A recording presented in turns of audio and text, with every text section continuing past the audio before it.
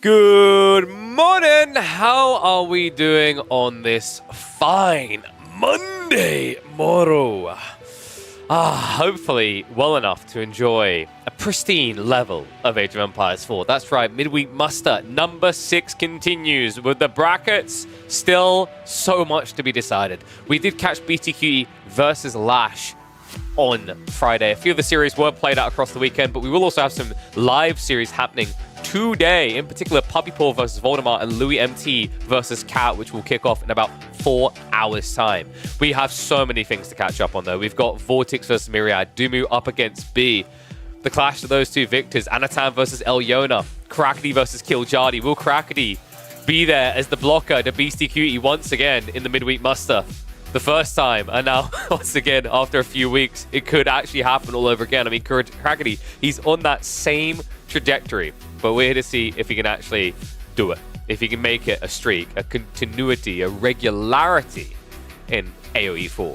To open up though, we're going to be beginning elsewhere in the bracket. We're actually going to be going to Dumu versus B. Draft is up on the screen. And there's going to be an interesting one, actually. Borderland, of course, our default map. Dumu clearly has an inherent edge there due to the state of his hair.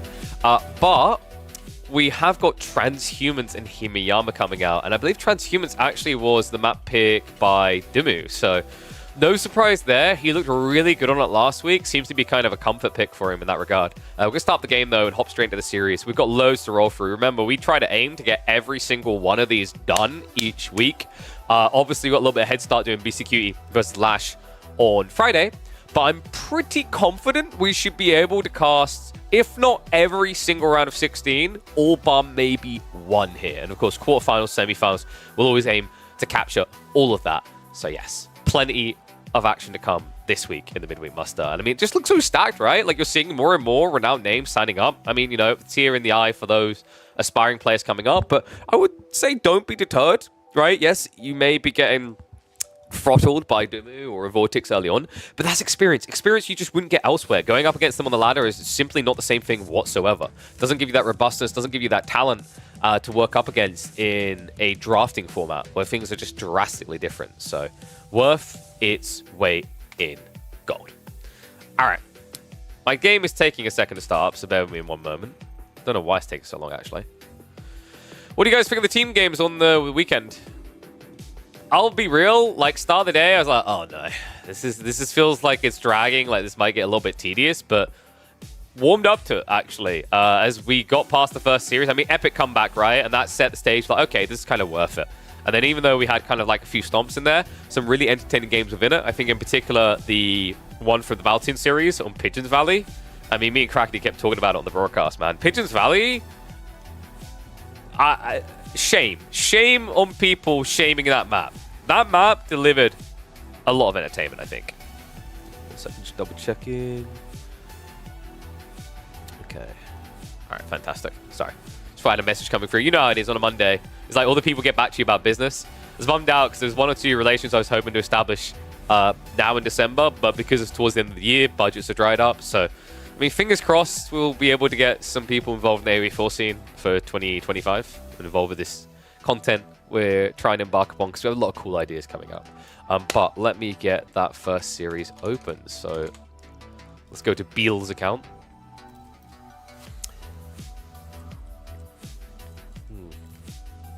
Game 1 Borderland. Is this Juji from Dumu?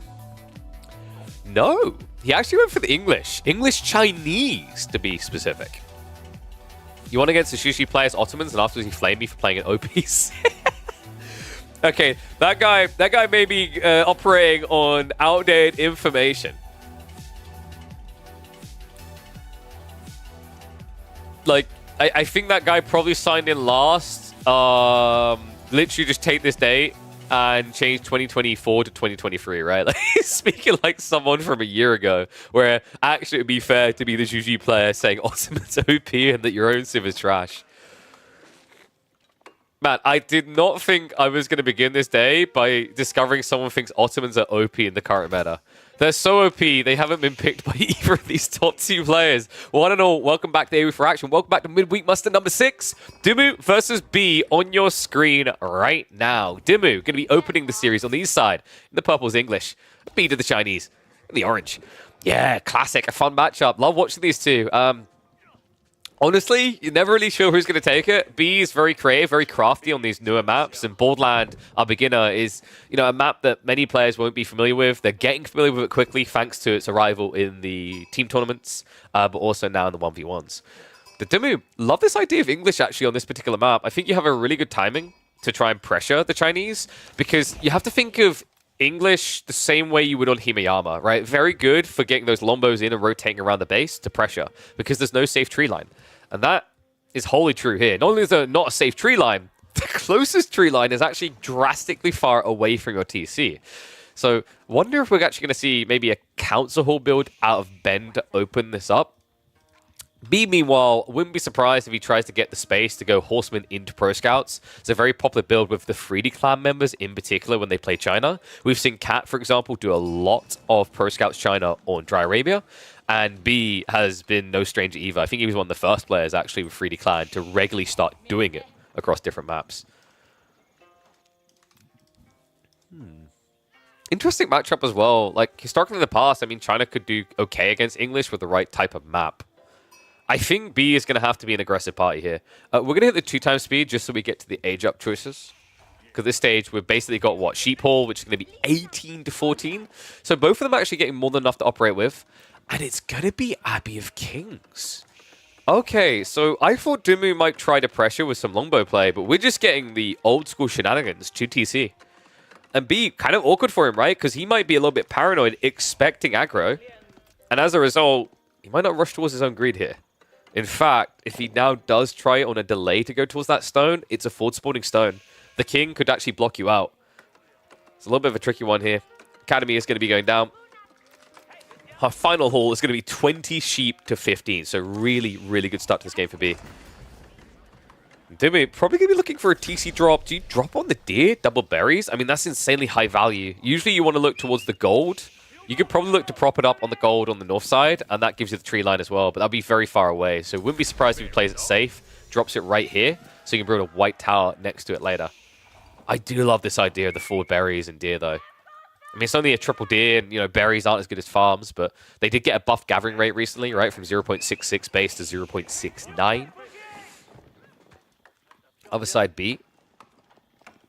We aren't going to be seeing 2TC from the Chinese. No, he's going to try to play pressure here. A little bit tricky. You need to get at least 3 horsemen together. And we've seen B is very crafty with his timing with the horseman. He actually just pretty much gets the optimal swing. Doesn't actually have any backswing on the horseman. So he's able to start step forward quite fast. A little bit risky, that detail for the king. Because if he does get caught overextending, triple horseman can shut him down. B, I don't know if I like this. The timing on that. He tries to prioritize the pro scouts, but this is going to delay the horseman timing. Means the king can force some idle out in the base. Scout is at least going to see it. So on the sheep. Not quite going to get clubbed down there. Good idea from B. Dumu is going to be able to idle out that word. Very important here, because if you look, you see B doesn't have much to work with here. I'm a bit surprised actually Dumu doesn't try to dive in there and just start poking, at the horseman straight away. Because here's the thing, like when you see your opponent only has 2 horsemen, you can start attacking first so that he just doesn't have the firepower, right? That means you can kill that second horseman very quickly. It means the third doesn't then have enough DPS to follow through. So he's going to be backing up now anyway. You actually need the scout with the body blocks to guarantee this kill. It's a good read by Dumu. If he hung around to about 140, 130 HP, he'll get chased down and killed. But he just wanted the space. The space for the second TC, and it is going to be on that tree line we talked about. So Dumu nicely insulated in this game. B, I mean, at this stage, you maybe you're thinking Song. I don't necessarily like that for. I feel like there's maybe more value in just trying to fast castle here, right? Absorb the relics, and then you can play for Song on a delay. I mean, especially when you go pro scouts here, to go 2TC is negligent with your economy. I think you're just being a little bit too greedy at that stage. And this is kind of tricky, right? I feel like Dumu done the 2TC play, in particular because B is such a pro scouter, right? He likes to play this type of format for China. And that means that, if your opponent is playing pro scout, it's very difficult to use lombos to block out on the flanks. It means your opponent's going to have safe food. So an all-in kind of fails. Whereas now, all of a sudden, Dumu has found a way of punishing B's greed itself.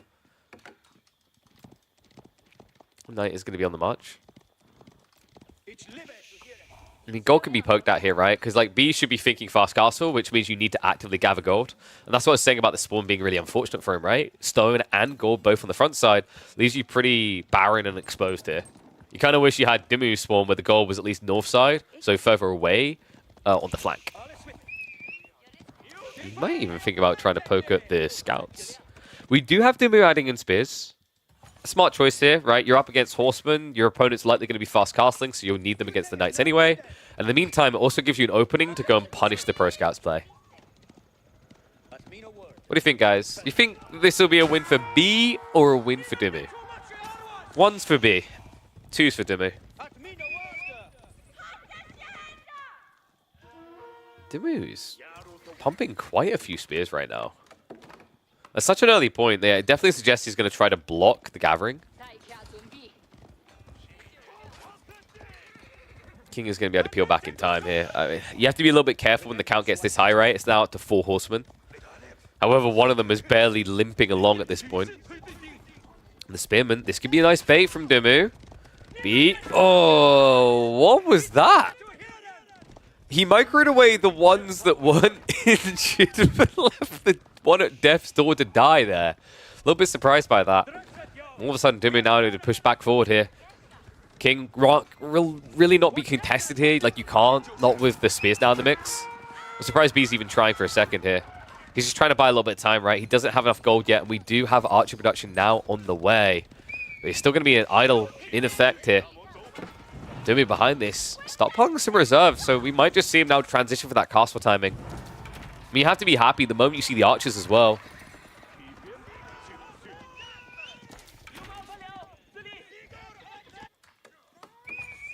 Fast farm cluster as well, so Dumu, plenty of food to work with here. Remember, he got a decent sheep haul. Yeah, still just 3 left at this stage, though, so it does need to make that pretty rapido. In the meantime, Barbican going to be coming up here, so B decides he needs that defense. Can't afford to just greed his way to castle straight up. Yeah, I don't think this was intentional, folks. I mean, if this is intentional, why would you be flowing 1,000 food, 300 gold before you made the choice, right? B wanted to just go for an age up and then flood lances. He got punished. So Dumu has to be quite happy with this, right? He's not ready to age up himself, but suddenly you're talking about a game where Dumu almost has a 10 villager lead. In fact, actually, with B having, what? Yeah, 4 Imperial officials, it's well over a 10 villager lead. It's a 13 villager lead. It just feels awkward at this stage, right? Like, if you had Barbican straight away to kind of offset the English TC, kind of can make sense in the right circumstances, but you can just tell this was not originally on the agenda. Just really couldn't afford to go for those outposts.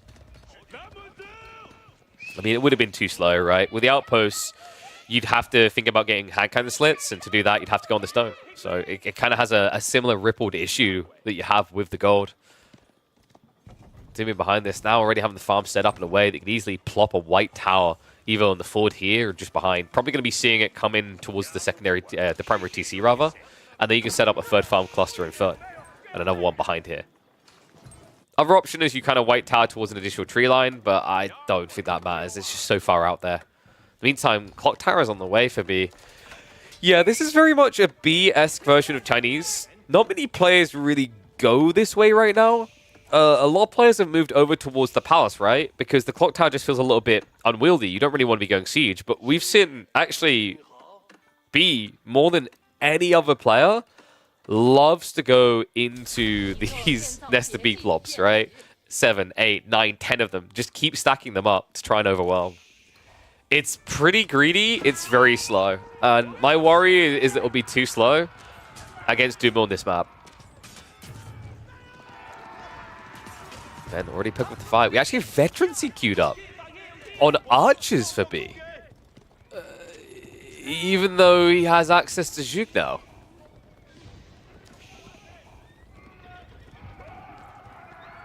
Okay. I'm a little bit surprised by this.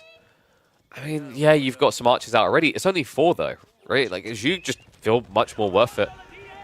I guess, well, the issue is actually, like, archers feels bad, Juke feels bad, right? Like, building archers when you know your opponent can be massing men-at-arms, bad.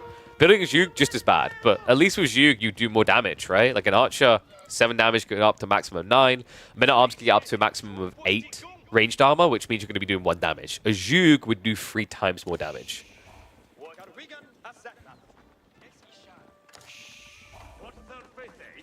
So White Tower now on the way, so Dumu is going to find that third age. Archery range is also being prepped behind, so he's aware the Lancers are on the way. He's going to be going crossbow plus spears here. You could realistically just go longbow spears as well. It's much more cost efficient, but I guess the real concern here would be on this type of spawn, Borderland doesn't have a lot of close-by wood. So you kind of need that wood for farms. You don't really want to be spending it on longbows, which is a premium archer unit, right? Crossbows, just more of a generalist appeal there, right? Very good against the Lancers, still decent against the archers. Yeah, beat. He does scout what's happened here, but he's going to have to just shuffle away. So no easy entry point. He's going to wrap around the back. The farms are starting to reach a little bit far away, but surprised Dumu opted for that as opposed to putting farms in front of the White Tower. Probably feels like it's not possible for B to wrap all the way around the back here. King. Okay, that's a sacrificial king. I love that. He's like, okay, I need a bit of space. I don't want to have Lancers diving in, getting a few villager picks. So what does he do? He pulls the king south side to keep him further away from the base. B was quick to react and realize what's happening here. Could have bought enough time. Crossbows already out. Veterancy for Spearmen are coming. Dumu showing a lot of respect here, also going for the textiles. Now imagine relics. Yeah, it's on the menu for B. He's already got 2 coming home. King is going to get sniped on the south side. I mean, B needs all these relics, right? Like, he's so far behind on economy, anything less is just unacceptable here. It looks like we might have a situation where at least 1 of the relics could get blocked, maybe 2 for Dumu if he's quick enough. Spears are just going to keep pushing back. I mean, this is the awkward thing. You don't have all these 10 archers here, right? You're trickling them in, which means Spearman can kind of counter you for the time being. Dumu, I don't think he's going to absolutely rush Imperial here. He'll look to blob the crossbows. Once you're at 30, that's when the door opens towards the 4th age. Time being, he's going to keep pressuring as the crossbows are now arriving.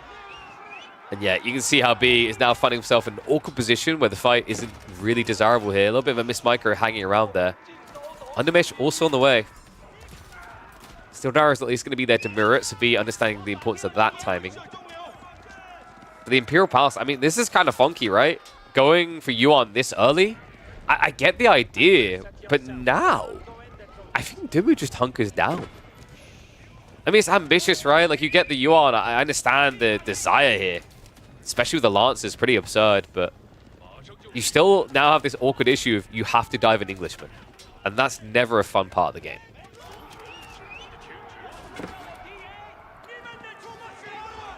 I think we should have the pagodas getting added in soon.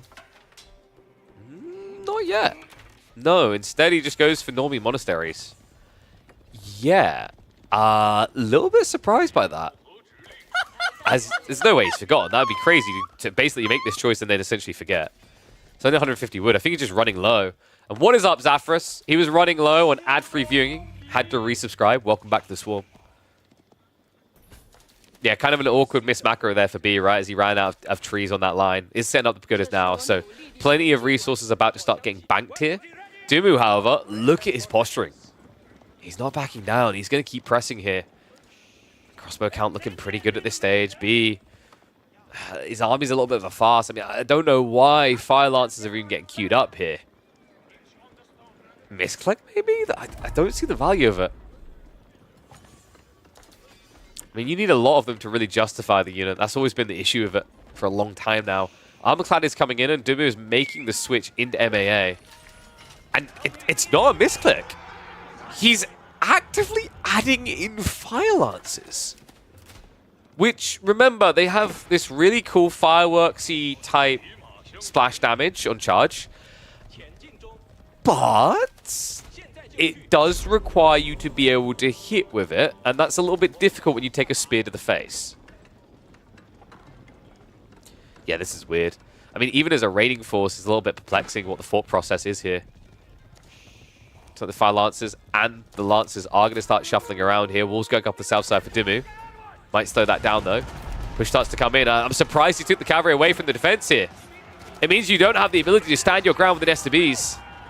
Divers coming in. A lot of the archers attacking into the Barbican instead, but so Dumu is going to have to reset here. Has got the outpost coming up. Lancers are trying to cut their reinforcements, and the walls have gone up. So B, with the click-through, not really realizing quick enough here. He's going to waste time. Meanwhile, Lancers, this is a big hit. B, it's Textiles, though, and also his reaction a little bit slow there. Does get the charge in. And Dumu, yet to pull away. Will finally shuffle off of there. Does end up losing, what, about 5, maybe 6 villages at this rate. Nice target fire as well. B not even bothering with the men-at-arms, just dives even deeper, so plenty killed off there. All of a sudden, the eco lead, less than 20 between them here. Dumu needs to get some revenge. He needs to return fire. However, the awkward issue is this landmark here. The Imperial Palace sees this shuffle at all times. Lancer Raid has at least been mopped up, practically all dead. Now, a counterattack opportunity here. B, he's gold gathering in the corner. He's going to have to guard this. Double SW's a little bit threatening, but maybe not enough yet. Fire Lancers? Well, there you go, guys. That's why you build Fire Lancers. Woohoo! Yeah, a little bit underwhelming, actually. King's going to dive towards the eco and force it away. Spears, crossbows are going to engage here. He has got enough to hold in the choke point, right? Maybe. I mean, the problem is there's still a handful of men-at-arms and spears here. Nestabee's now having to back away. And Dumu is on the chase. Spearman moving on the tree line. The King is at least going to get hunted down here. But B, being reaped as much as he reaped the other way here. It's back to a 20-villager lead now for Dumu. Nestabee's count is at least up to 3, so that's going to push Dumu back the other side of the map. However, not for long. He has another force on the way in. This is relentless from Dumu. I mean, some players in this position would have just went Imperial Age. I actually prefer what he's doing here. He's understanding the state of the map, right? The lack of gold, the lack of safe trees. B isn't in a position where he's set up for that late game. I mean, with these small tree lines, he can't really afford to go for mass granaries, which means he's playing on finite food as well. Meanwhile, Dumu, he's got all the farms he needs, right? Quadruple farm cluster. He's rearing to go. A second TC from B. Ambitious at this stage, but kind of necessary after the losses, right? In fairness, he has got 18 crossbows now, so in theory, he should be able to hold his own base. And you might be wondering, why is Dumu focusing on this landmark? It's because the vision. He can't flank raid unnoticed as long as the Imperial Palace is up. Cool idea, but difficult to take down. This is going to make it quite an impressive staging point, though. We do have the castle now on the way for Dumu. Double Sacred Site as well, just behind this. He has a ticking time bomb. Already 2.5 minutes into the Sacred Site victory condition.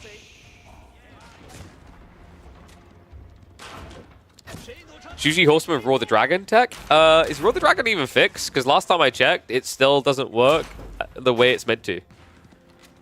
Definitely not with Spearman, where when you charge in, you do practically no damage in a splash.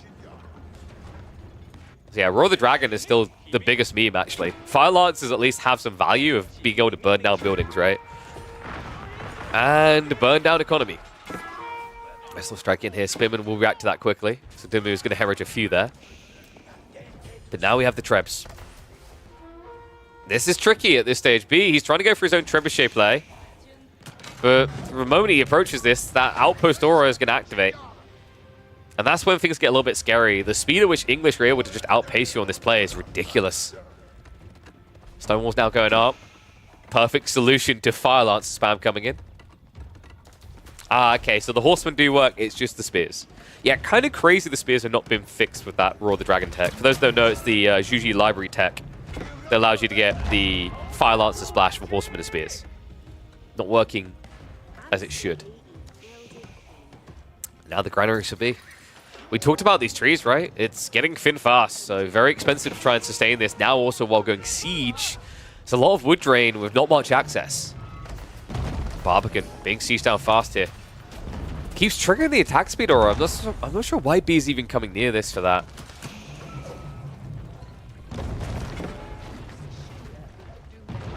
Only 4 Nest of Bees as well. 23 men at arms and scaling. I mean, the worry I have here is Dumu still has the advantage on the crossbow count. That's the key detail that matters the most here. Stonewalls as well. I mean, he's funneling him at this stage, right? He's saying you have to come in one direction and one direction only. B still queuing more Fire Lancers. I just don't get it. I mean, this is a unit that only gets bonus against Siege, right? You don't get bonus against ranged. You could argue it's a way of burning down the castle, but it's only cost efficient in the late game when you have, 3,000 food income. He has a third of that. And these units cost 120 food each. Yeah, Ambitious doesn't quite cover it. Stone gathering underway. B is going to try to set up a defensive keep on the farms. With Dumu, he's starting to encroach upon the territory, and now we have the mangonels getting added in here. B also starting to find his siege getting sniped by the Trebs. And wait, I think that was an aggro by the Trebuchet. That was not intentional from B. Does realize quick enough. However, the march comes in. The King absorbs the entire flurry of Nesta B shots there. Mango now arriving, and they're stacked here. He's able to hit both the Trebuchets and the Springolds, everything. Look how many units are on that one target location. Mango's now going to be counter-sniped out. However, the men-at-arms are reaching the Nesta Bs. Siege still being reached. The front line failed him entirely. I mean, Fire Lancers are a meme. They have been for 2+ years. If this game is anything to go by, they will be for another 2. I don't know what B's idea was here.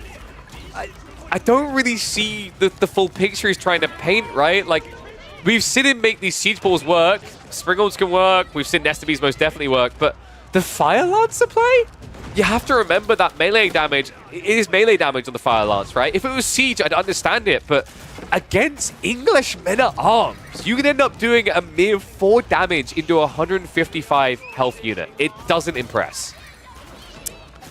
And now B has no impress to lay upon us anymore. This game is over. Farms have been reached.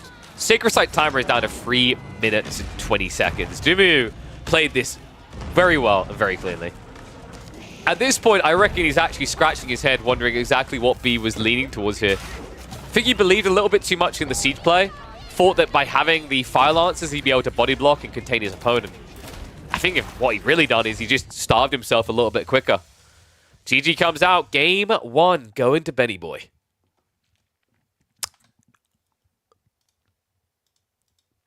I'm still not sure what the Fire Lancers were expected to do there.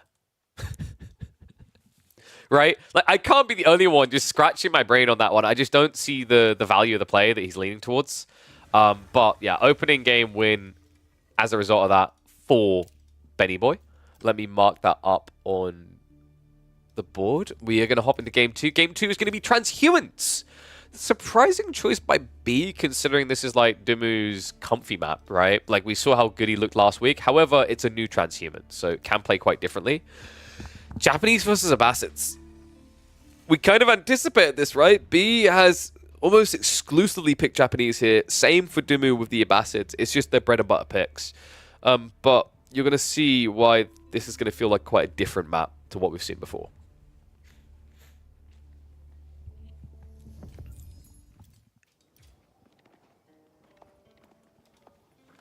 All right, let me switch that around. Oh, blimey. Just keeping an eye on the schedule for series as well. I don't think we've got any new ones posted up just yet, over what we said.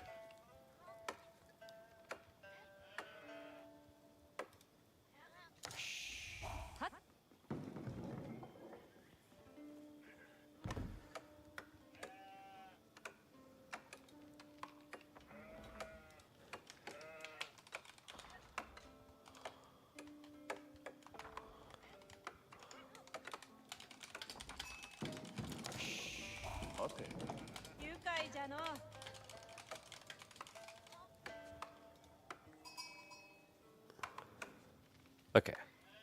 Sorry, just had to respond to messages in the background. The work never ends. What a familiar sight. These two love these civs for this map. One and all, welcome back to Midweek Muster. B versus Dumu. Abbasids in the hands of Dumu. And B on his fabled Japanese. It's Transhumans time. A new and different Transhumans, though, here in the round of 16 for week 6 of the Midweek Muster.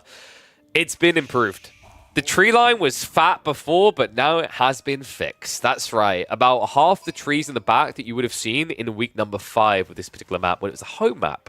Very different map for that reason. And it makes me wonder how Dumu wants to approach this, because he was the scourge in week number 5 with this pick. Bastards, I don't remember if he lost once. He may have eventually lost once in his final series, but he was dominating people every single time with this hunker down and turtle approach in the corner. It became a little bit too popular. Roos was also doing a lot of this. So that's why we saw these drastic changes. The idea of this map is meant to be you have to come out, you have to go into the midfield. This big tree line was preventing that from being a necessity. But this will require it. There is simply not enough wood here to stay on the starting island for long. So, Bastards versus Japanese. Always kind of an interesting one, actually. For a long time, the Bastards were kind of racking their brains about what to do with the Japanese in this matchup. The amount of Samurai spam was just too good. But I think after the Eco Wing started to trend in, we saw Bastards just kind of didn't care anymore. They just played their own Eco game with little to no true harassment coming in. It gave them a new breath of life here. Should be a fun one. I reckon B is going to be doing the standard trick. Yep, there it is. Farmhouse already set up. So remember, he can come over here to fish and manually drop off the fishing boats in the farmhouse. So a little bit micro-intensive, but very efficient. Saves you the return trip with the fishing boats each and every time. This is something that consistently the 3D Clan members have been doing on this map. You won't see similar out of Dumu. There's no point wasting 50 wood building a mill here. He'll just settle for the idle time. Likely we'll be looking at Eco Wing into 2 or 3 TC. In fact, there it is, queued up. We're going to go 2 times speed so we can get into H2 here. Coca would make a lot of sense for B. And Sheep Haul is looking a lot better for Dumu, right? It's going to be, what, 17 sheep to 12? Admittedly, B has been gathering with 6 on the sheep. Meanwhile, Dumu has only been using 4, but that's still an advantage for Ben. Really important as well, because it's an even bigger advantage when you consider the way he uses food, right? Fresh foodstuffs makes you very efficient on these multi-TC builds. Add in the fishing that he's mirroring, he has plenty to work with here. So we do have Coca Township now on the way. So B is going to be going for that atypical opening. We'll look to pressure a little bit. The problem is the timing is just completely off here, right? Like, you're not going to stop an archer ship from coming out if Dumu sees it as necessary. On top of that, he might even potentially try to wall one of these sides. That's not as effective against the Shinobi. But the beauty of these TCs is they should be a good enough defense against that opening of Ninja. He also used Lodya fishing ships as food drop-off for villas a while ago. Wait, what do you mean? You mean villagers could drop off at Lodya fishing boats? I didn't know about that one. Was that patched out? That sounds ridiculous. That definitely sounds unintentional. It's going to be shuffling over. Need to be careful with that scout, by the way. He has got quite a few sheep with him. Yeah, you don't want to have them getting clubbed down. You also don't want to get sniped, right? Giving 8 sheep over would leave B with just a mere 4. Oh, yeah, I didn't know about that trick with the Lodya then. That's quite peculiar. Definitely doesn't sound like it was intentional. I assume it got patched out. Dumu, about to have his second TC on the stone at least. Needs to fix the wood fast. Probably going to be seeing him drop it here on the berries. You could also choose to go on the stone if you're looking for free TC. If it's free TC, it'll be drop here and then drop here. Cool thing about this area as well is he's got a few straggler trees nearby, so he can actually kind of find his way towards what he needs for that third TC here alone. Like, actually, an optimal play would be to delete the mining camp, use the stoneworkers to build the TC, and then you have, like, 2 trees, essentially, that are straggler in range of the town center. B, meanwhile, wow, what a big surprise. I've never seen Japan ever in the history of Japanese play do this before. Is that Fast Castle? Yes, it's Fast Castle. Floating Gate should be Mart Samurai as well. Dumu, love the fact he went actually for the double archership. As I mentioned, against the Coca player, you can't wall. This is another reason I really like Coca for Japanese on this map. There's plenty of reasons to like it in general, but on this particular map, it completely counters wall play for boomy civs. Okay, so he didn't actually delete the mining camp, but that's fine. He found it far enough away from the trees that you could optimally chop these two when this starts to get thin. Like, at this point, actually going for these 2 trees is more optimal on walk distance than going for these. With this placement, I mean, it doesn't suggest we're definitely getting free TC, right? This could just be about securing the gold for Fast Castle, which would make a lot of sense in this matchup. However, you're already seeing him having gathered additional stone. Shinobi is going to shuffle in here. Dumu, regretting not pulling inward faster. or pulling more villagers for the build-up. He was trying to be optimal for castle by the looks of it. Camel Archers now being queued up, though. And he does have the Sabos, right? Yeah, so this puts a lot of damage onto the TC. Shinobi are going to try to poke in, but it's too close. So Triple Shinobi, oh, goes in for the stab. And no Garrison coming through quick enough. Only 4 villagers there. We're going to snipe the Shinobi in the end. 2 of them are going to go down, make it free. Okay, so you got 2 worker kills, but that was very expensive, B. Like, losing 300 resources worth of units, it does at least cover his tech up. Dumu is now going to go for the wall up.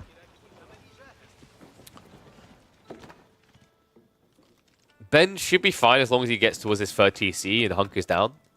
Giving over the center of the map isn't the biggest of deals here because it's 3 relics, not 5. However, the wood is the big scary part for Dumu. That's the thing that could just run out like that. And I'm wondering if he's prepped or practiced this new version of the map at all, because it does play very differently to the previous from the defensive standpoint, which I like. I think the changes made have kept the core identity of the map. They've just essentially patched out a loophole of just how easy it was to camp in a corner. Like, I think this map is very cool, but the previous version did make it a bit too simple to just not come out for 15 minutes, which you don't want to see with corner campy maps. I think this has been like a fair criticism of like Frisian marshes in the past, as Frisian is conceptually very cool, but it's too easy to stay in the corner for too long, right? The reason why Canal is so cool is because you can't stay in the corner for too long, right? The tree line runs thin, the room to build your base is also incredibly small. So, you know, when you consider you give this much room to someone to build in a corner, there needs to be a trade-off, and that trade-off was chosen to be wood. And B, now creeping in for a dock. Oh, if he just went a bit further south, Dumu wouldn't have even known about this. He should be able to rack with the archer ship. And there we go, he pulls it. Yeah, cool idea by B. Just a little bit too greedy on the placement. So, dock will get denied. You will at least get away with the villager, but still, idle time, wasted effort, etc. Mount Samurai are at least stacking up here. We'll eventually be able to break through. Dumu is adding in archers. A little bit surprised by that detail. I mean, in theory, it's not a bad idea. You can go composite bows upon age up. And in the meantime, you basically now have a unit that can shoot over the walls to attack the Mount Samurai, right? He's going to get a sniff on what's happening from B as he has shuffled out to the center of the map as well. And another dock attempt, but the problem is B... The first one would have been subtle. Dumu is now looking for this play. So once again, B shenanigans get shut down. Yeah, cool idea. It's just, I mean, it either works the first time or it's never going to work. The only other way you could have done this is try to play north side, but this has already been scouted by the fishing boat up here. Awkward for him as well. He really needed that boat advantage to try and push it efficiently here, because now you're dealing with bagglers. Bagglers that actually do pretty decent damage up against Mount Samurai.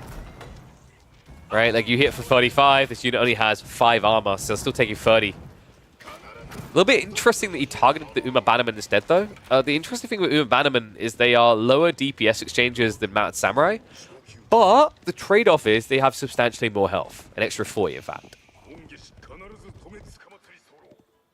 Looks like we have actually got Sassy on the way. So yeah, be aware that he's going to be running around quite a bit on this map. Especially with this spawn. I don't think we get this one very often, but this is berries in the corner, right? We have Tube in chat. I wonder if he can actually give some insights. Was that a change that I just didn't notice has been flipped? Where you consistently spawn them in the corner now? Because I'm pretty sure for the last week, we had them always spawning kind of along the coast, right? It almost looks like it was intentional to stop the double berry spawn that looked a little bit OP with certain civs. Dumu. Trying to look OP with the Abbasses. Has military wing now on the way. Triple stables. Honestly, just build camel riders. I actually think camel riders is really smart here. Because we mentioned about the wood limitations, right? So, I mean, you're still going to use some wood there, but camel riders are very efficient clearers against the samurai and the majority food. So then you can put some of this wood instead into farms to be able to afford the additional, right? Whereas if you go lances, I mean, you're probably going to be running out of food here. Gold may also turn into a bit of a limitation with you being under 2k remaining.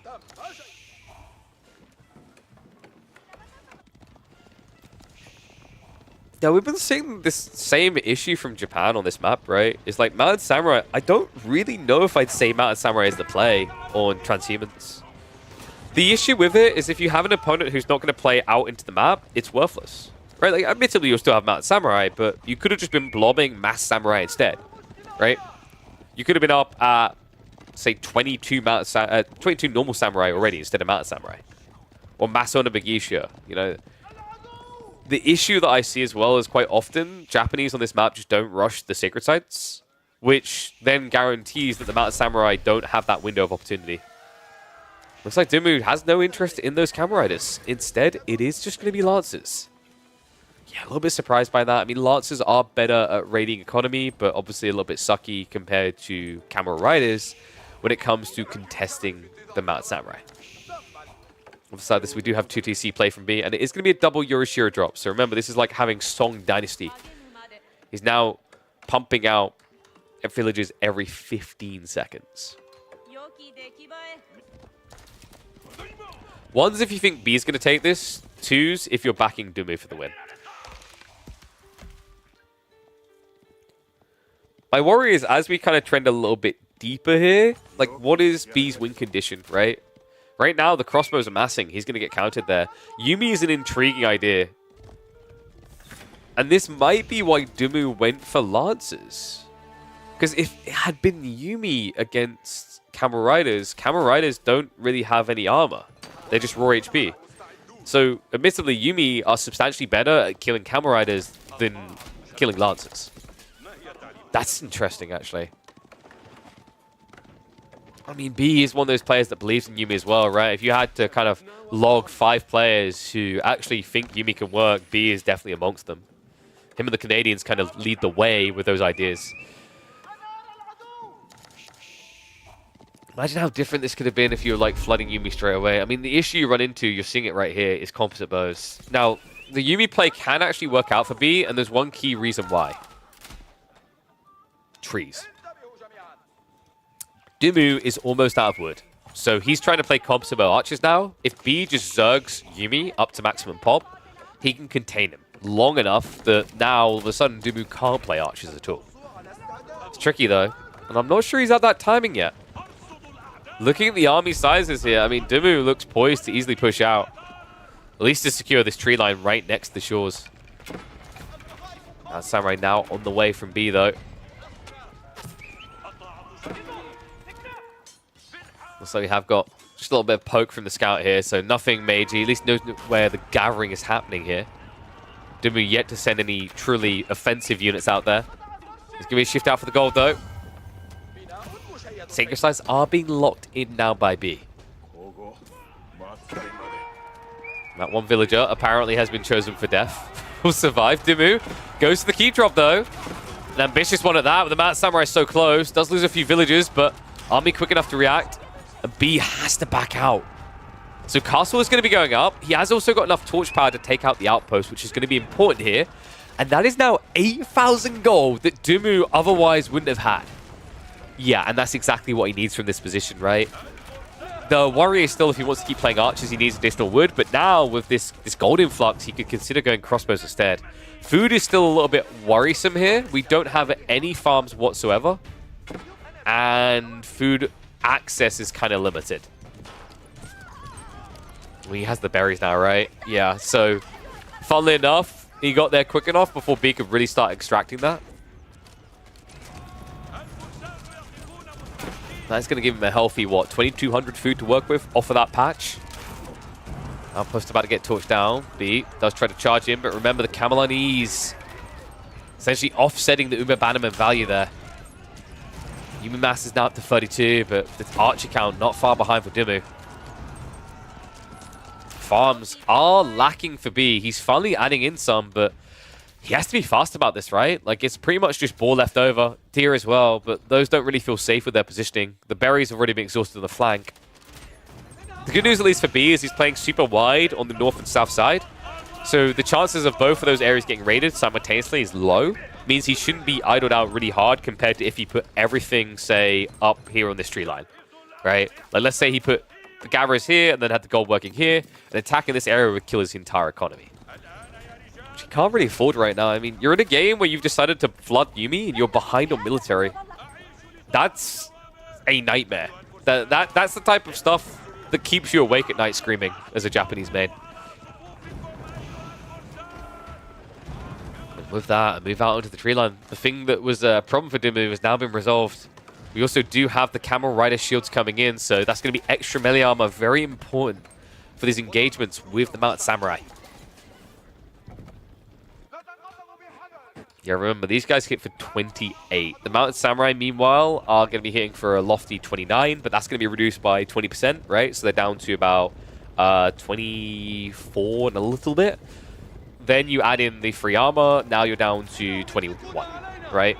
With a worse attack speed, the Camels, who will be down to 23 after your melee armor comes into account, right? It's actually pretty damn good for these riders. Let's not forget the cost of them as well, right? Being cheaper than the Knights. 120 compared to the 240. Sorry, 250. That's why they're the best guys. They cost 10 more resources than a Knight. Totally makes sense how much more dominant they are. And also the handling. We could just get a full camel switch coming now. I mean, it's great, because once you have about 15 camels, you can peel the lances and go hunting for economy instead, right? Because you'll have enough camels to contest the main fight. A bit of poke coming in here. Sprint and placements are coming through. Fortifications as well. Dive underneath the double outpost. Dumu needs to torch these fast, though. Ooh, open fire. Sprint and placement coming in 2 seconds. Mango's now arriving from the north side. May make him think twice, though, and Dumu peels off a few of the lances and moves up there. However, look at this B! He gets speared! He moves in position to defend, but it exposes the Yuumi entirely. And he still loses the Mango for it, so not even worth in the end. B, the bait and switch out of Ben there. One Mango, and he pulls everything mobile to defend it. Great game sense by Dumu to sense that weakness and just to strike with it. And a mop-up here. Mount Samurai count incredibly low. Yes, the Camel Rider is removed from the equation, but you don't care, right? This is now turning into a range v range game. And that is a game that the Japanese play unwillingly. Even when they look like they're favored, quite often Yuumi Onimusha underperform compared to a lot of these other units. Crossbows Archers definitely going to be doing a lot better. And all of a sudden, I can feel this game slipping for B. I mean, it didn't really ever feel like he had full control, right? But he was at least in contention. And now, at this point, you've been heavily budgeted, right? Like, I think B might try to look for a way out in Age 4. A cool idea in theory, but very dangerous if you do anything but cast with the Crow. Because he hasn't walled himself in. He hasn't got a safe economy at home, right? Like, yes, he's got the farms, but the trees are already gone. The gold is already gone. Everything he needs is out here in areas where he's going to be fought. Mount Samurai Artley's going to shuffle down here. Rather, the last of the Samurai. Have a good read and good reaction by Dumu. We'll be moving in to counter this. So protects his economy.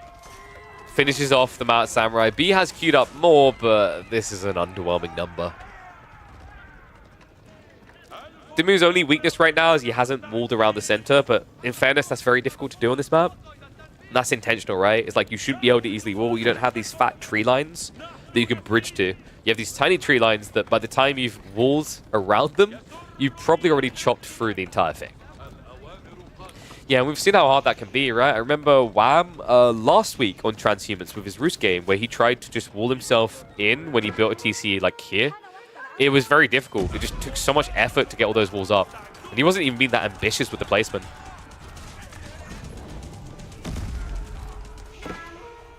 Shogunate is at least in line. So B is getting a lot of efficiency out of each of these farms being set up. I just don't like Mounted Samurai and Onimusha here. It feels like B has been counted on the comp and now has doubled down, right? We even have Horsemen coming in, so Dumu is going to have the maximum efficiency to push through here, right? With Crossbow plus Horsemen. Very cost efficient for him as well. B really just needs numbers.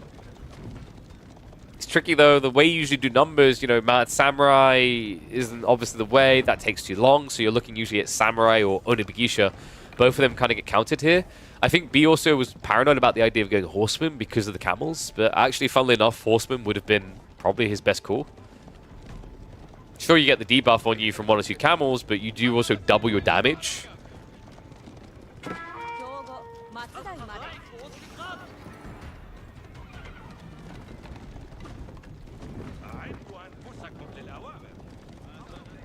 I think B... Can he go H4? I mean, this is what I keep asking myself when I look at this game, because I think he needs it now more than ever, right?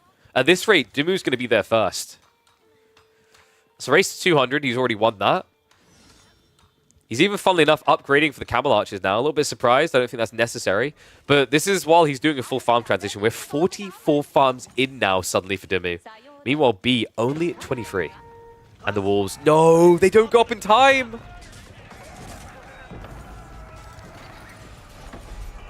I mean, you can hide on the wall, potentially, sure, but the opening is there. And Dumu, he doesn't look gift horses in the mouth. He just rides the horses on in. If you Lancers do peel off, that's going to waste the main army's time. Give me a dive in. The rocket launcher will be able to clear this up. But this is idle time at a critical point where we're talking about a race for age 4. Now, with this idle being achieved on the farms, Dumu can win that race. Heat drop the center, so Dumu will lose a few villages, but not too many. Has got the seat shelter to keep him safe. Back and forth pressure here. I mean, they're both extracting the center of the map, right? And both of them are targeting each other's economies. Dumu must be sensing it. He's already shuffling up to the north side, so Horsemen are going to scout this. A lot of gold gatherers unguarded. That's kind of wild. You're seeing B is just playing outer flanks. Dumu is just stationing center. Mobility advantage for B, right? Doesn't have a way of bridging it, though. So if Dumu senses that, he can just push one side and ignore the other. The stable's coming out. A lot of horsemen being pumped here. Dumu actually playing honest to age 3 still. Villages are starting to get mopped up a little. More troopers are on the way. I mean, B, why are we gathering straggler trees here? It does look quite good on the raw economy though, right? 113 to 99. Dumu does have the numerical advantage though. The archers have finally arrived on that north side, so several villages going to get cut down here. Torch is already out. These are 4-5 though. They don't die that fast. This is so obnoxious from B. He's trying to make up for the lack of a good range unit by building towers. Like, this actually might be the best range unit that Japan has in age 3. That's depressing to say. Dive in here. B, wait, what? Was that a select all army? I mean, he killed a few villages, so apparently that was intentional. Has to be sinking in with a feeling of regret here. Sinking in with sinking feeling of regret. There we go. Quadruple Mango now coming out. Not much of a front line, though. The Horseman will at least reset. Dumu only has a handful there, so maybe the Mangoes can push in here. Slightly risky with such a small front line, but until Dumu gets the appropriate counter, the risk is limited. We do now have the camels coming in, though. Plus horsemen. Villagers also looking for a shuffle in. Ben is looking for trees. This is crazy. The tree lines are just getting extracted so fast. I mean, B, the problem down here is he got all those static defenses north side where he's gathered most of the trees, but he forgot to set them up on the south side, which means that Dumu can claim the wood at a pivotal moment here. Funny thing about going Camel Riders, by the way, it does also counter the Mangoes. So, like, everything Dumu has, front line-wise, is designed to get bonus damage against Siege. Makes this a little bit less simplistic for B. We saw him try Nestor B Sprinkles in game number 1. It did not work out according to plan. Now we've pretty much got the Japan version. Keep drop now coming in. Dumu somehow wedged this in the middle of everything. Wait, he doesn't know. No, he actually legit doesn't. Oops. Came for the stone and has to eat rocks. Mount Samurai are going to die pretty fast, though. This is not worth it for B. I mean, the reality check here is Dumu doesn't have any resources really to claim with this. The gold's too far away, right? Meanwhile, though, B is sacrificing a lot of his front line. It means the back line is unguarded. Tries to spread it out. Horseman and the Camel's going to move in. The Mangoes try to walk the back line, but this isn't going to be anywhere near quick enough of a cleanup. Army's going to get wiped, and after this, B, he really has nothing left. Oy, oy, oy. I mean, stuck at home, right? Sure, you've got food there, but the wood, the gold, everything in the center is about to turn to dust. At this point, you're starting to get the feeling that Ben has bamboozled him. Finally moves up for the gold on the north side. It's going to be an argument over the final 1,000 there. Meanwhile, Dumu has the longevity. He's got the 6K down here, the 4K as well. And the center of the map is just no man's land. B cannot go there, which means he's going to be a goldless Japanese before long, especially if he keeps spamming Mount Samurai, even with 2K gold in reserve. The problem also with Mount Samurai is like how you ever getting them out quick enough now, right? Golden Age 2 has been activated. We're not quite at 3, but we're getting close. Once that happens, the churn never lets up, right? Not to mention where a lot of this infrastructure is. Got a decent amount of stables and whatnot in the center of the map. Cool effort from B. I mean, this shows you how interesting transhumans can get, though, right? The limited sources of resources, never having this one big fat location you can sit on for a very long time, bar the ones in the center of the map. I like this idea for map design. I don't think you should have a million gazillion resources safely in your base, right? Like, does anyone seriously like Pit? Be honest. We won't shame you too much, but I think what leads to a very productive type of RTS experience is earning what you get, right? And it comes from things like sacred sites being accessible to pressure opponents if they don't come out. It comes from things such as valuable resources such as 8K gold veins not being near your base but being in the middle of the map. Gets you games like this. Games that deliver. B still trying for the mass outposts. I guess Yuumi just suck this much that you'd rather have a dozen outposts with Spriggles. We're going to speed up now. This has reached end point. B has built Tanegashima Gunsmith. I'm not sure why. I mean, you get 3 units, right? That's cool. You've got tickets. You can eventually build a hand cannon army. However, in the meantime, you can't afford elite tech on anything. And you can't afford to build your gold-based units, which is your best units as Japan. Mountain Samurai, Onabegisha, Samurai. Yeah, this has now reached disaster point for B. He's just processing the loss, right? Because remember, this is single elimination, so if he loses this one in this best of 3, it's all over in week number 6. It really is looking exactly that. Dumu just casually follows up with the Culture Wing now. Smart choice as well. Like, gold is kind of becoming limited, so if you don't have Culture Wing, you know, can you really afford to remaster an army after you lose it once and afford elite techs? It would be difficult. He could have also went Trade Wing, but I think Trade Wing is just dragging out an already done game. And if you drag a game out like this with Tanegashima, you give your opponent an opportunity to get a free army together.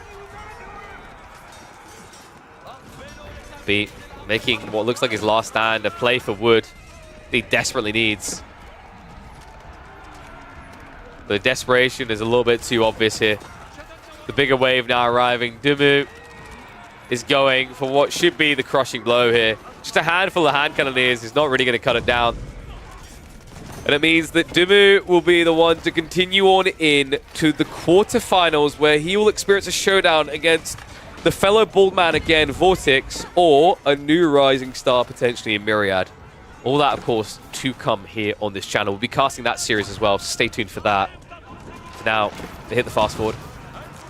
Let me know what you think about this, guys. I mean, B's idea to go mass outpost, not the worst of ideas, but what I want to know is what you think of the new version of Transhumans. Improvement? A map that should be in the base game, maybe? Let me know down in the comments, and I'll catch you in the next chapter. All right. GG, Mr. Benny Boy. So 2-0 for Dumu. That means next up, we're going to check in on Myriad versus VortiX. So let me get the map draft and everything ready. So remember, default map is always going to be Borderland. And then we are going to have Dry Arabia. And we have another transhumans lover here. Yeah, but I mean, the new version of transhumans is even better for VortiX's playstyle. We saw how he can easily unravel defensive players on that map, but if Myriad's idea is, like, Myriad likes to play for the mid-game more, I'd say. He feels like more of a mid-game player. If that's the idea here, I'd be very careful in leaning into it too much. I think this map can actually punish people who try to camp in the corner quite well now. Yes, Dumu was able to do that camp in the corner, but I think that's more an issue with Japan, having a very one-dimensional approach of cavalry. You can camp for a while with walls, right? Like, but if this had been a mass surge of men-at-arms, for example, very different looking game, right? So just checking chats. Let's get ready for a VortiX versus Myriad series. So game 1 on Borderland.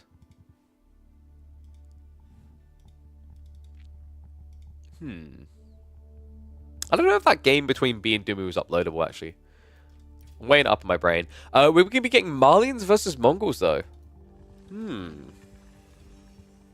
Might be a little tricky for Malians. You do get a retracted gold, but you can also get shut down. We saw how much Lash suffered as against BCQE with a HRE Malian matchup, which I think has similar ramifications.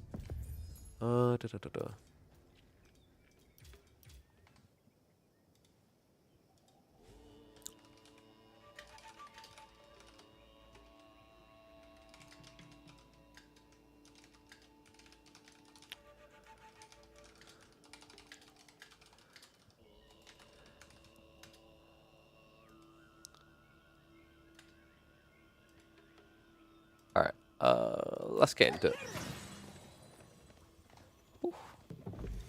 Reminder, folks, by the way, we're going to have a very interesting live series today. So, LuGMT versus Cat is going to be happening around 17 GMT, but we're going to begin with PuppyPaw versus Voldemar at 4 PM GMT here. So, we will do those back-to-back live series. So, plenty of action to come. Brand spanking new ones as well, ones you would not have even seen. Especially intrigued by PuppyPaw versus Voldemar. See if Voldy can be a big upsetter here against the, not reigning champion, but the reigning win streak. Remember, PuppyPaw did sit out the last week. We have the reigning champion here, though. That's right. Time to check in on the reigning champion here in the midweek muster. We're into week number 6, folks. VortiX versus Myriad. The winner of this will be going up against Dumu, who we just saw beat B2-0. And VortiX, his heart yearns for it. The classic, back to where he wants to be. The Mongols, the signature civ that really began it all for him. And one that has always looked stern and scary in his hands. Myriad, on the other hand, may get his teeth kicked out. This is kind of rough. I really like Mongols against Malians. You get that easy-peasy outpost rush value, and you always knew there's going to be value there because of the houses around the pit mine. A little bit ambitious, actually, that Myriad even tried to build the houses, and this feels even more ambitious. Iraq's defense from Malians, an intriguing concept. However, usually a problematic idea because Malians have to play long dark caves like this, and they have to pay way too much into Donzos. Remember, Donzos cost 30 wood each. Your straggler trees disappear so quickly with this play. Meanwhile, Mongols can keep playing like this because they move their TC to a tree line. So they can afford to just keep pumping these more efficient, only 20 wood spearmen. And getting, occasionally, units for free via the double production. Interesting. When did Beastie play? We cast Beastie's game against Lash on Friday. We'll be looking to catch up with his series up against the winner of Crackety versus Kiljadi. Probably later today. If not today, we will look in on it tomorrow. But for those that don't know, we always aim to cast every single one of the round of 16, quarterfinals and semifinals every single week. Which is why, if you don't want to spoil it for yourself, you should just wait to tune in here Mondays, Tuesdays, Thursdays and Fridays to catch it all. So VortiX, quite a few spears already coming. Villager, love this double villager pool. Usually the problem with one villager here is that the Donzo defense will snipe you because of the javelin throws. But you can't really get enough Donzos to kill 2 villagers fast enough here. Especially when you do that. He wasted a javelin throw. Yeah, so Spearman going to contest this. Now, Donzos will win in equal numbers, right? That's the tricky thing. However, it's not meant to be feasible to do because these Donzos are so expensive. Villagers go back in for the build. Good micro by VortiX pulling away there and kind of baits him in for like, what, a 1-for-1 exchange? Villagers are now being targeted though, and VortiX having to shuffle away. Did he mistime this? Feels like the spears are a little bit lacking on their arrival. Shivs are going to be brought out. Well played there. VortiX just getting that extra poke damage in. He needs it. More houses being built up. This is becoming overly ambitious from Myriad. VortiX has got a lot more spears coming. However, he also made a mistake here. He didn't want to cancel the outpost. Has to recommit fast. And that injured villager could end up being a huge liability here. This one villager from Myriad, man. He's going for gold. Can he get it, though? You need to go back in for the repairs right now. If Myriad just turned around with the spears and burned this. Instead, he keeps on fighting. 2 more. Make it 3. Okay, 2 now. He cancels it. I am shocked. VortiX.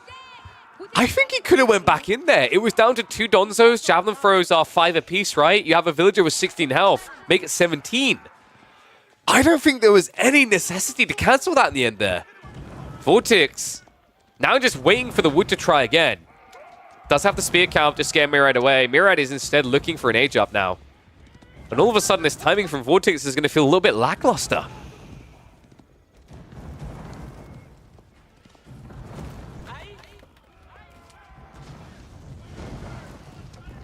Looks like he's going to leave just 1 villager here. So he pulls back the 1 on 10 HP. Makes sense. 2 javelins from the Donzos would just kill. And he's at least burning down the houses, so it's not catastrophic. VortiX is still getting paid. Myriad, every time he loses the house, has to replace it. That means less Donzos in the Dark Age. Villager is very low now, though. And a little bit tricky. Brings 2 more villagers fresh for this. So VortiX, he's cycling them all to frontline duty here. 2 new villagers arrive. Myriad, there's no way you can stop this now. It has become inevitable, Mr. Anderson. Poke comes in again. Another Donzo does go down. Myriad, what are these houses? What? Are we donating to the VortiX Foundation here? It's almost like he's trying to use the edge of TC range to bait VortiX to come closer, but I don't buy it, man. I'm not convinced. Donzos with the dive in here. Ooh, villagers are going to have to shuffle away. VortiX looks like he is going to end up losing 1 eco unit here. Donzos, of course, being quicker. However, he will come back to finish off that outpost. So Myriad will now get blocked off the gold, and his backup gold is very far away. He just scouted it. This is not a good feeling. Look at how far away the TC is. And Myriad, by the way, he kept fighting into this instead of going for age 2. Look at his gold. 422 gold now. Guy's going to be able to buy a bank by the time he's ready to tech up. Villager is still shuffling around. He's like, I know it's coming. Where's that villager? And I can't believe this. VortiX is actually aging up first after all this. This is so ridiculous. The game has been going now for 7 minutes, by the way. In case you thought this was your classic 2 minutes of Dark Age. No. It's very rare that we see Dark Age actually matter in AoE4. This is one of the situations where it most definitely did.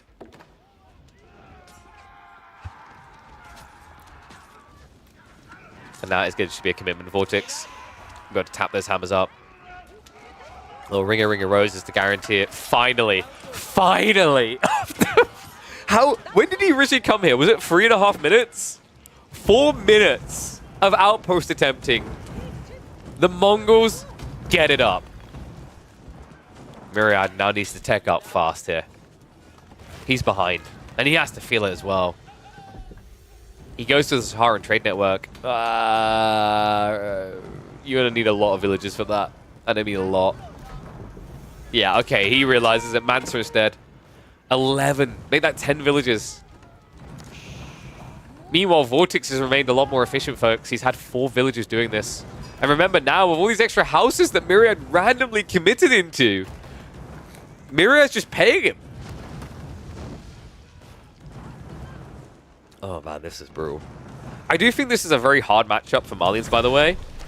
Even when you try to play the Dark Age, and you're seeing why. Like, at first it looked really good for Myriad, but as the minutes went on, it became more and more difficult to sustain. And that's the effect of the cost. Donzos will beat Smim in 1-for-1, for sure. With the melee armor. Incredible, right? And the javelin throw on top of that, just chef's kiss. But the problem is the cost. You're paying 10 extra resources, and more important than that, it's the type of resource. Like Dark Age, do you really want to have to build a lumber camp, right? That's what you had to do. You had to build 2. This went on so long. Now the arrow slit's coming up to guarantee he never gets back on here. Myriad, meanwhile, is going to be sitting up the pit mine at the back, but we can already see that VortiX is sicking his card on it.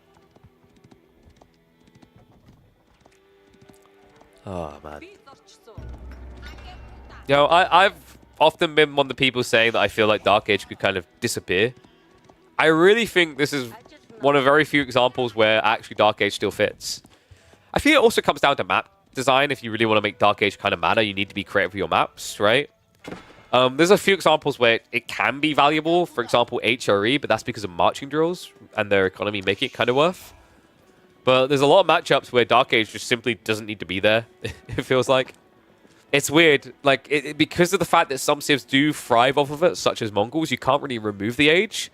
It's just unfortunate we don't have more prevalence for the entirety of the roster of civs to play this age. Second TC behind this. Oh, VortiX is in cruise mode, man. This guy, a year ago, would never think 2 TC. Even if the Mongols had the buff TC cost back then, he wouldn't think 2 TC. He'd be like, okay, you know, I've got like a 5% advantage. Now, how do I make that 20% by attacking him? But this is smart by VortiX. There is nothing Malians hate more than 2 TCers. Looks like villager kill is going to come in there. It's nicely played. Javelin transition from Myriad. Archers actually being added in. Yeah, I'm a little bit surprised he even bothered with javelins. Probably was expecting an archer follow-up, right? But you need to address what you see, and what you see is a lot of spears. Has he scouted it yet? I don't think he's looked for it. I mean, Myriad hasn't even picked up the extra sheep at the back here. It's almost like he's checking the goal to try and figure out whether VortiX is rushing castle. And I think he is. Yeah, we've got pastures, we've got fast castle. 2 TC fast castle. That is how far ahead VortiX is on this opening. That's kind of wild, actually. To feel that confident against Malians from this position. I mean, it shows you just how brutal this beginning really was. So another villager likely to go down as well. Spiminar in the way.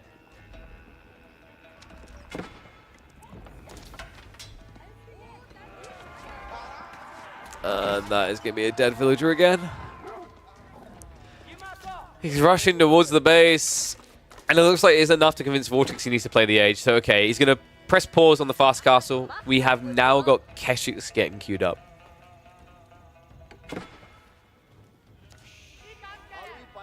What is up?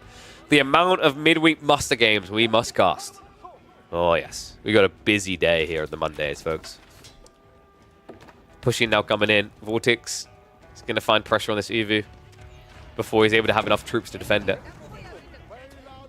That being said, actually, maybe not. It's just Donzos. 2 Javelin, 2 Archers, 8 Donzos. And he doubles Archers. This is smart. He's going to push me right back. I mean, he's only got 2 Javelins overall, right? The torch throws!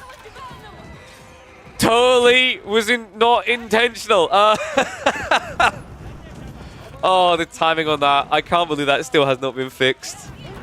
So, folks, basically, if you time it right, your torches can be held all the way after a runaway target. Requires very specific timing, though. It's to do with the release point on your torches. Looks like he's going to dive in now. Donzo count getting finned. The Keshiks are ready to open this up like a can of baked beans. And he's baiting him perfectly. You see it, VortiX barely lets him touch him there. Yamor is at least not there, but when you arrive at home, it's going to be activated again. Remember, this is the other pain value of letting Mongols get that outpost up. It's a staging point where they can kite you. Yeah, I mean, come on, guys. Why queue on AoE4 and play games yourself when you can just watch games? When you watch them here, you're always a winner. Unless you aren't subscribed, in which case, occasionally you're going to feel like you've lost when ads come up, but I can't do anything about that. Sorry.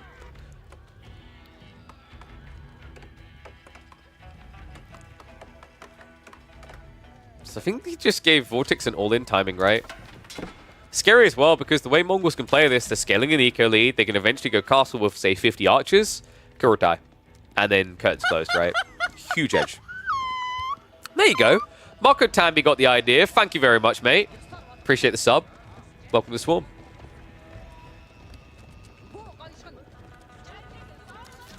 Who else will follow in Marco's genius routine of subscribing? It's a good investment. He needs that outpost gone. I mean, if he waits any longer, right? It's the Yam. You can't fight here with Yam. The archers are just going to get in too quickly on the Donzos. Just feels like it might already be too late to try and break it, though. The other big scary part is the blacksmith advantage. Myriad is at least now mirroring that. Steel Dagger is coming in. A lot of active gathering on this backside. Already 1,000 gold depleted there. VortiX a hell of a lot of pastures.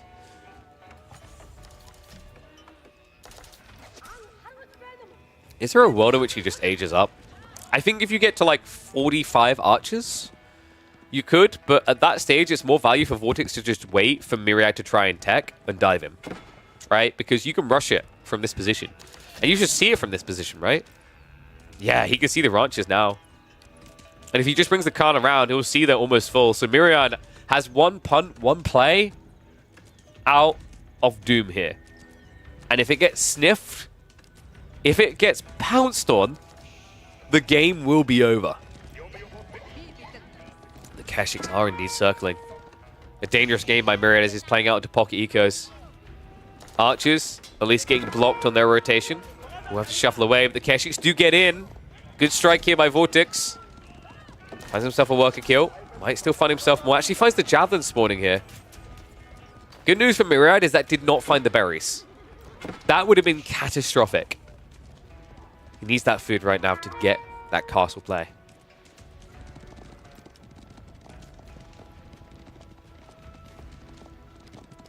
A calmer moment here's VortiX. The Keshik count is kind of getting scary, right? Like, Myriad hasn't built enough Donzos to equally, rather appropriately deal with this, right? Equal numbers would at least feel kind of okay for Donzos, a premium spear that they are. And he's ahead for now, but my worry is with this choice to go castle, VortiX is going to take the lead there. You already got 3 more Keshiks queued up. I imagine one of them is a double produce.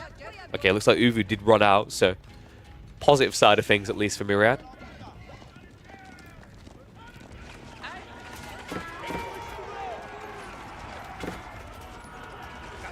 Flash comes in. Archers fishing for those Donzo kills. They can clear the way. The Keshiks can win the game. Needs to keep baiting them out of position. Gets a charge in there. That was interesting. VortiX done the minimum distance charge, so the Donzos couldn't brace. Not sure if it's really worth it, though. Losing, what, 2, almost 3 Keshiks there. It's a little bit gluttonous from VortiX. After all that, it looks like they're both now just going to get to their castle play. Okay. So Grand Fulani for Myriad. About to be on the way. 15 villages being pulled. VortiX is going to mirror now. Kurotai should be the obvious choice here. Similar timing as well. However, this is important. Myriad has kind of reset the chessboard, but now he's going to fall behind. The sweet spot is about 20 villagers to feel like you don't have to worry about the Fulani. And VortiX already has a 22 villager lead. So this is now a Myriad to make a move fast. The difficulty is now between the Yam and the next Aura arriving. That's what's going to pin him. VortiX will work religiously to contain him in the space. Wouldn't even be surprised if he just looks to go straight into a monastery himself to start also extracting additional value off the map. Pack-up tech also coming in 10 seconds. So that mobility is going to get the Kurtai over here fast. Veterancy for Archers already queued. Keshix as well. Myriad will get his tech timers quicker, so there is a breakout opportunity here. But he doesn't seem to be taking it. There's a lot of hesitation, right? He's playing kind of a wide economy on the back of his base. Doesn't feel safe.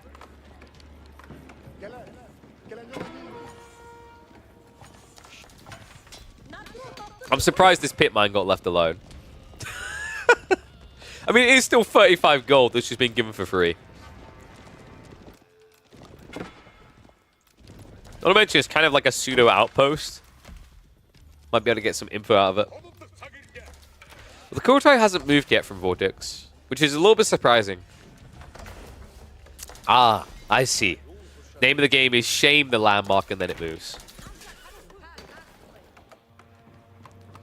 So on the way to the front line now, Veterancy did just kick in. We do have important armors coming though, Myriad. There is a way here. It's all about positioning though. You need to guarantee you're not fighting near the Kurl. Instead, he peels the sofas quite early here. And that is going to get scouted. Archer does see it, so VortiX. Yep, he even starts attacking them. He'll be able to pull back. Keshix are actually already on the way to address this. And Myriad, even now adding in the farms. Good read, he needs to get more food. It's also a lack of gold access, so like what else can you do with all these villages, right? I think that's the biggest issue I'm seeing from Myriad is like, you know, you can't survive in this corner for long. The wood for food, it's all a limiting factor. Gold, right? Like, you know, gold the biggest one of all actually at this rate for him. Especially when you're trying to spam sofas. Men-at-Arms in the meantime have arrived. Kurtai is on a coffee break. We got to shame it again to get it moving. VortiX. I mean, this is the awkward part of Yam actually sometimes is you might forget because you're like, oh, I've got an aura, I'm fighting. Yeah, it's the wrong aura. We don't have the damage buffer yet. VortiX doesn't seem to care though. Donzo count down to 13. Defense armor is going to be activated by the Khan. And I don't... Wait, what was that click? Well, the sofas just ran around Scramble Brain there. And got scrambled like an egg. Last of the standing sofa here. About to flop. Archer mask on, and that is it. GG comes out. VortiX. Back to his true self, man. The way he played the aggression on the opening is the VortiX that we all remember. This boy is going to be feared going into 2025. What do you guys think? Where did it go wrong? Should you be trying to fight VortiX of all people, Mongols of all civs in that Dark Age? Was that the doom point in this game? Let me know in the comments, and I'll catch the next one. Let me know if you think Myriad can get a game off of VortiX. I think that was an interesting game, even though it's one-sided for the Dark Age War, right?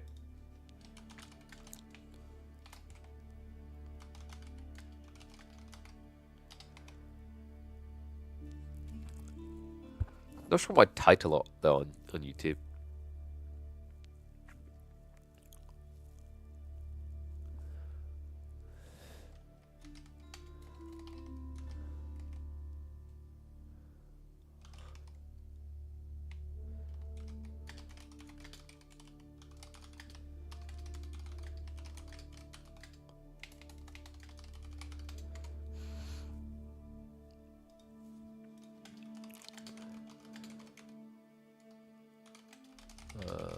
Tower. All right, there we go. So let's get ready for game number 2.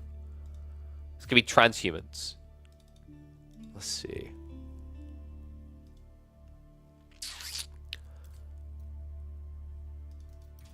Wait, sorry. Dry Arabia. Looking at the wrong point in the data. Ooh, yeah, I forgot about that. Like, yeah, we didn't talk about the draft. Ayu's been taken as really crafty by Myriad because VortiX rates them quite highly. We've got English versus Ayu's, and I think this is the first English pick we're gonna... Oh wait, no, sorry, we're dry hit Arabia. I'm getting mixed up again. Transhumans, it would have been cool to have seen English for the first time. English Ayu on Dry Arabia, though, is this not just going to be standard 2TC English? And then I guess you mirror that play by just your own greed, right, with Fast Castle. Well, we can find out, though. Let's get ready to get in game. Whew. Do surfers have charge attacks? No, they just run in and then they just like calm down for a second and they just start randomly swinging like, ah! And they're like, oh, I probably should use the momentum of my horse to do something bigger damage-wise. Oh, well.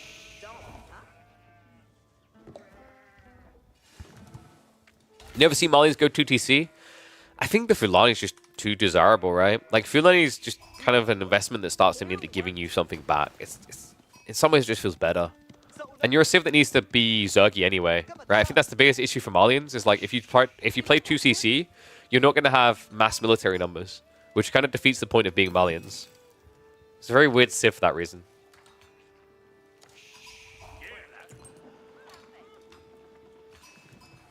Welcome back, one and all, to VortiX versus Myriad here in midweek muster number 6. Round of 16, and VortiX already leading. We hop into a showdown between the Ibis in the red and the English in the blue.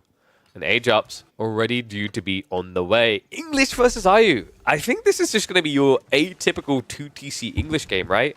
Abbey of Kings already coming through for Fox's VortiX. Wondering how Myriad wants to respond. We've been seeing a rise in popularity for the Dervish build.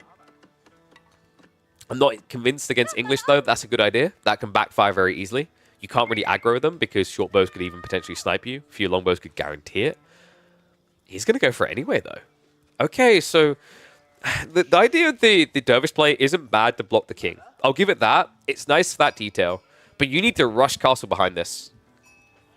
Growth Wing has to be your way out. It has to be a fast castle because with this Dervish play, you can build one Desert Raider to contest the king, and one Desert Raider will beat the king. However, the 2TC is going to go up quick enough here, right? That should be undeniable. And VortiX is likely going to be dropping that TC on the forward gold, at which stage you don't really have an entry point. So I think Myriad's approach here should be to then rush castle and have the Dervishes waiting for the two relics closest to VortiX's base. Who won Dumu versus B? It was a win for Benny Boy. So the winner of this will be going up against Dumu in the quarterfinals. Let's hit the speed up a little bit here as we get towards H2. Outpost as well. Okay, so this is now getting a little bit weird. I don't really rate the outpost play. You're going to need to put a stables anyway. You might as well go for a Desert Raider. And then use that one Desert Raider to block the king, right? Because think about what Mira's now doing here. He's idling villages for quite a while to go gather this stone, right? The walk distance is long without wheelbarrow, which of course you're not going to have for a fast castle build. Then he's built this outpost for 100 wood. He's idled a villager to do that for a whole minute in the early game, which is huge. And then these arrow slits on top of that are going to cost 75 resources, right? So raw resource surplus used 175 resources.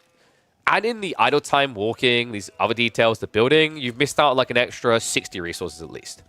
As stables would cost you half the time to build compared to the outpost. You're going to need one anyway eventually. And then the Desert Raider is only 180 resources. And with one Desert Raider, guys, like legitimately, you can beat the king. The king wins over time because he can kite you out, right? But the beauty there is, you know, the kite out works because English king can heal. Here, Dervish can just do the same. I guess he wanted the cleaner timing to be on the relics, but I do think that, you know, there was counter value in having that Desert Raider, because then you could have the Desert Raider here with the Dervish nearby. And although you probably should be able to kill any villagers, you can force idle time on them, which is actually a big deal.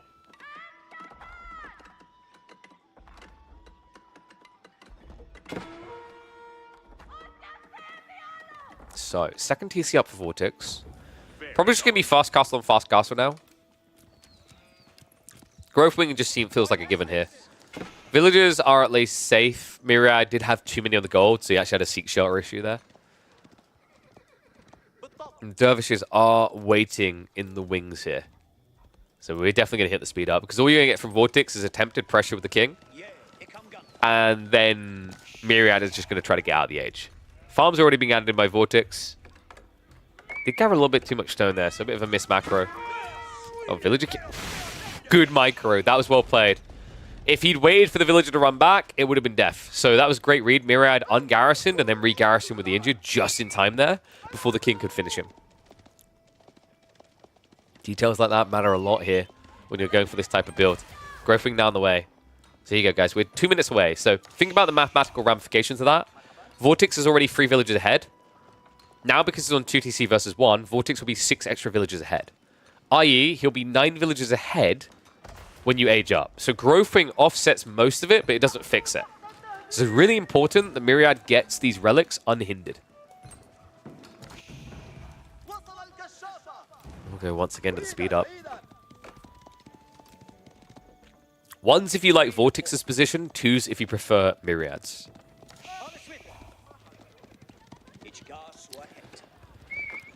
I mean, this is a hard matchup for English to do damage at this stage in the game, right? Like, Myriad has a really good position here to just pull back at least 4 relics and go 2TC himself. And then he puts the pressure into VortiX's court, right? On the upside, VortiX has at that stage is his farm transition is always going to be a lot cleaner because the English ones are so cheap and better. And considering he hasn't lost any units, I'm fairly confident about Myriad's current position. Should be a Camel Lance opening here. In fact, Double Stables is already confirming that. Golden Age 1 also activated, so it took a little while. That's another reason why it's worth going for the stables early on, just to get that a bit faster. But tech up complete. And he left the berries, man. This is kind of interesting, actually. He sacrificed a better gathering rate. And I think it was because of the king, right? Like, he gathered from some of these, but he didn't gather them all the way down. He moved back to sheep because he could only afford 1 outpost here. And if you went ahead and just basically kept the berry workers, you would have lost units to the king dives. So, great little read there. It doesn't feel great to leave the better resource on the table for that long, but it pays off for Myriad. 2 Lancers already out, 2 more coming. White Tower on the other side is being built up, so VortiX will have the defense in place in time. The first relics are already being pulled back here. Does reveal himself on the east side Sacred Site, but starting to look very much like a 4th Sacred Site game. Love 4th relic game. I love this, by the way. This is underrated here. You don't have a temple built yet, right? You don't even have enough wood. So why are you rushing the relic home when your opponent has no units? It's much better to come out and capture a Sacred Site so you get extra gold trickle. A little bit risky against English because their king can come and block you and you can't wall lull him. But overall, it's a reasonable idea here.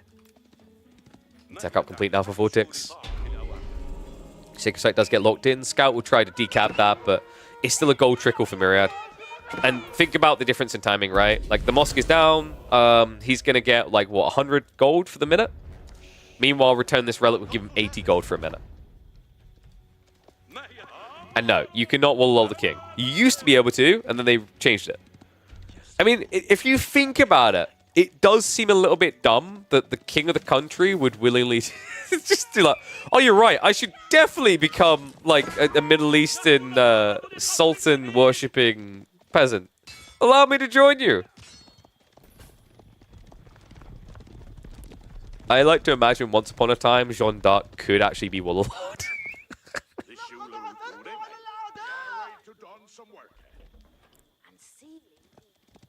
So we're going to hit the speed up here. They're both playing into knights. VortiX is behind in that regard. It's also sucky when you defend because knights don't get the attack speed buffer when you're in the network of castles, right? So Camel Lance is heavily favored there. Nice peel back, though. He's just doing a little bit of damage and healing off. This is really cool because now you have the Dervish versus Abbey of Kings. Both sides have a way of kissing the boo-boos better. Myriad is making the switch, though. Archers to follow us up. VortiX, is he going Imperial? Okay, I was about to say, hold your horses, son. He's just prepping the next wave. Crossbows now being produced. Those will get the attack speed buffer. They aren't bugged like the knights. Villagers gathering in the corner in the meantime for Myriad. I mean, you'd think this is safe, right? But he's already paranoid for good reason. Knights are shuffling around. It seems that VortiX's spidey senses are tingling here. Makes sense, right? He's either on the east side or the west. And he's looking to check both.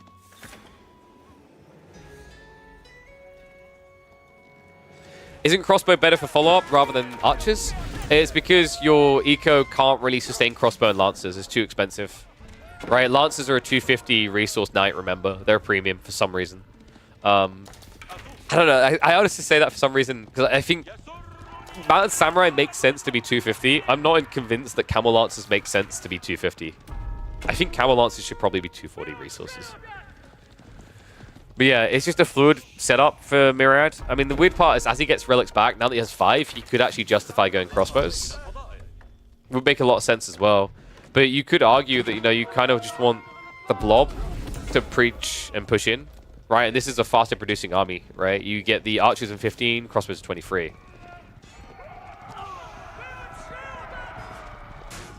They are 240? Wait, are they?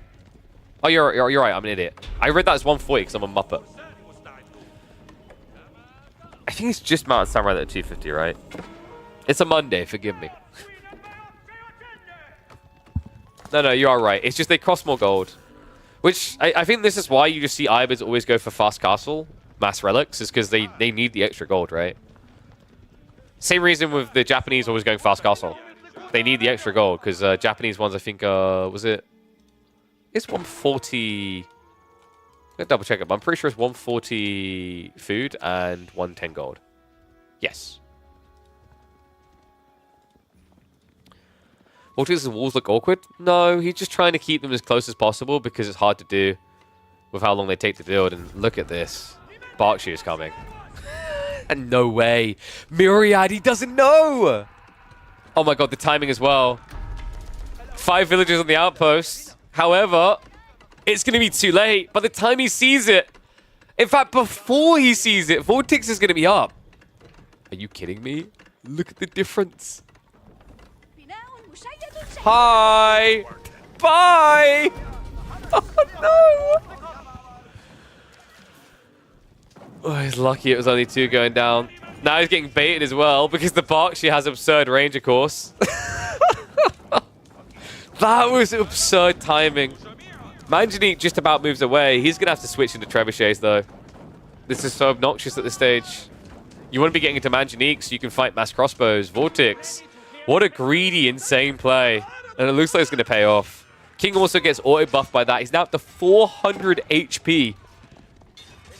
Can't even believe we've got shivs out from Myriad. I don't know why you want to here. No, the King. Just picking it apart. It's a 30 villager lead now for VortiX. More than enough to overcome the 5 relic 2 sacred site advantage for Myriad. Tricky part's going to be gold. He's about to run out. However, Myriad isn't positioning on the secondary. There are options here. So VortiX can actually sneak out and he's going to try. Yeah, so he chooses the north gold instead of the east side because it's closer to the Berkshire. So if something goes wrong, he can pull south. It also is very hard now for Myriad to get in there unseen, right? Whereas, like, from his current position, going east is a little bit more blinded for VortiX. I can't believe he just straight up imped him like that. That was vulgar. If Myriad had bought a scout, right? If he just had that extra vision, VortiX would probably be dead.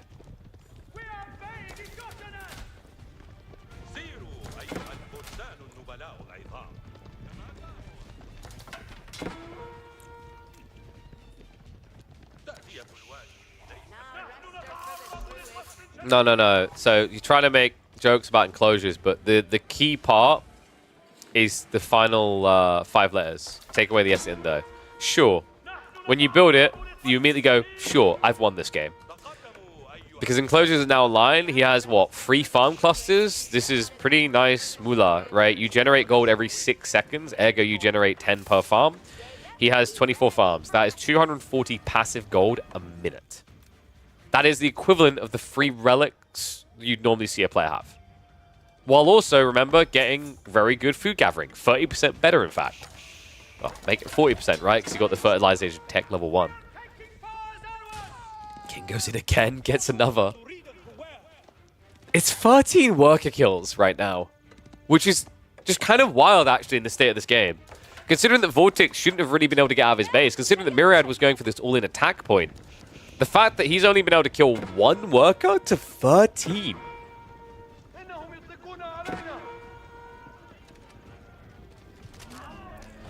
Crossbows in position here.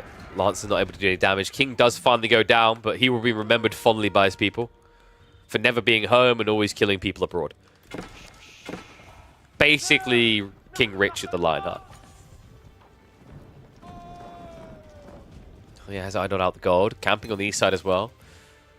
VortiX, very limited, but not out of gold, remember. More farm clusters now coming in. We even have the university on the way. Incendiaries is a tricky and big detail here. VortiX could actually switch into just Lombos and win. He does need to get a little bit of gold scraped together for the veterancy, though.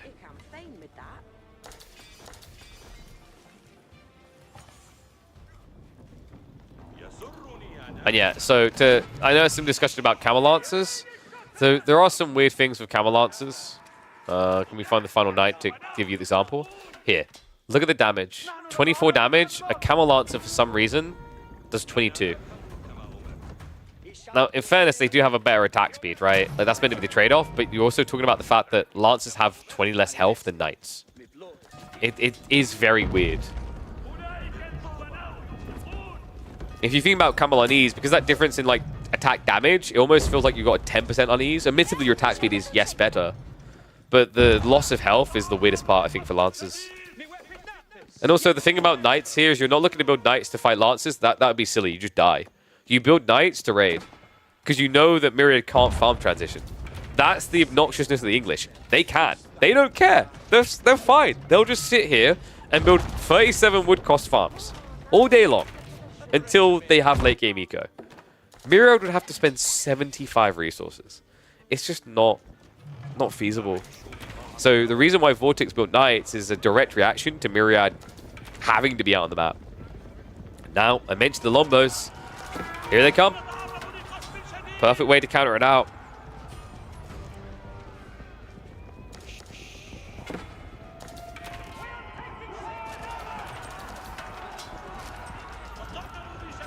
Lancers are poking in, archers as well, but they are poking into the attack speed aura. Villagers did get a little bit of a gathering going on. Myriad has a huge miss macro here. Almost 3,000 gold now in reserve. I think he just needs an age up. Desert Raider Wing here goes hard. It's actually insane how good military wing reinforcement is from this position. Instead, he brute forces it. Dives in. Camel Lancers are getting evaporated though. And the A-clicks, he's actually attacking the men-at-arms. Okay. The goose is cooked. That was way too expensive for Myriad. He's going to lose the map control now, right? He's going to lose the game. Lombos are massing up, Spearman as well. I mean, VortiX is just going for bloat now. God damn crossbows. Trebs, meanwhile, oh no, getting too close. Such an obnoxious freaking landmark.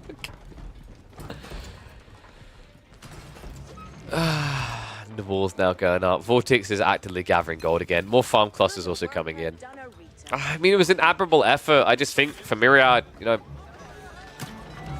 play your own tech. Sounds weird from like 40 villages behind, but you're still sitting on 2.5k gold. What are you doing with it? If you want to make this play to attack, build 4-man Janiques and go, right? Anything less is kind of suicide against this many crossbows. Now the Lancers, what's left of them trying to punish here. But VortiX still with enough crossbows to make it hell for them. I mean, we haven't even seen him get the university, right? He built it a while ago. He never went for the incendiary arrows. If that ever comes through, these guys are going to melt. Angelique sticking into Scud mode here, a little bit surprising. I mean, the kinetic shots probably feel a lot better at this stage. But I think he's worried that VortiX is just going to be too on point with the staggered formation, so you might as well take a little bit of damage instead of none. But this is done. He only just locked in the 3 sacred sites again, but his army's been wiped. And that means VortiX is going to make it a 2-0 to guarantee him a showdown up against Benny Boy Dumu in the quarterfinals best of 3. Yeah. Not really the kill point that Myriad was looking for. I think that Berkshire was almost just like shell shock for him, right? That hit and he just didn't expect it at all. So you know, the moment the Berkshire went up, it's almost like the entire plan fell apart for Myriad. I think he was looking to suffocate, maybe get his eventual TC up and just take Sacred Sites while we dragged it into the later game. Instead, he had this awkward situation now where you have to panic rush to block the gold, you have to panic rush to try and enter the base. And for anyone who's played against English and tried to dive them, you know where I'm going with this. It's actually such a tilting civ to try and breach, even when you breach away from the Berkshire. So, let's get ready for another series. Let's... I don't think we'll go into VortiX versus Dumu right now. Should we check some of the other round of 16s first? So, let me update the scores. Yeah, I think we'll check some of the others, and then we'll come into VortiX versus Dumu a little bit later. I like that. Just kind of like pad the round of 16s, hop across, make sure we're balancing out the brackets. So, we've got 2 hours until PuppyPaw versus Voldemar, and then Louis versus Cat afterwards. And yes, Beastie is in. He couldn't keep away. He needed it. He saw how fun it was. He's like, I need to be part of this. So we could look at Anatan versus Elyona, Krakti versus Kiljardi next. Wham versus Sass, I believe, has now been played. Maybe. So we have a few options here. Bear with me as well, because I'm quickly going to update the bracket. So 1 second, folks. So we'll do...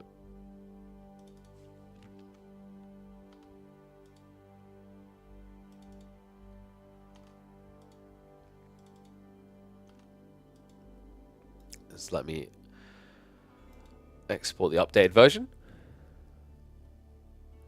Wham versus Sass was the best of KPMM so far. That is a bold statement, Corvinus. I'm intrigued.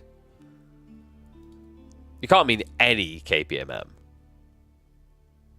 I'm curious though. Let's have a look at the drafts, shall we? Has the bracket updated? It has indeed. Fantastic. Fantastico. Alright. Everyone watched it? What do you mean everyone watched it? Everyone... Dude, everyone just wants to cast my game? Is that what's going on here? Alright, so... Let's have a look. First, they complain that I steal content by casting their pub games. And now this. Oh, how it's come full circle. Alright, so let's have a look. Oh, wait, where's the comms? So let me get the draft. So we have got Dry Arabia, High View, and then of course default map is going to be Transhumans.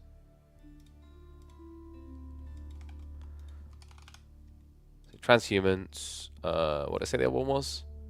Dry Arabia and High View.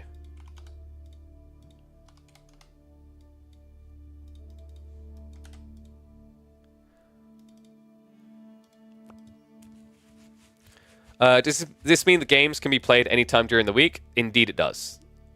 The fixed time is for the grand finals. So we have open scheduling so that it's more inclusive, because having a fixed schedule on weekdays is gatekeeping.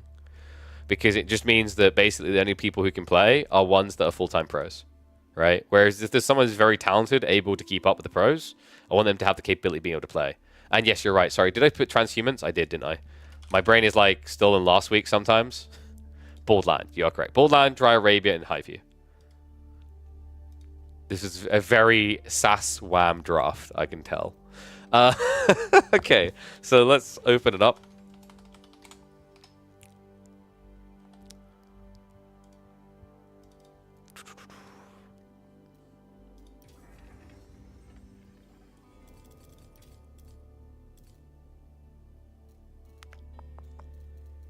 When Beastie will play? Think we have potentially another series of his we can cast, but we'll see how that goes. We might leave that one tomorrow. We'll see. But we're opening up Borderland time. So, of course, Wham beat Trackle, and then we are into, let's have a look. French versus Mongol is going to be our opening game.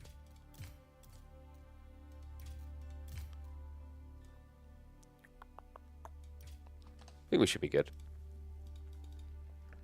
So we got about 2 hours-ish until our next live series, which will be the PuppyPaw versus Voldemar one.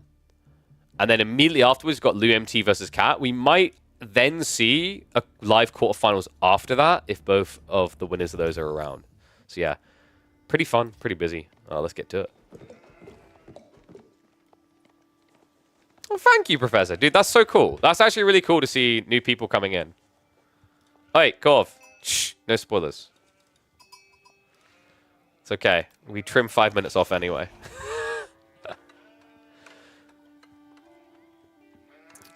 I'm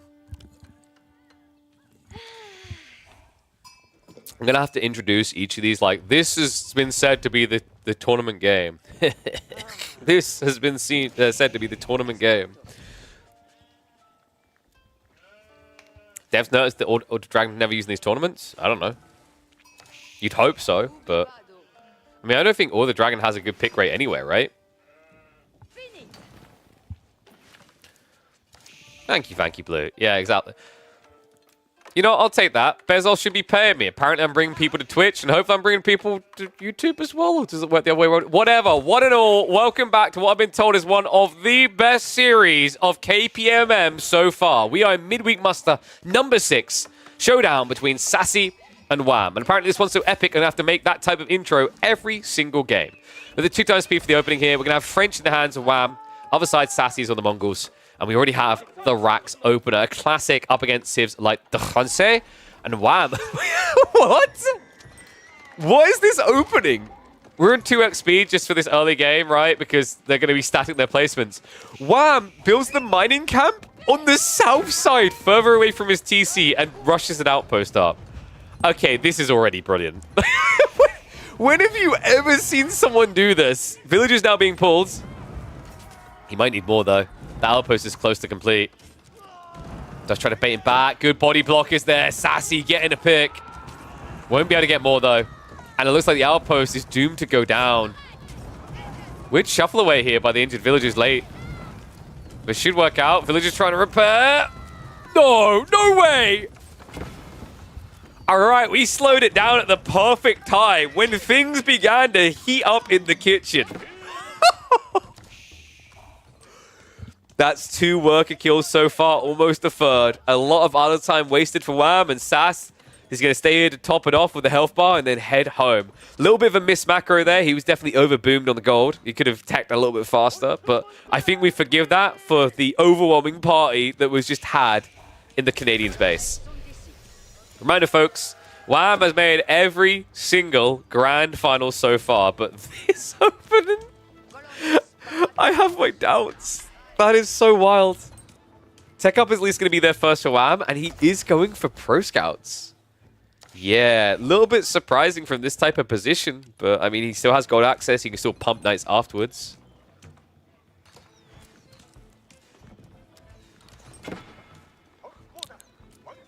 Corvinus just trying to flatter himself. Hey, Corv, if we want the easy content, when are you coming back to the Midweek Musters?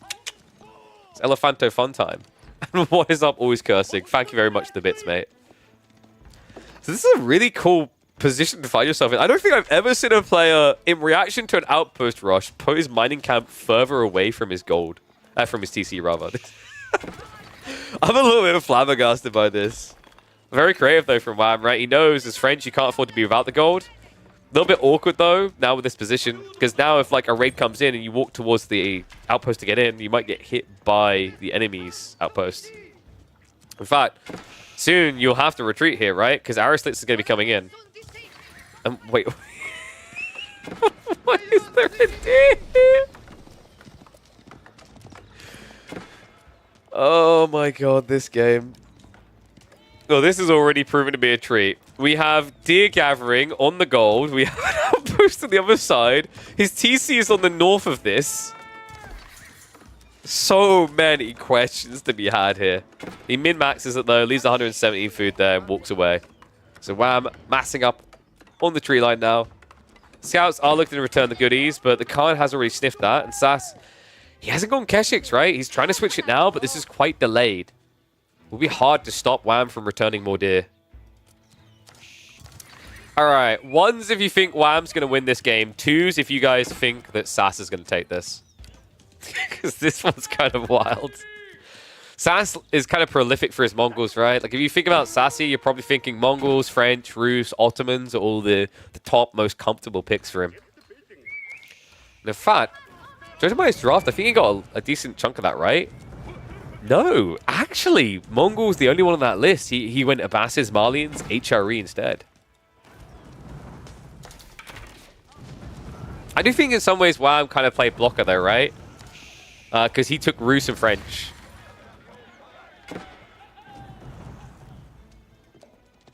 Kind of says everything it needs to when the Canadian drafts French, Rus, and I believe I saw Byzantines in there. And yeah, Sass has no interest in Ottomans. What a sad civ. Just feels like I look to intercept. Wham, we'll probably have to drop these and run. Or you could just walk. I mean, yeah, I don't think you need to drop that one straight away. They'll shuffle out anyway. They're close enough, though. He can return for them, right? And Wham, he still has 6 sheep to work with, so he's not going to be too rushed here. Wall hasn't gone up yet, though. And that means the berries as a backup source are not secure. What's this desperation gate? Wait, what? What happened there? Oh, I think Sass thought that he like built the gate and was going to rush through it. So he does get the kill. Archer's now arriving as well, but the Keshiks are loving life there. Maybe not enough with the Spearman in the mixer. And we do now have extra archery ranges. I like this, Sass. Like, the goal should be to get away from spears if you can, get onto Keshik archers, because your opponent can't gather gold, right? The north gold is basically where the wall is. That's not touchable if archers come in. This gold is not touchable either because of the outpost, right? So at this stage, Wham is a poor man's French. Oh, yo, the Keshiks on the tree line. They get another pick. He's keeping him in check. That's now 4 worker kills in this game so far.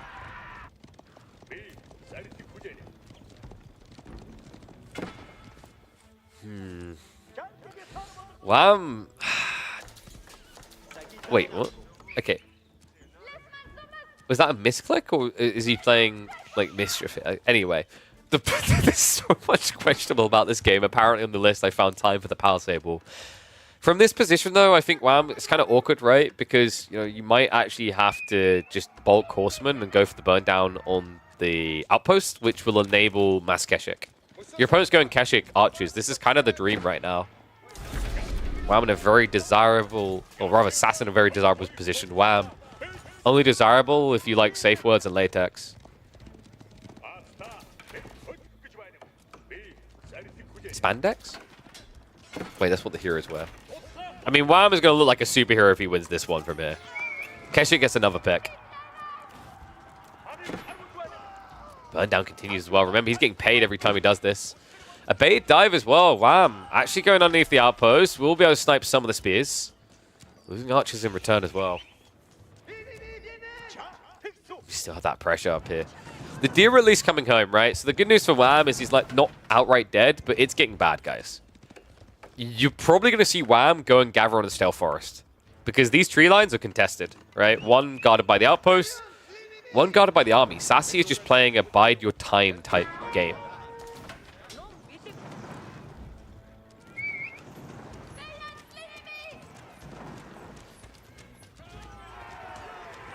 I wonder, can Wham actually hold on once blacksmith upgrades come in? Because without gold, like, this is the big gap that's going to appear, right? Like, even if you mass horsemen now against these archers, when they're going to have steel dagger and you don't have undermesh, you're going to melt. Sass beginning to dive. Sensing the opportunity here. Trying to trade out against those spears. Keshiks are going to clash in. Still a handful of spears left over, though. Sass maybe overstaying his welcome a little here. He's also diving the TC, so technically a lot of extra fire coming in there. Finally pulls it back a little bit. This should be enough to stabilize in this area. Villagers are going to have to migrate. Wham could even lose 1 or 2 if he's not careful. Archers do look for that stab in, but once again, that TC, I think Sass, you know, that could have been even better. The problem is he didn't move further north. He camped underneath the TC, so unnecessary losses, probably about an extra 5 archers or so going down. Still, he continues to stranglehold, right? Wham Once again, getting pressured on that tree line. And the wood is gone. We are back to straggler trees at the starting TC.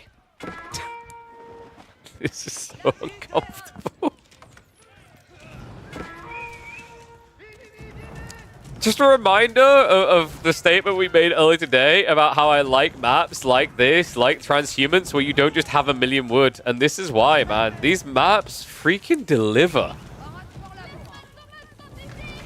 You could argue Outpost Rush is maybe a bit too oppressive, but I don't think so. Aggression oppressive, right? He had backup tree options, it's just you can't touch them now. Finally gets the burn the Outpost, though, so we have got access to gold again for Wham. Attack speed arrow gets activated. He's finished off the last of the spears here, so you can just enter with the Keshix. We're ready to do so. The outpost did go up, though, and that might have bought enough time. However, Sassy commits to the dive. He does have the undermesh here. Picks another villager. The idle time alone, right? Like, Wham right now has 3/4 of his economy idled. Actually, no, it's more. It's all of it. Right, like the 30, or 29 rather, were just the actively idle. You had villagers moving, right, that weren't being accounted for here. That being said, Sassy, an expensive dive. You can tell by the number of red tunics on the ground there. Has at least still got the Keshix alive. That's a lot of dead archers. All of a sudden, Wham now has the range unit lead. Good God and God damn.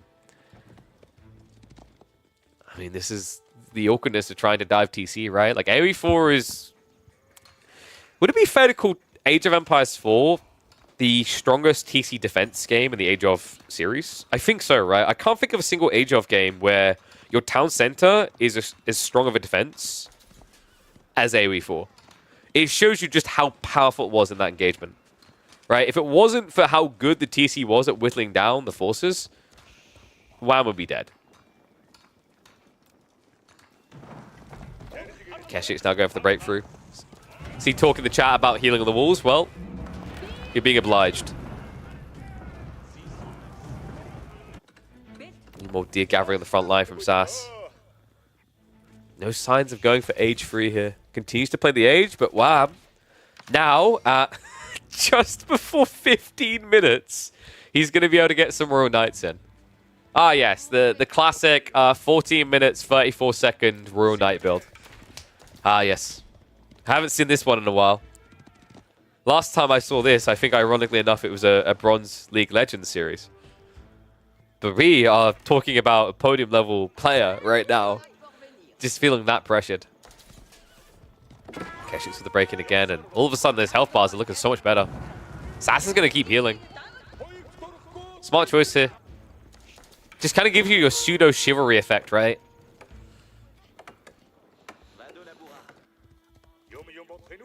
Sass hasn't found that killing blow yet, surprisingly enough. I mean, this is the thing. Against another Civ, you'd be like, okay, yeah, 6 worker kills, that's great. Against French? Not really. TC works faster, right? So, funnily enough, actually, Sass is behind when it comes to raw villager count. Wall's going up. Wham is going to make a play for additional berries. Did he just give up on Pro Scouts? Because he stopped moving for them, right? He only has 1 scout now. A little bit surprised. Wham is moving out now with the solo scout, so he's going to go to the south side again. Probably doesn't feel like he can afford it.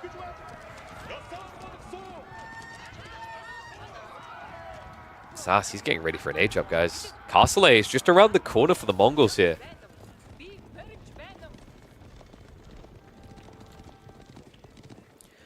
I do wonder, you know, if a Ram play could have actually worked wonders for Sassy here.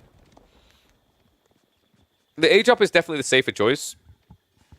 Wham isn't really strong enough to contest him yet, right? Because it's 11 Keshix. You need probably about 8 Knights to feel good about that engagement.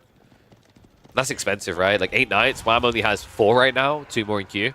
4 of them is going to cost him 960 resources. And what is up, Yellow by BYQ? Thank you very much, mate. Appreciate the bits. Sass is loving life. It's kind of crazy. In a matchup against French, he's playing pocket economy everywhere. But this isn't really your atypical French, right? As we mentioned, the 14-minute night build isn't usually what a French player will be aiming for. Really what he's left with in this situation. Extra spears are being prepped behind this, as Sass is just around the corner from pulling the trigger. Likely going to be looking at a step readout here just to surge him. I don't know if I'd say the Archer Mass is big enough for Kurotai play. The Keshik count is kind of a weird one, right? Okay, he's going to go for it anyway. Interesting. The thing about going for Kurotai here is that you have Keshiks mainly. Keshiks will struggle to stay in range of the attack aura, right? You're going to end up moving out of it quite frequently, especially against French Knights. So probably Sassy needs to try and blob more range units to justify this. Could even see him switching into crossbows, making a lot of sense. Don't forget that Khan Hunter, which, yeah, there you go. He's already queued it up. Gives him the extra range, right? Makes this play even better. Archer's exchange in the meantime. Wham. He's trying to push back against this. Movement speed arrow is going to get activated, so doesn't want the fight.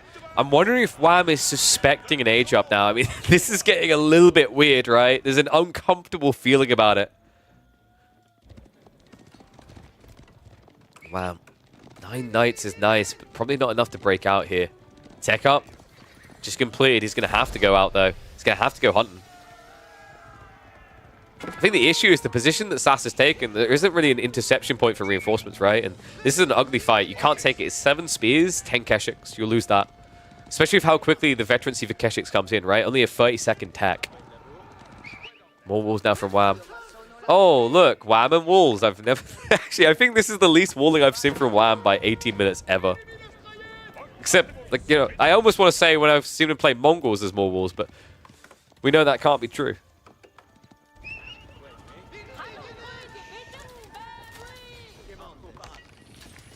Veterancy coming through as well. I mean, Sass is getting everything he wants. He's getting the nice bling-bling, the spangly wheels in the car, the new exhaust. The 4-course meal. Wham, he's left to eat out of a cardboard box in a back alley somewhere. On a little box marked leftover, but we really know what it is. It's food he found in the trash can. Charge now coming in. More other time being achieved here. The archers are going to try to backstab this, but that's Vet Archers, and the Kurotai is about to deploy. This is nightmare fuel. Defense arrow gets activated. Damage buff comes in.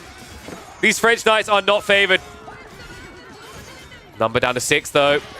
Meanwhile, on the other side, 7 French Knights remaining. Remember, these Vet Archers, they're not cleaning this up as quickly as they could. Sass is actually overkilling the Spearmen one by one. Which means the Keshik line fails him. Can start a step away now, though. And remember, with this high damage, you can snipe the Knights. So a little bit ugly there from Sass. Unnecessary the way the Keshiks die so rapidly, as he was focus firing 1 Spearman at a time there.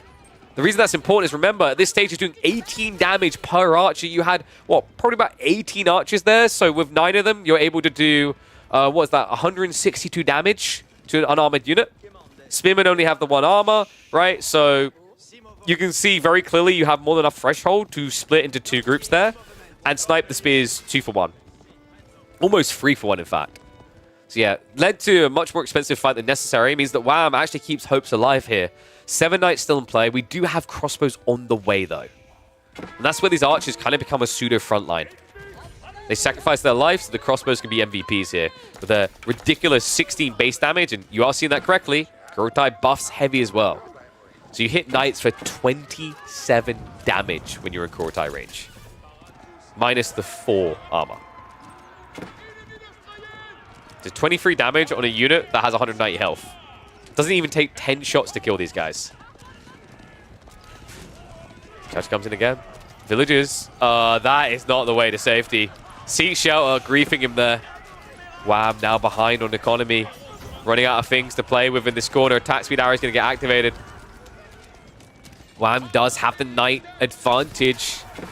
I'm just not sure if it's going to count for much with these crossbows here.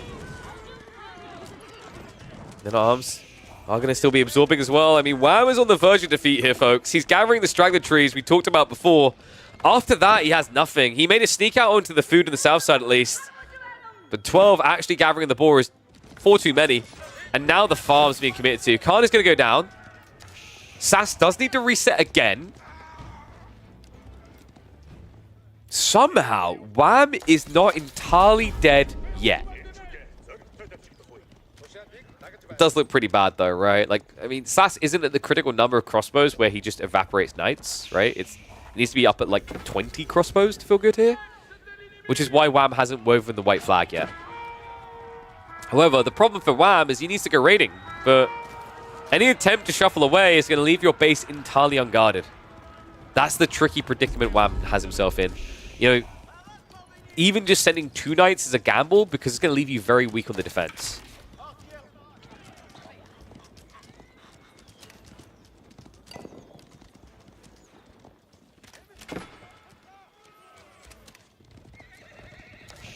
Keshix, in the meantime, we're going to shuffle around to that backside. Vetted up as well, so more than capable of sniping a few villages here. Once again, Wham, impacted by the out of time. Looks like he's trying to find his way towards a cosplay. I don't think that's feasible here, though, so he just reinvests it into more knights. Sassy has become one with the French.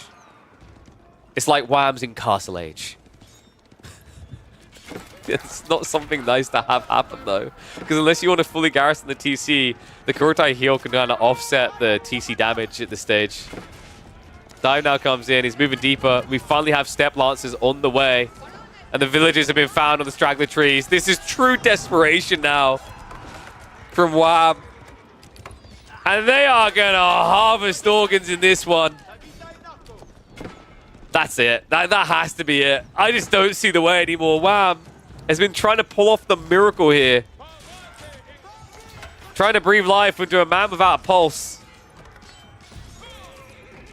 A few spears to try and mop up those Keshiks, but I mean, at this stage, you can't really afford any knight losses, right? He has no way of gathering gold.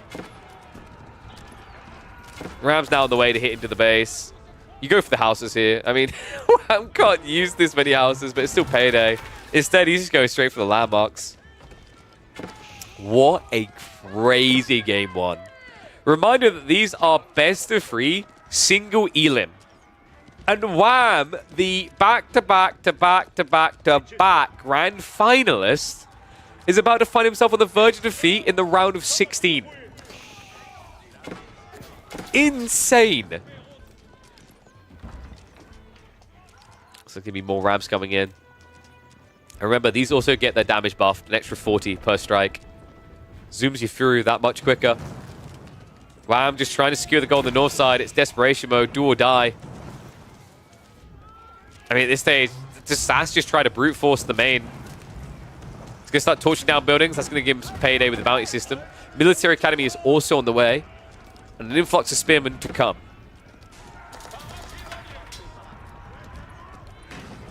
Incredible.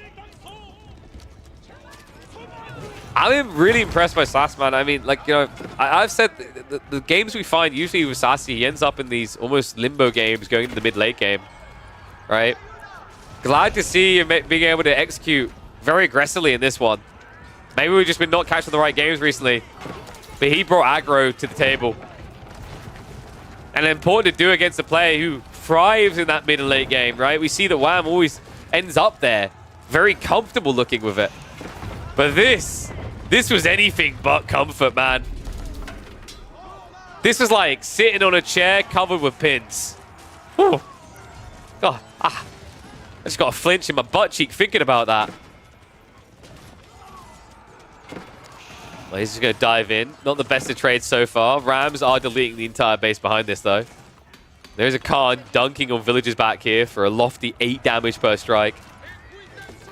Wham. But he has mopped up the crossbows here. Sass mismacroed. Well, there's no way... Yeah, I was about to say, there's no way you're going for Imperial Age here. So Rams did get rid of the sock. That means no more knights, because Wham doesn't actually have stables. There's no way he goes Imperial here. That's like... That's agreed too far. Right? Because I'm looking at the macro. There we go. That's a lot of Keshiks, actually, for a guy who only has... Is it 2 stables? Yeah. No, he has 3. There's an extra stable somewhere that we haven't seen. Because he's got the double Q there, and then he has 5 more in reserve. There's a lot of Keshiks coming. Okay, he had me worried for a second there. Sass is being the ultimate tease. Trebuchet's now arriving. Remember, they bonus damage up from the Kurotai, so hit pretty damn hard at this stage, actually hitting for 276 damage. There's only 1 landmark left to kill Wham. Knight's going to have to move fast. He's already rotating around the back. Unfortunately for him, there's a full proxy base here that's going to scout him early. On post defenses as well. I mean, you can start to get the Spirals in soon, right? Trickler Stone continues. Knights is shuffling all the way across. Wham! This is a gamble. And one that I don't think is going to end well for him. If he heads towards Sass's base, Sass can just in on the TC.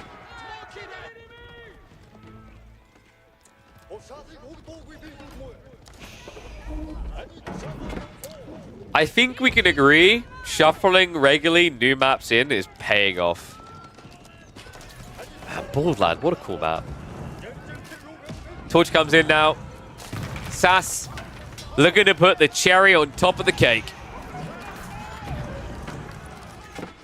Night Raid coming in, but Sass, you just don't care now. You end the game. This is over. Wham's going to get desperate and try for repair, but this is a hard defense to achieve. Villagers need to come out right now. Defense arrow gets activated, and that is going to be it. Curtains closed upon Wham for game number 1. Sass takes the opening game, and what a game it was. If you're not subscribed to the channel, I'm wondering why, because God knows what's going to happen for the rest of this series. I'll see you in the next one. Oh, it's delivering all right. Chugga chugga choo choo game 1. What an insane game. So, that's only the first one. We're going to hop in for game number 2. I mean, what do I even call that one on YouTube? I don't know, actually. Need to think on that one.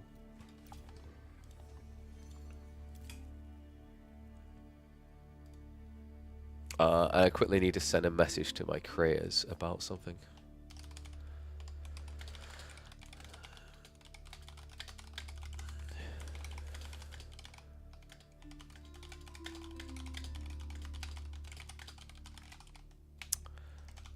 Sorry, I just need to quickly send this. Send this.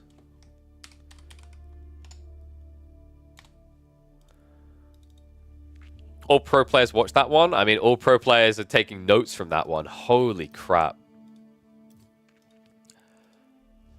Every pro's jaw dropped watching this. I mean, was it that one or this series, though?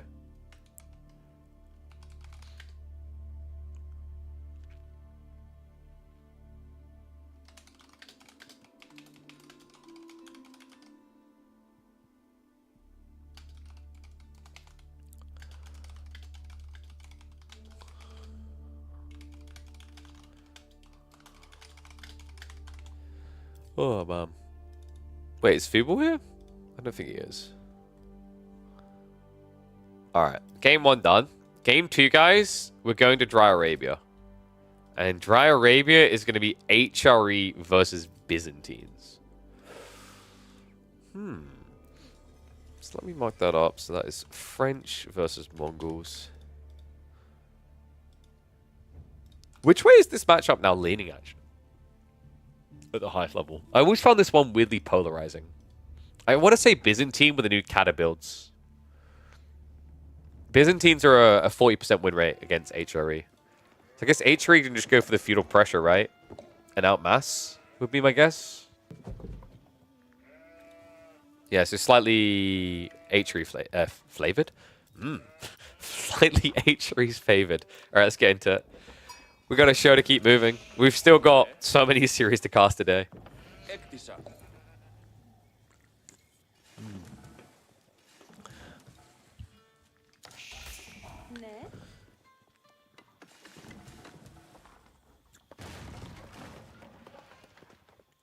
I've had pros come into my chat and say, this is it, KP. This is the series of KPMM so far.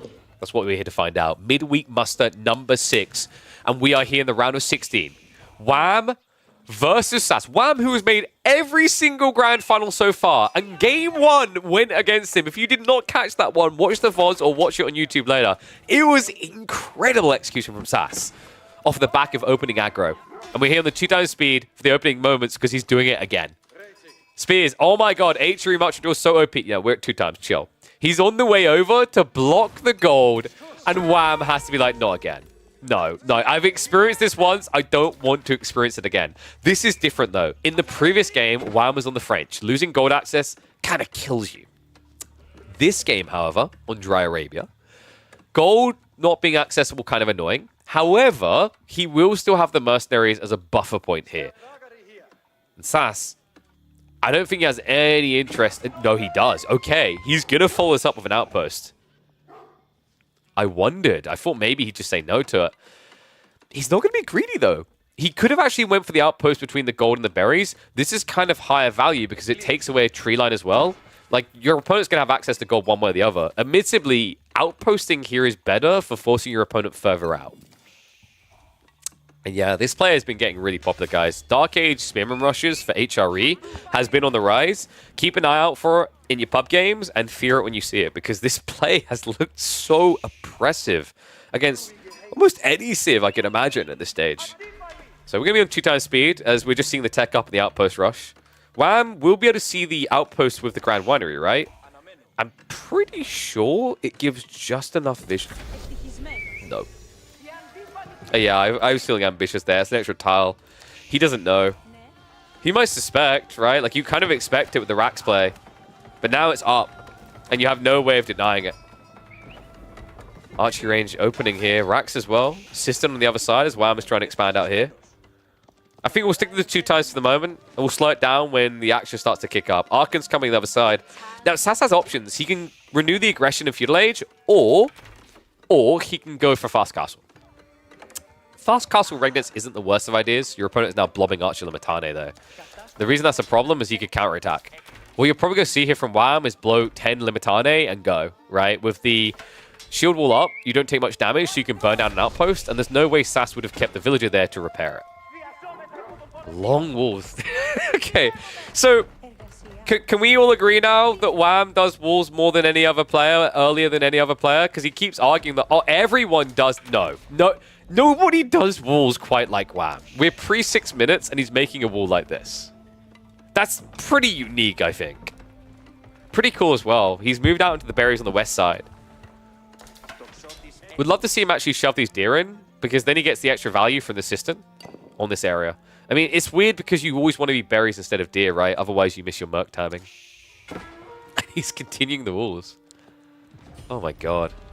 Other side of this, Sass is getting ready for aggro. Double archery range coming in. A little bit of stone gathering. That should just be for the emplacements, though.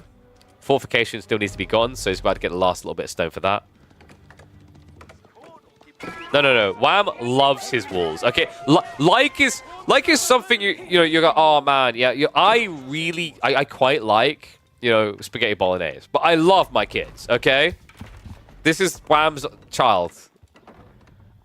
I don't know how painful it was to push that out. It looks quite sharp, but yeah, he loves his walls.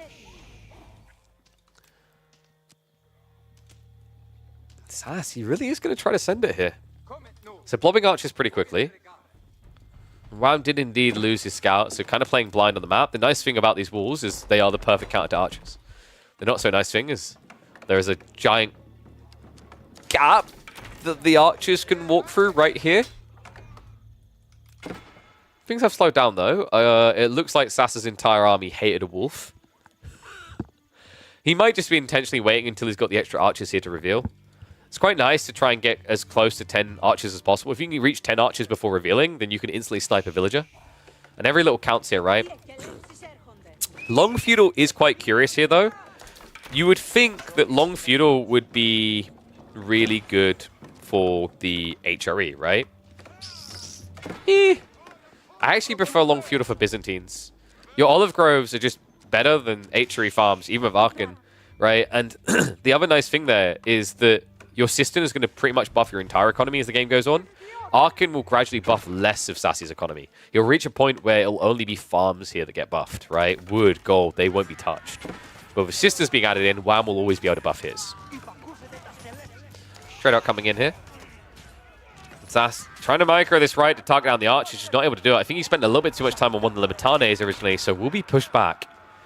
The other tricky part about why long feudal is better for Byzantines, by the way, is usually this Grand Winery.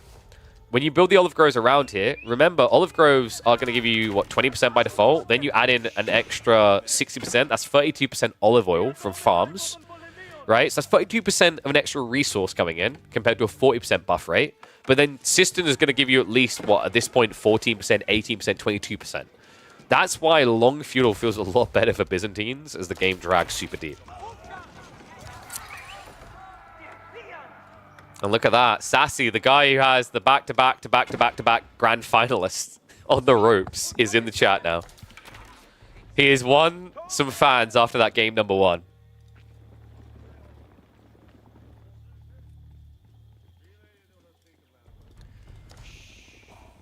Wow. Now getting into Keshik's really surprising build, actually. I mean, I can kind of see where it's coming from with this. Like, Lombos is kind of weird, right? Because, funnily enough, H3 mass archer balls count at Lombos. You've already added in archers. Do you really want to double down on that? It just kind of enables Horsemen. Going for Javelins, I mean, your opponent has archers, sure, right? But the follow-up play feels kind of ugly. Do you want to be Camel Riders against lightly men-at-arms? No. Not to mention the fast Spearmen. Keshik's at least gives you some raid potential now. So if this is a long feudal, you can sneak out with those and try to hit your opponent's eco. Sucks when you get castle, though. Golems are not going to feel great here because H3 have men-at-arms with heavy maces. Sass once more into the breach. Last time, a bit of a subpar exchange in that initial skirmish. However, he definitely has the numerical advantage here. 15 spears, 16 archers. But Sass has seen these Wham balls before. He fears them. He actually backs up. Is this a wait for Rams? I'm a little bit surprised he's backing up. Yeah, there we go. He gets the blacksmith now. Steel Dagger should be a high prio here. Funnily enough, Wham doesn't have that yet. And he isn't playing for it either. So there is an edge to be had here for Sass in about 2 minutes. He needs to be very careful and very quick on his timing, though. Like, it's going to sound weird, but sometimes I like the idea of double blacksmiths if you really understand that you're on the clock here. Because the issue is, for you, it's going to take you a whole 1 minute to get blacksmith decks, right? Byzantines at this stage are getting ready to add in the third system. The third system bumps your research speed up with the Dialecticus to almost double. So you research in 34 seconds. It's what makes them just so gruesome, right? Same with China's usually. These civs that have supervision to get quick unlocks are vile to deal with. Yeah, it's kind of funny, actually, that Wham still hasn't gone over to try and deal this outpost. Now that it's fortified, it's kind of too late. Both are coming in here, Sass. Steel Dagger is still a few seconds away, and Wham, look at this. Undermesh coming in. Did he actually Dialecticus it? No, he didn't. Okay, so a little bit of an oversight there. Doesn't matter right now, though, because he actually got the blacksmiths quick enough that he's not very far behind. Mustang choice over here would have been Sipahi. Sipahi are kind of okay, but it's so many spears, I wouldn't ever rate that as the play. K6 just make more sense.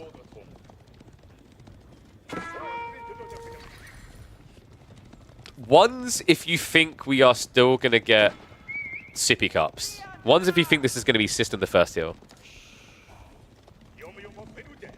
I mean, usually when you see Keshik's, it's kind of inevitable, right? But you have to start wondering, if we're going to go for like a 25-minute feudal game, is it really worth System of the first heal at that stage?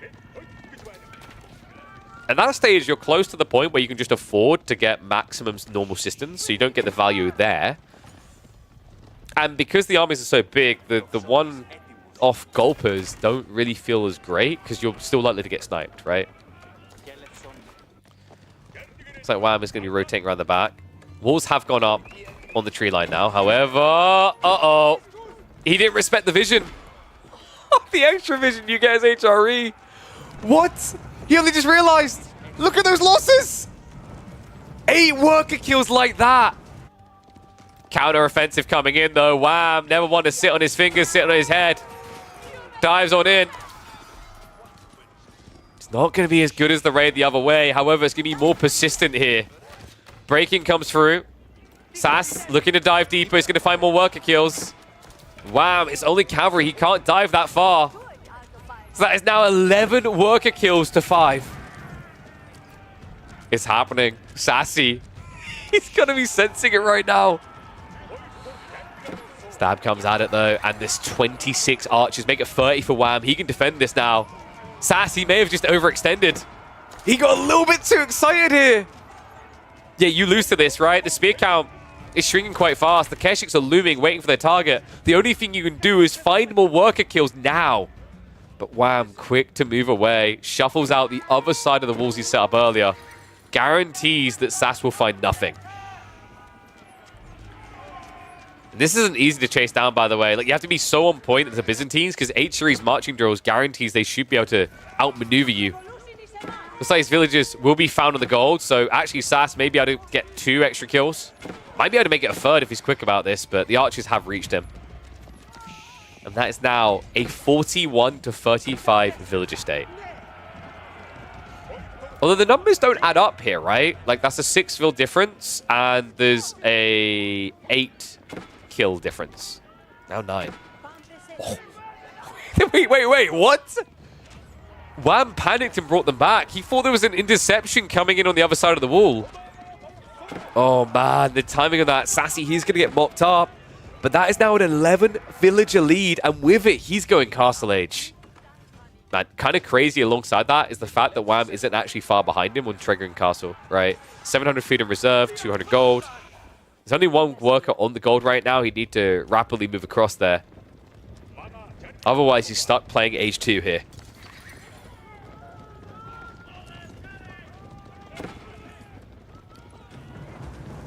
The villager pool.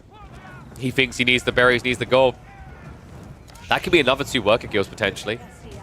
There is at least textiles, so Wham's minimizing the losses a little. Still is going to lose 1. Well, we talked about Wham's walls. Sassy's a bit more reasonable at the point in the game where he's trying them. We're going to hit the 2x here. Because Sass is not going to come out until he's aged up. Regnant should be on the way in a second. Queues it up. Oy, oy, oy. No, be careful about that statement of not just 11 villages, 11 HRE villages. It's deceptive. At this stage, the wood line is pretty much gone, right? So, at this stage, he has how many farms? I think about 17. Meanwhile, other side, the system buff, right? Like, this is a very big deal. It's like, Wham is behind, yes, but in terms of the HRE effect, Wham is going to be purely buffing about 80% plus of his eco with systems, realistically. Maybe like 60% in this game, because it's a little bit more split. But for Sass, he's buffing maybe about 30% of his economy. Max 40% at this stage. So the HRE Archon buff isn't as insane right now. So, Regnitz goes up. Stable's now on the way. Nice little intercept there. Wow, getting a bit of eco damage done, but has to back away, and he's ready to mirror it up. Age up coming in. Another thing to keep in mind is I mentioned, these system buffs. Also remember there is the olive oil. Extra 20% default on top, if not more. I mean, these berries cases, remember berries it's 50%, then you add 60% on. It means for every 1 food you gather, you're getting 0.8 berries, right? So every 10 food, that's now 8 olive oil. So if every 10 food, that's 8 olive oil in your economy. It's insanely powerful at this early point in the game. It's why you usually see Byzantine players prioritizing going onto the berries over going onto deer.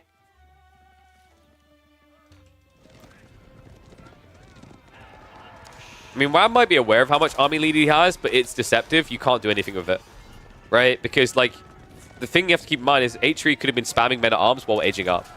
So do you really now, with, like, 8 cavalry units, want to try to burn through a palisade wall? Because the rest is just archers, right? They're not going to help you with that. So then, by the time you break in, it's maybe 10 men-at-arms on the other side. You just lose. Because all they need is undermesh, which they already have. And your archers do no damage. So, actually, Wham backing up was the smart choice here. He wouldn't have been able to do damage. He would have potentially lost the game there if he dove in. This instead gives him a very aggressive timing. With Golden Horn Tower coming in, he can get his veterancy in 32 seconds. Wall's a bit of a liability, though. Nice clearance on the Spearman. Means the Keshiks might be able to help assist on the defense here. Tech up is about to complete. Sass, he's about to reveal it. He's looking for it. He sees it. Goes to the dive in. Golden Horn Tower is still going to be built, though. There's no stopping it. Wham is in the third age, and the backstab comes through. Don't look behind you right now. There's a dumpster truck getting ready to run you down. Best thing you can do is just try to take a few villages with him, right? But with textiles, this many archers not really going to cut it. Take what little he can. Be happy for it. Men-at-arms in the meantime are getting cutted out. Veterancy for archers in 15 seconds. Next wave of MAA are coming in. He just needs to start targeting the economy. Heavy Maces is also there, so willing to trade up against the Keshiks, even though they are vetted up. Behind this, Sass has 2 more relics on the way home. This is about to be a free relic Regnitz, if not more soon. Looks like one did at least get intercepted by the Horseman.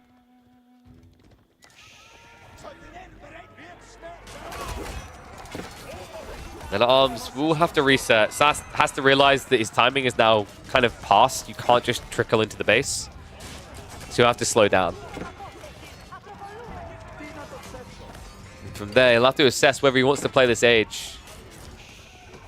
I mean, you're building mass men-at-arms, but your opponent is already going to crossbows, right? And you just revealed it. I wonder, actually, if this is going to be 4 relics, Sass might just rush age 4.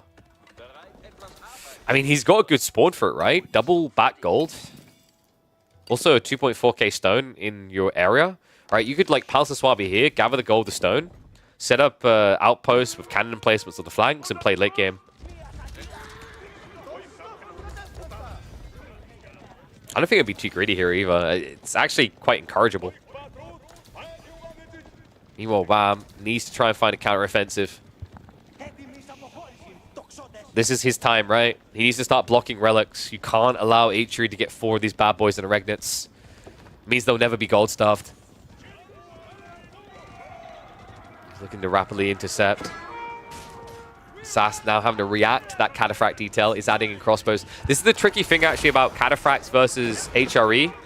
Against most of this position, they're going to build spears, right? And then you have the blocker to these charge-ins. You don't get that in this matchup because you have to build men-at-arms. Men-at-arms cannot stop a Cataphract from trampling.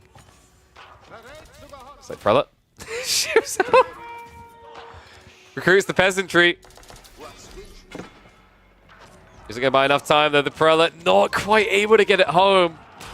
So close yet so far. These 2 additional relics on the verge of being secured. Men-at-arms will be able to push this away. In the meantime though, whoa. Got a breakthrough coming in. Sass can delay this, though. Wait, no! Oh! Wait, did he just fake him out? I don't think Wham realized. He was trying to click the villager when they came to repair through the wall. He's in. Unbelievable. Just don't look at them. They'll think they're safe. On the farms right now, Sass. Food income is about to plummet. And he can't afford that right now. He only has 3 crossbows.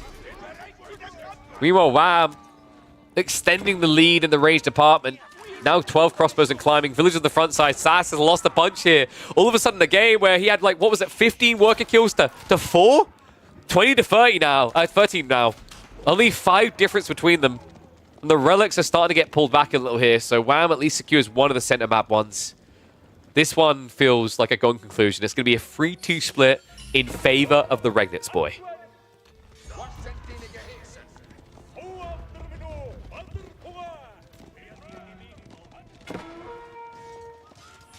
And he's still pressuring. Sprint placements are coming in. It's going to get a lot more difficult round for Wham to push here. This is one of the tricky parts about converting crossbows. Crossbows can kind of defend your base very well. They can win the mid-map. They can't then dive the enemy. Static placements destroy them. So, gonna have to reset, slow things down. That buys a moment of breathing for both sides in this engagement. Have to see where they want to go next. What is that wall? The oopsie placement of the house. Like, oh, I'm just going to build around that. And he is going to fix the mistake now. Wall goes up.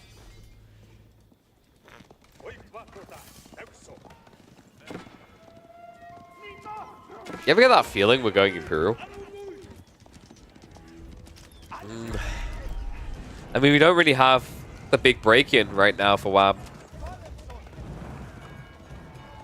Then again, Sass is not preparing enough crossbows yet. And second TC from the Byzantines.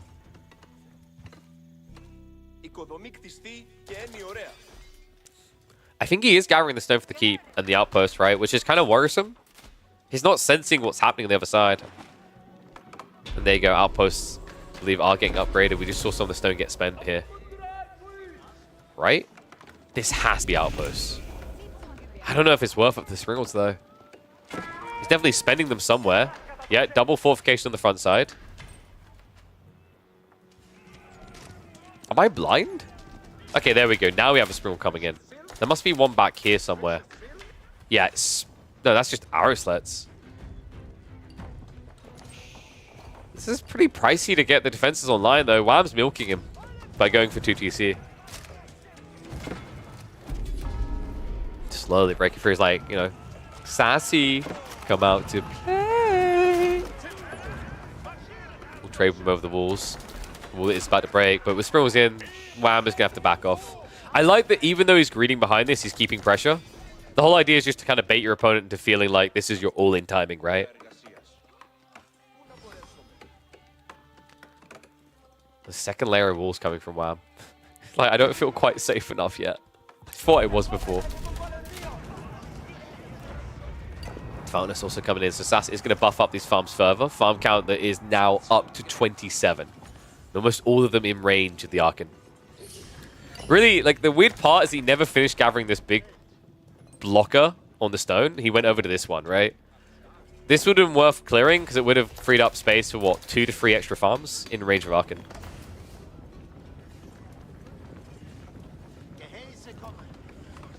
People kind of speculate on Sass going for Imp, right? It's still not happening.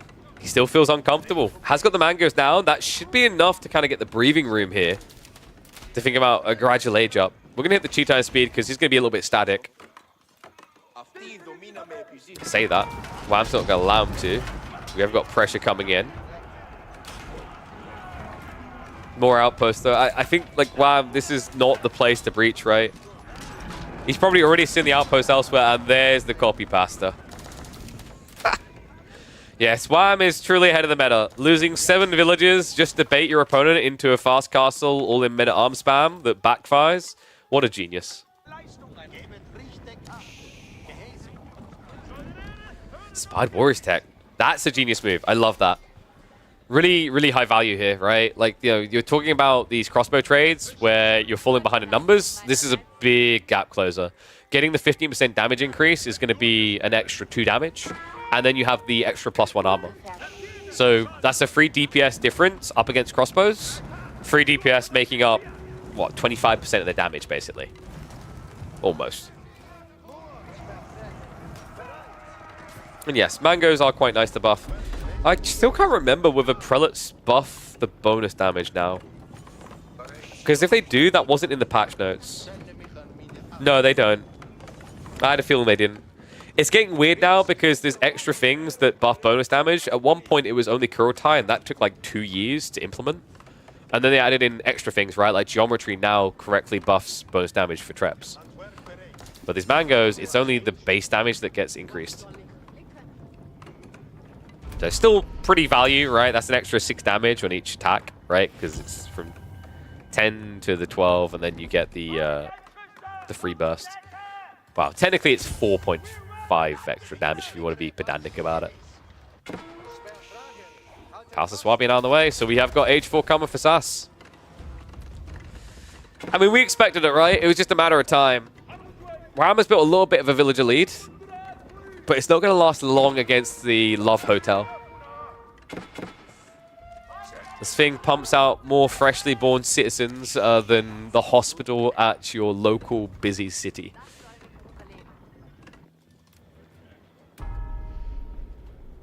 We're going to hit the speed up here. Sacred sites are being locked in. However, Sass is playing blocker on 1. Wham is going to have to probably knee-jerk react into the A-drop. He'll try to pressure a little bit, but it's so obnoxious when you have this many outposts. The backside not defended, but I mean the front, we got double outpost here, another one here, double over here. Upside is a lot of them are sprinkled, so it's not cannon placements at least, but it's still painful to dive. So Wham will just go for his A-drop now. Sass going to wait before he comes out. Content to wait, right? Like he's now got the Love Hotel operational. Basically 4 TCs in total versus 2. System levels are buffing a lot though, guys. We are now up to a 22% buff rate. And remember what we said before about this Archon. Like if we drag click what is in range, Sass has 34 villages in Archon range. He has 85 villages in total. So this idea of the prelate buff being so good is kind of a lie, right? Like you're essentially at about a 20% gathering speed buff across your economy. Meanwhile, the system should be reaching almost everything. I think the exception might be some villages out here that are only getting 10%. Interesting dynamics about the Byzantines, right? Like HRE really thrive off of that condensed play of Archon. Byzantines able to be a little bit more loose in that regard. So which one is the true Roman Empire? That's the question that matters. Yeah. Good eyeballs there. Wham has got 2,000 olive oil in reserve. I mean, you don't want to be building golems into men-at-arms. We mentioned this already. Crossbows make it even worse. And then, like, what's your alternative option? Building into Keshiks against crossbow men-at-arms with heavy maces again? No, these are both terrible options. It's one of my biggest kind of flames I grill this mercenary choice on is that it just feels very limiting because basically crossbows counter everything. However, that can change with the arrival of the Third Age. Because then we're talking Tower Elephants. And right now, Sass has nothing to counter Tower Elephants. But we do have Culverins on the way. Foreign engineering company coming. I mean, this could be Eva, right? Foreign engineering company is worth it just to get, like, the unique techs. Tower Elephants don't really get any from that, if I remember correctly, though. Keshiks would get the Step Lance. Golems would get the Boot Camp health, right? And your trade post option kind of sucks as well. I mean, you could get, like, Gambeson's stirrups for Arbitrary, but really you kind of wish you had a camel option here. Instead, 4 Nester Bees now queued up. Kind of wacky, but smart, right? Against mass men-at-arms bulk. Crossbows as well. Mangas, in the meantime, are going to be marching forward. Now, they do not have the adjustable crossbars yet. It's not really a true threat. Some shenanigans with the outposts on the flanks between both as they are looking to lock in on the 8k veins. This is important. Even for Sassy, who has got 3 relics with Regnants, he's going to need more to work with here, right? You're going to be talking about hand cannoneers, siege. The trickle of gold isn't enough for that. Not when you also need to spam men-at-arms. He's contemplating this dive. Would love to see Wham just add in a mango emplacement here. Definitely worth it for that extra DPS. So we have got a house from Sass. I have decided to join your Roman Empire. Let me build my house on this. Oh, okay. Oh, man. Crazy to think this is only the round of 16, by the way. We still have so many games each week with the Midweek Musters. And the racks creep from Wham. He's got Kyro Siphon coming. That's going to give him the breakthrough on the walls. Even if it ends up being, for example, stone walls, he'll be able to get through these. And the Varangian spam to assist afterwards. Varangian haven't been fully upgraded yet, though. We actually don't have the elite techs coming through on the full comp, right? Crossbows plus the Libertane, but I feel like he wants to get Varangian here. They're the best raiders you have, right? If you can't afford Cataphracts. Because of the Berserk. And again, he doesn't even have ferocious speed yet. So Castle, in the meantime, is going to be going down. Nester Bees are going to reveal themselves, but we have got cannon emplacement crawl coming from Sass. The castle is down. Wham. Already taking half of what's on offer on this vein, though. Doesn't have to feel too bad about backing away. Incendiaries is also on the way, and we also have Wee Bows. Oh, this is incredible. I mean, makes sense against these cannon emplacements, right? Like, if your opponent shuffles forward with them, the cannon emplacements have more range than Nesta Bees. And it gets even worse because they can actually just go ahead and drop a Relic inside to go up to 10.4 tower range. Which means cannons will also get sniped.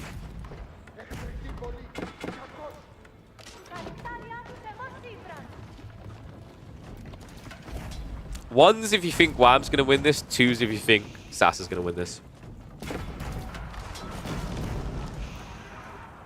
Because this is feeling very hard to predict.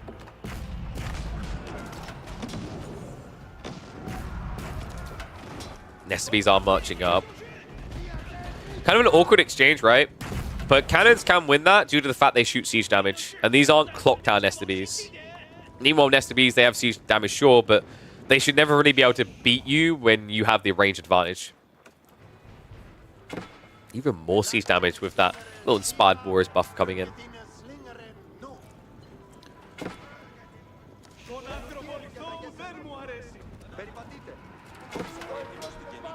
Looks like Karasiphon has broken through the walls. There seems to be a lack of units to actually help with this right now, though. So, wait a second.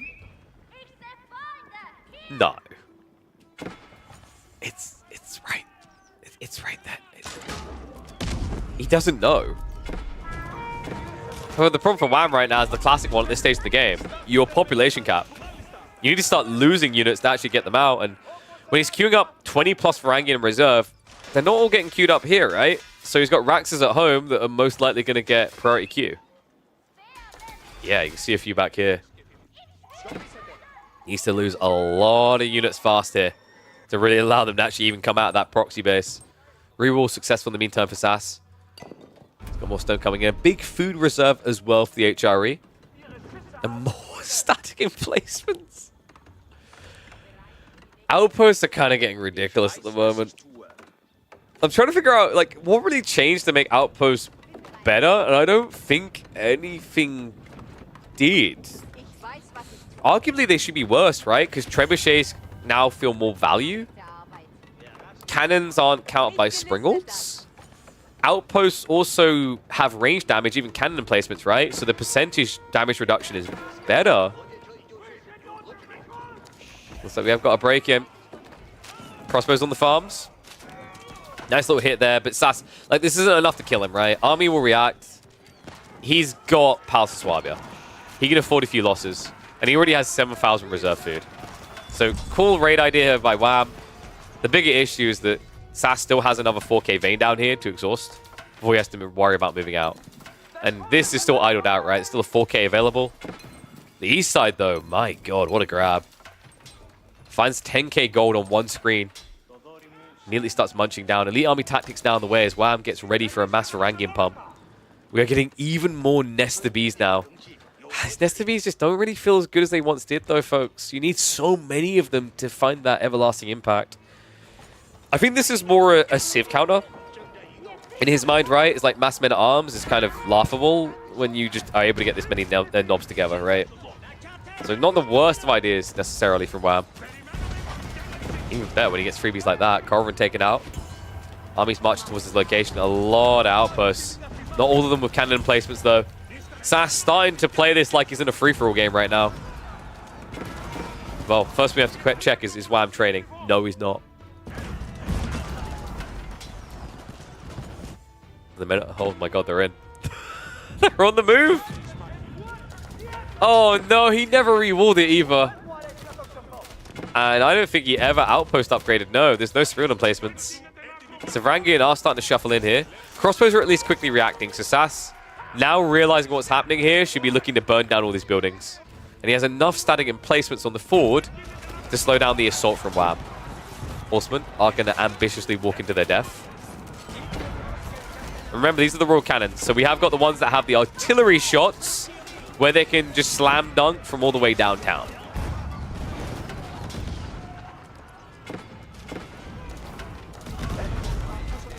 This is kind of cool from Wham, though, right? It's like, if you think about it, all of his gold can be put into Crossbow Varangian to pump that for a very long time. And then, usually, like, the issue with that build is you need to get siege at this stage of the game. Well, that's where all the olive oil comes in. right? Like, he actually has too much olive oil. He can't spend it quick enough, which has an added benefit, actually, of this type of composition, because it means you can actually trade it regularly for gold. Start a step back here. So Horsemen are at least going to be able to start forcing retreat. We do have the Mango follow up. Adjustable crossbars is in. So big increase in the wallet these provide. And this is when the Nested Bees will begin to fail you guys. What is cool is the potential for the cannons, right? The cannons can actually do quite a lot here, as they are rural cannon buffed, right? So their base damage is higher. But you still have to get that double whammy, that double hit onto the Mango. Have to be quick about it. Only a small range advantage now. Sassy able to force that reset. Stonewalls are at least starting to come up with the flanks. I think Wham's going to trade. Not sure if he really needs to at this stage. Might be a little bit paranoid. I mean, I think if you trade here, it only makes sense if you're using oil. And he's really not using oil. He can't produce quick enough. This is the problem, guys. This foreign siege engineering company, look how long it takes. He didn't put it in range of the systems. Like, he never connected it. So this should have been quick on producing, but he completely whiffed on the connection. That's a level 1 system. It should be a level 5. So he should be doubling the production rate, not just increasing it by 1.2. Look at this. We have 70 powder. Sass is looking for a switch into gunpowder units. Let's speed up for a second here.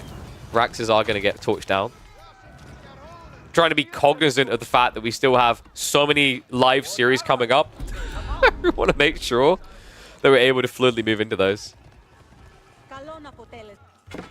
How many farmers have we got in range now for Sass? Sass has about, let's say 40 and be generous, 40 of 120 eco in range. So like I said, the Arcan value really isn't there. He only has 3 prelates, so he's not buffing much of his eco.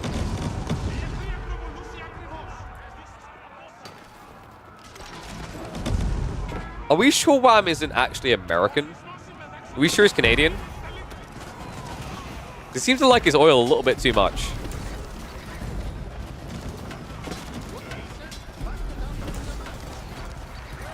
Next to beast count. And finally elephants. Okay, so now he's like, this is getting ridiculous. I don't know what to do with this oil. I need to spend it. He's adding in Ellies. Weird point to add in elephants, though. Your opponent's blobbing mass spears and horsemen at this stage.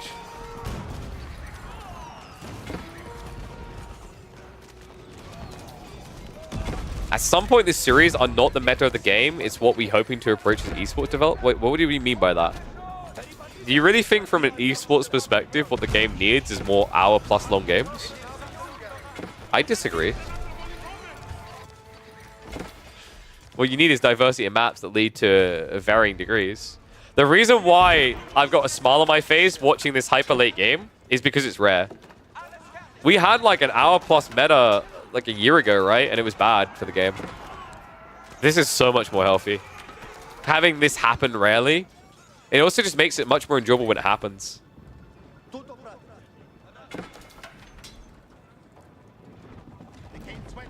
The army tactics down the way for Sassy. It's still not connected. I don't think he's going to realize for the entire game now. Oh, man. And the gold really is drying up. Somehow, Wham left this till last. There's still a 4K vein in his base.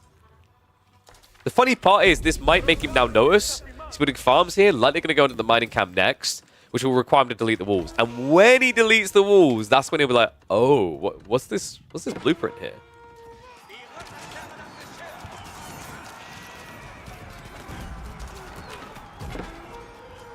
The funny thing is, like, in games like this where you're spamming with Rangoon, you start to wonder, should I win Palatine School? But in fairness to Wham, Palatine School wouldn't have fixed his issue here, which is you can't spend oil quick enough, right? He would have had the same conundrum. And this is probably where we're thinking marketplace, right? I mean, shuffling to the corner. I think we are going to get trade. Yep, markets are going up, guys. And so it begins. Wham is trading. And somehow he's found a way of spending that olive oil. I say somehow. He's queued up 6 elephants. But his house, or a popped, he just doesn't have any room for them. Remember, these guys take free population space. So you need quite a few units to die when you're backlogging spears, Vrangin everywhere. Speaking of spears, they're going to find a way to the back farms. Wham is down by 33 economy. Arguably, this is kind of intentional there, right? Like, the Byzantine farms are just so efficient with the olive groves that you can kind of afford that loss. Still, I would have loved to have seen him use this little space here for additional grand wineries. Like, there's probably about 3 or 4 extra olive groves that could have been in range here.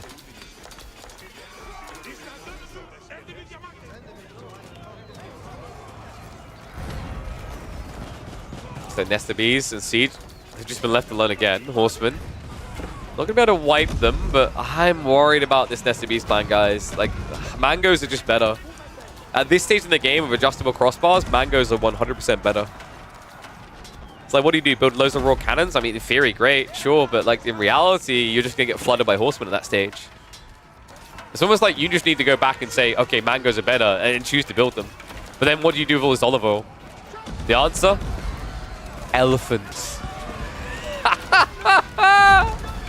The tower elephants have arrived, but they've done so into hand cannoneers. They don't seem that fearful of it, though. Sass, I think really what he needs here is actually inspired warriors tech. It's very good, actually, on the hand cannoneers. Remember, they buffed the damage recently from 35 to 38. Add 15% in, and you're higher than old-school gunpowder damage at that stage.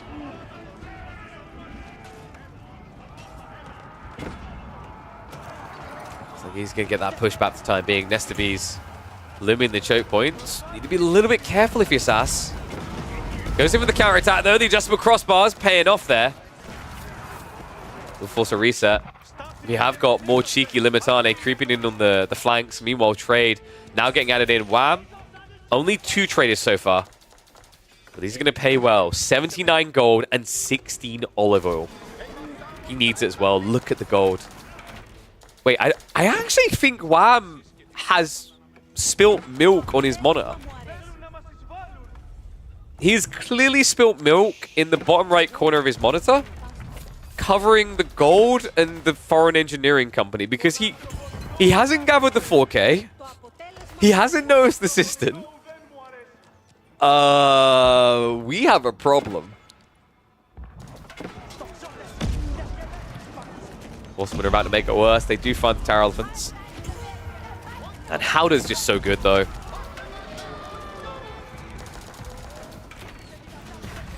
The hilarity of playing HRE at this point in the game and knowing you can never go to men-at-arms now. Because the elephants, right? They have crossbows, so they actually eradicate you. You just have to stay far, far away from heavy units. Mango's Culver's now pushing in. Meanwhile, the horsemen are going to be wrapped around the backside. And yes, we are live casting right now. Meanwhile, we don't do reruns here anyway. Market's coming in. We're actually going to get HRE resorting to trade. That's how deep we are at this stage. Almost an hour in, there's just no gold left on the map. There's absolutely no gold veins anywhere on the map. Like, at this point, you have to trade because there's nothing you could put a pickaxe to. Absolutely nothing.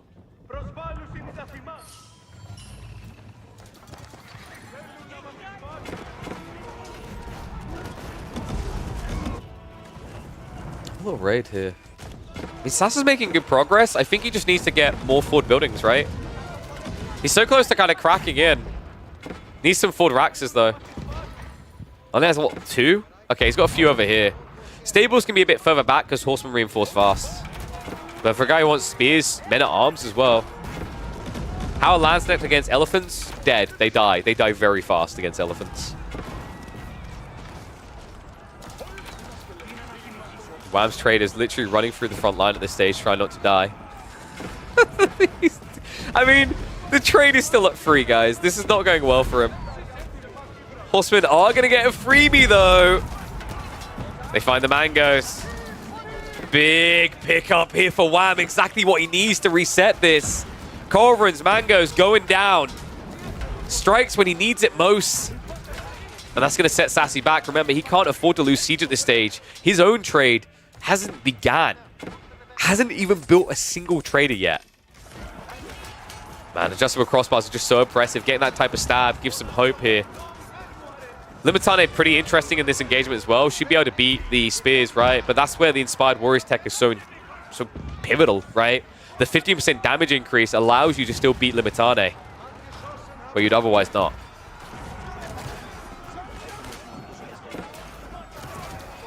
You still have Horseman Raids on the back. I think Wham's farms are just a little bit too wide. At this stage, it might even be worth building a stone wall over to here, towards the keep. Just to funnel, right? Because you haven't really got an army that's good at reacting. Going crossbow still at this stage, archers, these are all slow units. Ironically, ones that will get countered if they go to try and block Horseman Raids as well. This game is getting so scrappy. Reminder, folks, that, like, this is a best of 3, right? Sassy could end it here, or after what's about to be an hour-long game, this series could still be going on between them for one final game afterwards. One that would take us to, I believe it would be Highview, a map where Wham, I think, has only really been stopped in Grand Finals, if I'm not mistaken.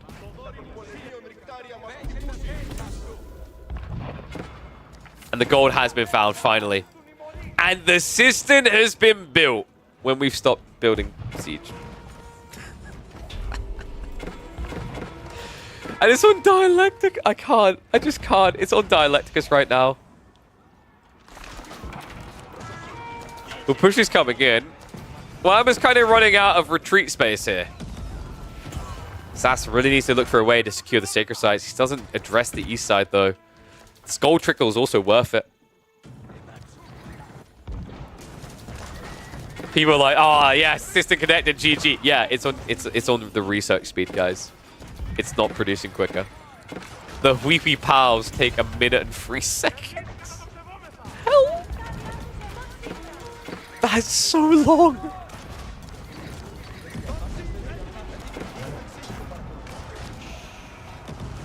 Rams, in the meantime, is shunting in. He might lose the system before he even realizes he's not toggled it. At this stage, it's such a small detail in the grand scheme to notice, but it matters a lot here. Especially when you have to kind of meat grind into these fights. Wham does have the numbers, though. Mass Limitane is going to be the strategy, the name of the game, to break through here. Sassy can't really afford Mass Landscape to counter this right now. Just too pricey with only 600 gold income. He's trying to layer them in, but a slow process at best.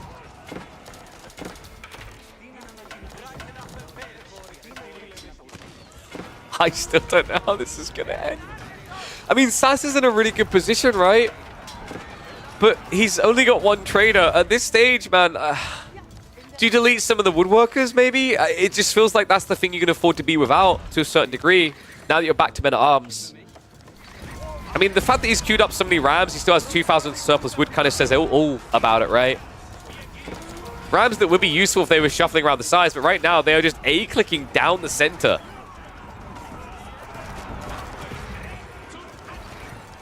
Sassy is adding in the prelates. Okay, so we're going to be seeing Inspired Warriors on the front line soon.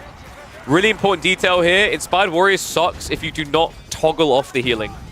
Because in these fights, what will end up happening is your one spearman will get rebuffed constantly instead of, say, 4 extra spearmen. So it's always a little bit weird because you have to also remember that you're slowing down the rate of their death. And also, it's like, it's the 3.5 healing per second, not the full 7, right? On very chunky units. Used to be even worse with old elite army tactics because you had the extra health to heal through. Coolest way to do prelates in these type of configurations is stand them here. This is where your front line is heading, right? So it's pretty much a pat on the back as you send them off to war. Right? It's like a good job, champ. You got this. That guy's definitely gonna die.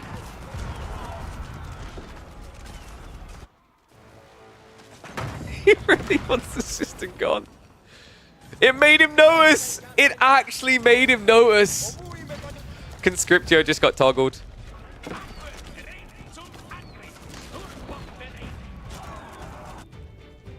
Trade for Sass. Now up to 5, so we are finally getting a few added in here. Lost Stone still to work with, but Wham getting a reprieve and also an opportunity to surge. Sass. Things are slowing down for him. Look at the reserves. Queues up 16 more horsemen, but that's not going to get him to max pop. Mangoes will, though. If they can get here fast enough. The problem is the Mangoes are going to feel counted by the Royal Cannons. Especially considering that I believe Sass didn't ever get Siege Works, right? So he doesn't have the extra health on the Mangoes, i.e. he's going to die in 2 hits. Yeah, because remember, these Royal Cannons with the buff damage they get hit for 71 Siege, right? And a Mango, by default, only has 130 HP. Siege Works would make it take an additional shot, right? A little bit tricky. And okay, no, he does have it. Good news then. So yeah, much better situation because, okay, it was a better situation until Wham added a 3rd freaking cannon. This is tricky, man. Sass is losing a lot of forward infrastructure. Let's speed up a little again because I think Wham is going to look to rush this. He's going to delete all the infrastructure as he goes. But it's time for Sassy to remass the force, and looks like he's going to be marching out now. Mass Horseman moving in against mass range. The Dream. Castle coming up behind this from Wham. He has to forward with his archer line, and look how quickly he's dying here. Mango shots and also the Horseman bonus damage, mopping him up.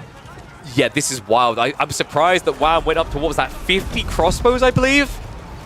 Limitane a little bit lacking and ultimately gets punished for it. What a sweep. That was crazy. Shows you how impactful they are, right? 29 damage per strike into a 95 HP unit. Absolute meltdown of Wham's front force there. It looks like the castle's not going to last long either. Triple ram plus the Mangoes here. Just as you were thinking that Wham was on the verge of breaking through entirely, Sass finds the reboom into the Horseman to shove it away. Oh man, and how are we looking on the trade count now? It's going to be 9 for the HRE. Meanwhile, only 7 for the Byzantines. Neither of them able to get that mass trade going. And that's the sticky part for Wham, right? He needs to get this far forward because if he can't, he'll never be able to trade. Then the Horseman now coming out. I mean, deals with the siege, right? But terrible against everything else here. And the... Wait, what are you...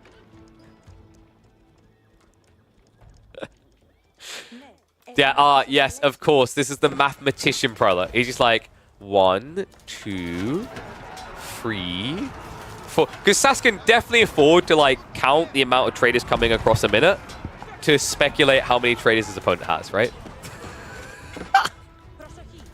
How did he even get here? Why is he even here?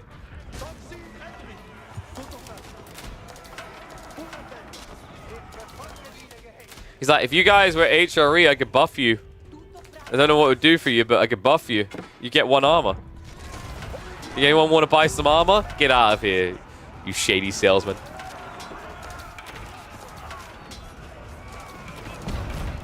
Actually, weirdly enough, I don't know. I kind of feel like they look more Greek when they're Age 4 prelates, right? They have more of a Byzantine look about them. Well, we're back at this reset point again. The difference now is Wham is adding in additional traders and it's not getting killed immediately. Does need to hold in this area though, and the brute force of the Horseman starting to be felt. We do have more Mangoes on the way in the meantime. As long as he can protect the cannon count, the Mangoes can't touch him. We have villagers going out. Whoa, boys, whoa. Torches out, lads. He'll get the outpost up first. Sass, I mean, he could have been building a cannon place, but it just takes too long, a whole minute, right? This is almost the last of the wood, right? Yeah, I think it's here, and that's it. Tiny little straggle here, and then the corner. Okay, so we are down to small splodges of trees left on this map. Outpost going up now. Sassy, he does have the stone for a cannon emplacement here. Wham should see this, though. The border settlement's not even needed at this point. You're just that close. Horseman raid is going to be coming in before the outpost can upgrade. So it looks like Wham will be denied wood over in this area. In the meantime, though, takes advantage of the fact that the Horsemen aren't here to push in. This, however, can ripple now into his economy. Sass could get a big edge here by just shutting off the gold entirely.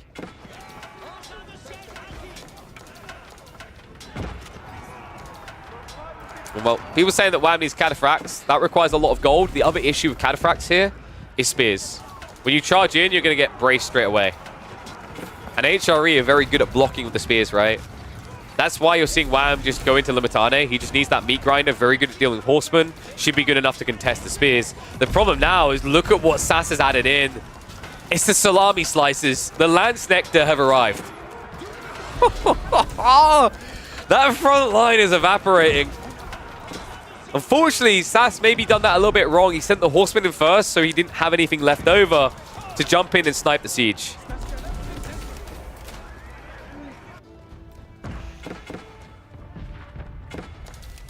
So he's now funneling troops over to deal with this threat. Outpost is about to get the cannon. He didn't go fortification first, though, so this will be a burn down. And hilariously enough, actually, he might end up aggroing these guys. Yep.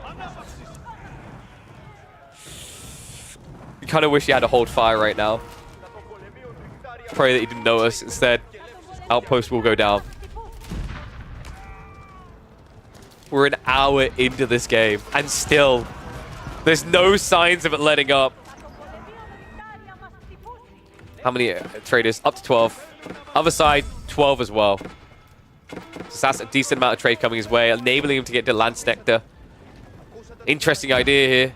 However, look at Wham's response. Lance Nectar get melted by Nest of Bees, right? Their health is just not impressive. 100 HP on this unit. For comparison, a Spearman has 130. Oh, man. And, well, Elite Army Tactics, old school, would have been decent here, right? The 20% health buff, but 4 melee armor doesn't do anything against Nest of Bees. Pretty cool idea. Going to speed this up. We've reached a little bit of a lull point. It's both of them getting their next wave ready. Limitane from Wham are going to look to stab on the side, and they are going to go for the trade. Nice blocker here, but a mirrored move as we're now seeing Sass move in with the horseman on the eastern flank. Farms are going to get idled up. Has to shuffle away quickly here. How's he going to react? I mean, you can hand over a bunch of Limitane to this to protect. Meanwhile, keep pushing in, which is what he's going to try to do. Both of them below 100 economy units now. Cannon's moving in. Repairs is at least going to slow this down. Mangoes. And they're going to shove it back. Funnily enough, the cannons could actually try to trade out there. He's a little bit hesitant, though, if he turns around for the shot. From right now is the swing of the sword, right? The Lance Nectar. Need to be finned. Difficult to do, though. Especially with just even that extra army, extra damage from the Inspired Warriors text that's starting to come in. The prolate detail, just chef's kiss from Sass. We had to push this back. Nest of Bees and cannons are still protected for the time being. Reinforcements need to arrive soon for Wham. Instead, they're distracted. Foreign Engineering Company goes down, so that is going to be a blocker to the Nest of Bees plan of Wham. Meanwhile, he continues to push back. Now look at the raw cannons. This is big. If he gets them, it means his mangonels are uncounted here. He's trying to die for it, but it looks like the siege works. It's going to be good enough. The extra health paying off. Keeps the core free alive. Really important as well. Free is enough to snipe a mango. Needs to keep that golden number. I'm going to speed this up a little bit. Armies are now moving across. Horsemen try to get in, but the Limitane are there. Remember, when they drop the shields, with Teardrop, they move so fast. And yeah, the reason why Wham has so much oil is because he can't spend it right now. He needs to get the Foreign Engineering Company back up. Is there wood left on the map? There's a tiny bit. You can see by the gathering. They're finding basically straggler trees at this stage. It looks like Sassy's running out quicker, which is pretty bad here.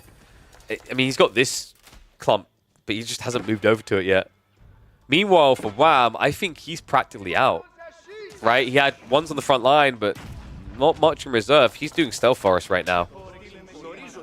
That's problematic. Remember, Limitane is spamming a lot of them. It's mostly food, but it's also still wood. I mean, the hilarity of this game isn't going to be decided by your ability to push food and gold units. It's going to be decided by their ability to push food and wood units.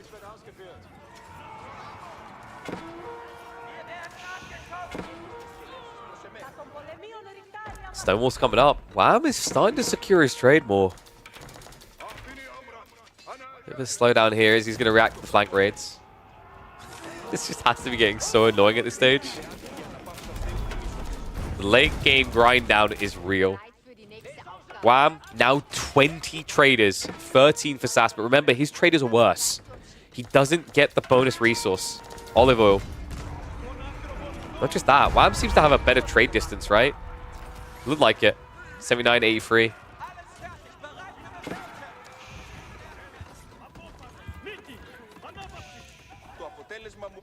Not enough wood. Common problem for gamers. Whoa, that's not true. I mean, we never go outside to manage our gardens, so if anything, there's too much wood, right? That tree never gets chopped down. That's what you meant, right? Oh no, the obnoxious mango towers. Mango towers got buffed in the late game as well, right? Think about it. You used to get extra health with elite army tactics, and this is siege damage, so having extra melee armor once again, a situation where it kind of hurts you in that late game. Limitane again on the march. Sass getting spread a little bit thin at this stage. It kind of feels like Wham has done what he needs to get the defenses up, right? There's still a few gaps that can be entered, but the options are becoming more limited as time goes on here.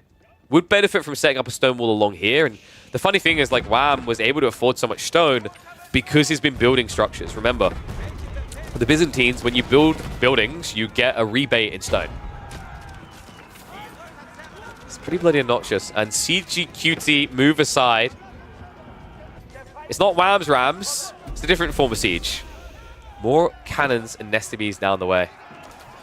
Yeah, he's queued it all up. Look at that. 4 royal cannons, 4 Nesta Bees in reserve. Which, I mean, in total, in terms of the amount of resources got there, that ends up being... Is it 5,000 olive oil or 6? I think 6,000, right? 6,000 olive oil worth in reserve being queued up.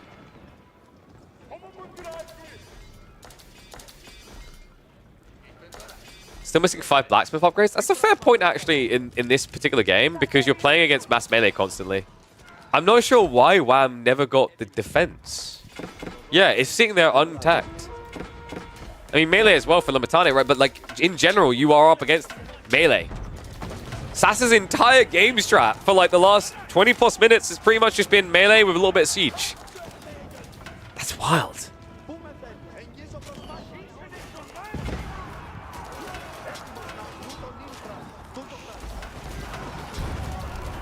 A little bit of a surround here, maybe an overextension. Has got some cannon placements nearby to reset things a little bit. Actually just standing his ground. I mean, the weird part is the men-at-arms, kind of unideal in the wraparound there. Will eventually mop up. A lot more than necessary dying, though. I'll say, Wham actually did have some trees left over here. Okay, so that should be his final cluster then. Spears are going to shuffle around. The wall was never truly complete. And wait, Sass is switching knights.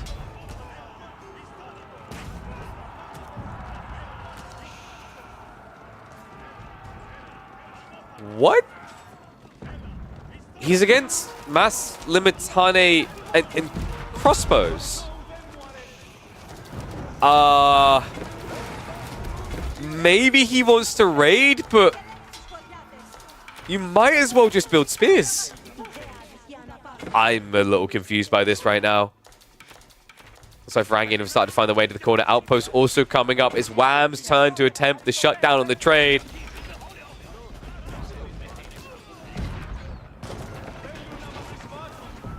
Wham getting deeper than he's ever been before, right? This castle has been standing the test of time with the E-repairs. Has got it available again. Will stand for a moment longer, but there are 3 royal cannons. At this stage, Sass has started to exhaust himself. He's down to 47 military. It almost looks like he's not really sure what to build at this stage.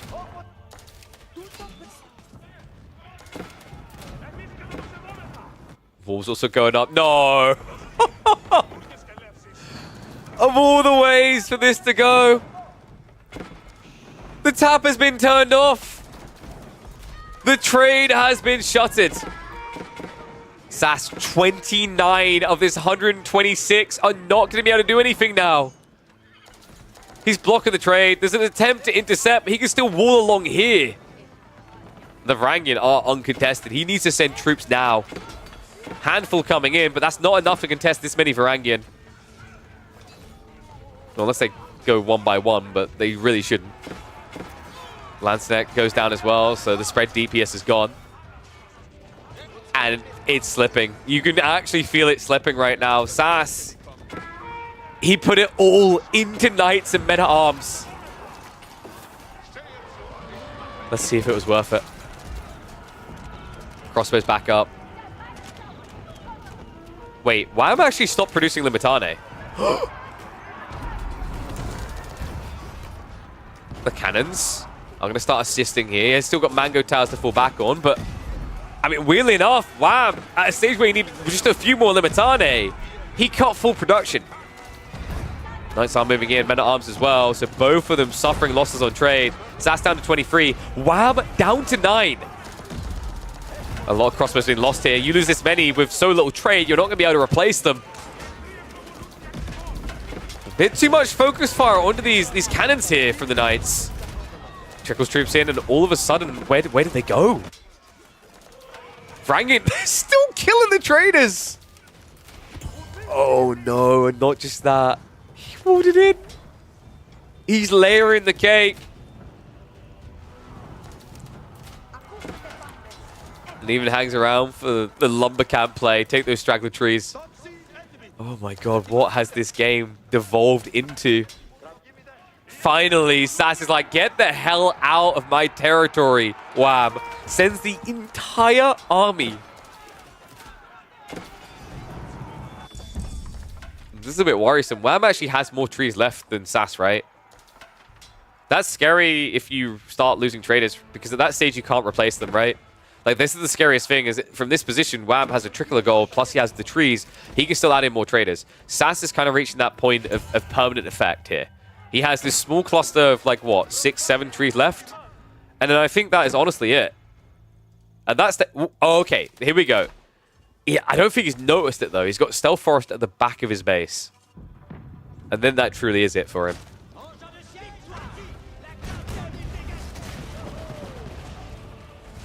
Oh, more infrastructure going down. This is actually problematic. We mentioned the lack of wood. This is expensive. Sass losing any of these buildings. Because right now, this is all about the balance of surging troops.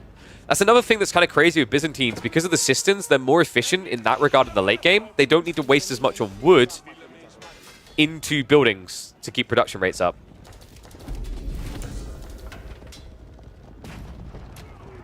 Knights are going to look for another dive in.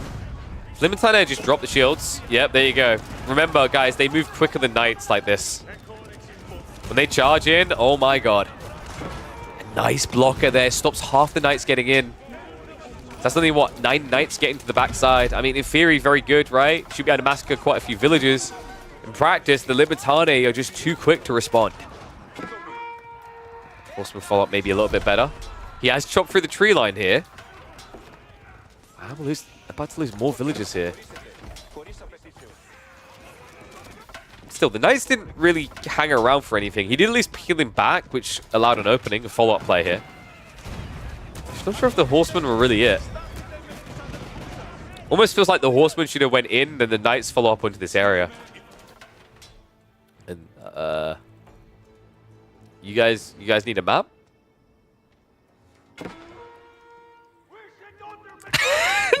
The return play. Sass is like, okay, haha, very funny, Wham. Yeah, you've had your fun. Let's see how you like it. Wolves coming up around the trade. Wham, however, is down to 1 trader and doesn't seem to be rebuilding them. A curious strategy. Not one I would have expected here. However, the siege is moving in. I'm going to speed this up a bit because we're now at like slow siege point and only a small night raid. Sass needs to wipe this army to stand a chance. Like, if he can get rid of this, great. The problem's now going to be, even after the fight though, if he gets reduced down to nothing, that's a lot of production removed, right? At this stage in the game, Sass has 9 Raxes, 8 Archer Rangers, 13 Stables. And I think the rest of the Raxes, yeah, they're here, right? Most of them anyway. Nice play. Gave up on the walling. Instead, is just going to delete the marketplaces. That's going to force villagers to have to respond, to replace. Walls have gone up. And Sass still got 14 traders, but the number is going down gradually here. We're approaching a full gold starve, and the difference is that Wham's more more rather efficient on his resources for that, right? Like, knights are insanely expensive. Crossbows is the premium unit that Wham's chosen there. Remember, these things like the cannons that are usually very expensive, he's paying for them with olive oil, and that is permanent. And whoa, what is up, Jack Leo? Thank you very much for the 5 gifted subs. Look at this legend. Trying to get his name on a legendary game here. We're an hour and 17 minutes into this.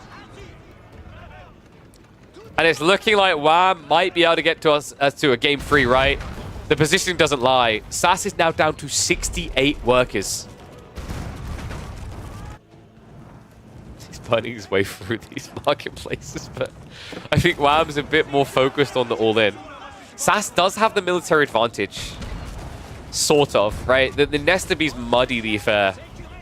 Cannons as well, right? It's actually not 94 versus 125. It's actually 118 versus 125.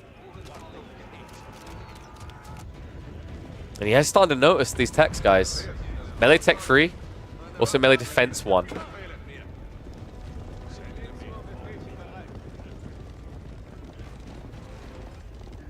Sass understands the state of the game they're in now, right? Like, you know, it took a long time, but we're at the stage where losing an army is inexcusable. It's unforgivable because you can't afford the replacement wave. One slip up is all it takes, and you can see Sass is going for the do or die here.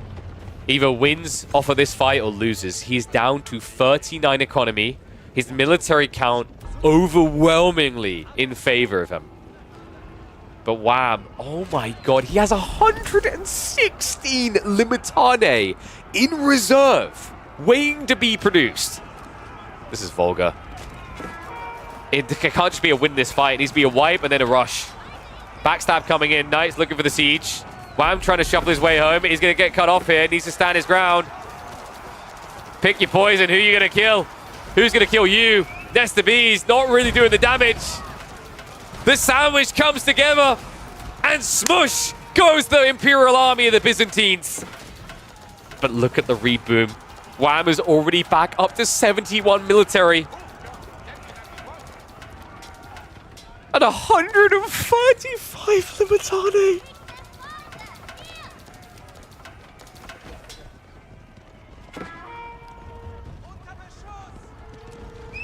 Jesus. They're like a mum who's been on trampoline and 38 weeks pregnant. The baby seems eager to get out, right? There's 125 eager to spill blood here. Sass at 93 meta arms. Goes for the pushing, goes for the dive. The Nesta Bees are being re-queued though. Choke point hold right now. Nesta Bees need to open fire. Backstab coming in. We have got some Mangonel in placement starting to assist though. And Sass, there's no recovery arc from here. Win or lose based on this. 17 Lance decks still in there. The boiling oil helping against the backstab attempts. Wham! Getting whittled away at. But the military numbers are getting closer. Men at arms line is starting to break through here. Crossbows need to keep starring away. These choke points, his own base, either his tomb or his final defense. The Limitane is still 90 more in reserve. And the elephant's also now queued up. On top of that, Varangian just getting into guarantee that Sassy has no recovery up behind this, no food to work with. Crossbows continue to maneuver away from this. Thinning the herd as they go. The static emplacements really, the wear and tear starting to show as Sass no longer has the sweepers. Only 5 Lance left. It's all men at arms. And it looks like he's getting kited to oblivion here. Now hear me out, guys. What if we both just went down to 10 eco and started again?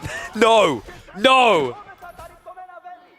Wow, I'm pretty much on par, right? There's 22 villages over here just not working, so the ecos are actually neck and neck, but the military count is what really matters.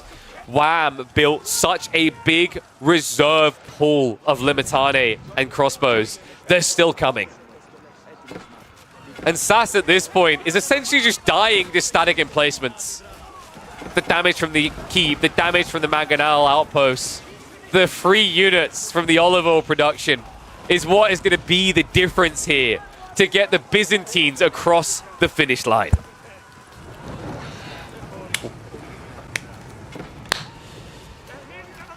Dry Arabia picked dry to the final tree. The driest of Arabia. Not even 10 vermouths would leave you as dry as this map has been left.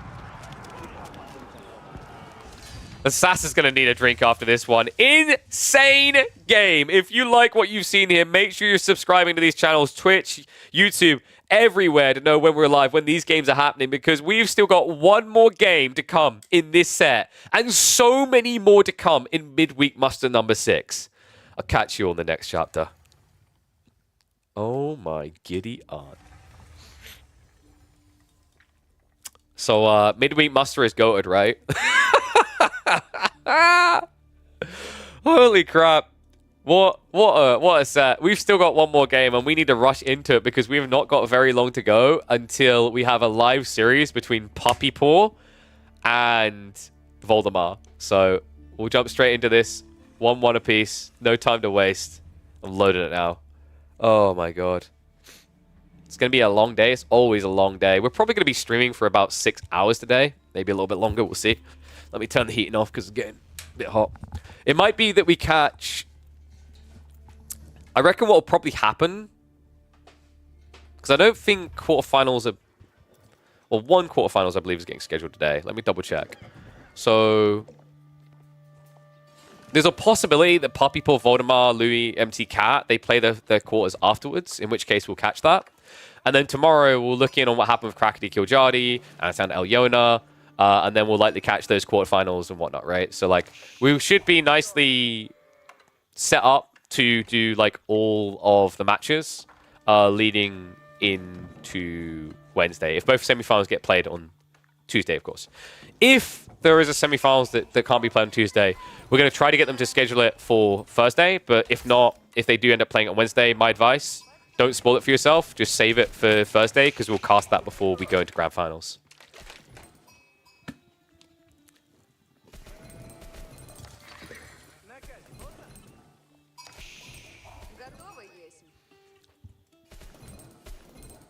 I can't believe they're still awake after that. I need to take a break. That game number 2 was insane between Wham and Sass. Somehow, it's been drawn back. Sass began this series with so much momentum, but has to be feeling exhaustion after that game number 2. An hour and 20 minutes of grinding and chaos. If you didn't see it, you need to go back and watch it. We now find ourselves with the Abbasid Roos matchup. Classic one back in the TC meta, right? Roos actually could be quite phenomenal actually up against the Abbasids. In this new meta, though, I think you get a different approach. We're on the 2-turn speed for the early game here. Wham is going for the Golden Gate. We're probably looking at a fast castle build for the Roos. Abbasids on the other side are going to go for the Greed. Eco Wing coming in. Likely going to be free TC. However, if you see it's fast castle, you're going to have to accept 2 TC. And it can be a very good TC. Check this. Wham. Nice spawn here. TC drop would have made sense on the tree line if you wanted to play the Age, but instead he'll be able to shove the deer in deep enough that you should be able to wall this off, and then you just gather. I'm curious, like, is Wham going to go for the classic fast castle into Horse Archers? It's in theory very good, but it's a little bit problematic if Camel Archers start scaling early, because Camel Archers will give the debuff. Realistically, though, Horse Archers are very cost efficient, and you can blob them fast. Instead, though, Wham is going for the Golden Gate 2 TC. Okay, so we are getting the old school Roos Abbasid matchup. This is what they used to do a lot, actually. It was a bit different for a while because we had the Kremlin meta, so you just drop the Kremlin on the stone and gather. The question is Sassy going to go free TC?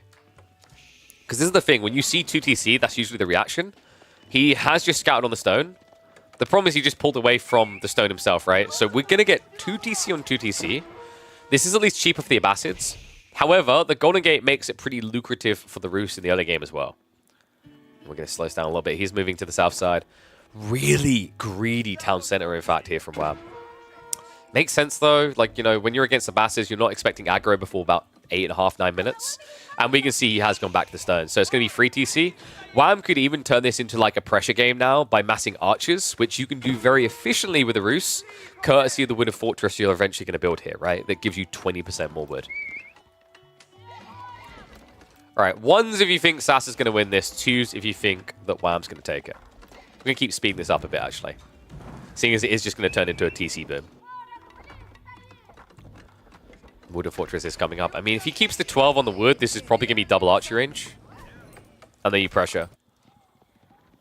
In fairness, you can just keep them on wood to gather the tickets. It's worth it for that as well. We do have survival techniques coming in, and there's the shuffle around. Okay, so it is going to be a switcheroo. This suggests we're going fast castle. He'll stockpile the tickets now to get the rapid tech up after gathering the surplus wood. TC over here on the gold. Sass probably wants to mirror a tech timing here. Because scaling Camel Archers is too slow against this, right? With the 2 TC plus the Golden Gate effect against 3 TC, the issue you now have is Wham will be in Castle Age before you have like 4 Camel Archers. It just won't be pretty. And what makes it worse is on a map like High Trade House, like High View rather for High Trade House, it's just way too good of a return value. So it just surges your opponent ahead. That, folks, is why Sassy is only opting for Raxes. Wait, really? Is he paranoid about an opening night here? Yeah, and he should be. Good read. Wham, he is going to go for 1 or 2 knights to try and just trade out here. Feels so good to get these type of TCs, by the way. Like, Sass, if you wanted, like, if you would have preferred rather to have had the TC out here, because then you bridge towards the second tier pack, right? The reason why Wham's able to do it is because the ID'd aggressor in this matchup is Rus, right? Abbasses aren't going to be able to build Camel Archers quick enough in this matchup. There's the High Trade House. Get your numbers in, folks, because that is going to be a fat little stack of gold coming in. Almost want to vomit a little, actually. High Trade House just looks so good on this map. Wham always prioritizing the Roost when he has got Pigeon's View in the rotation. For those that don't know, Pigeon's View is a better version of High View. In fact, thanks to the change that Caillou made, which we consulted him on, we were able to add this to a map rotation that otherwise I don't think it would have been feasible. Like, normal High View sucks for competitive play. The games are long and not long for a good reason. The games can be long here, but you have to earn it.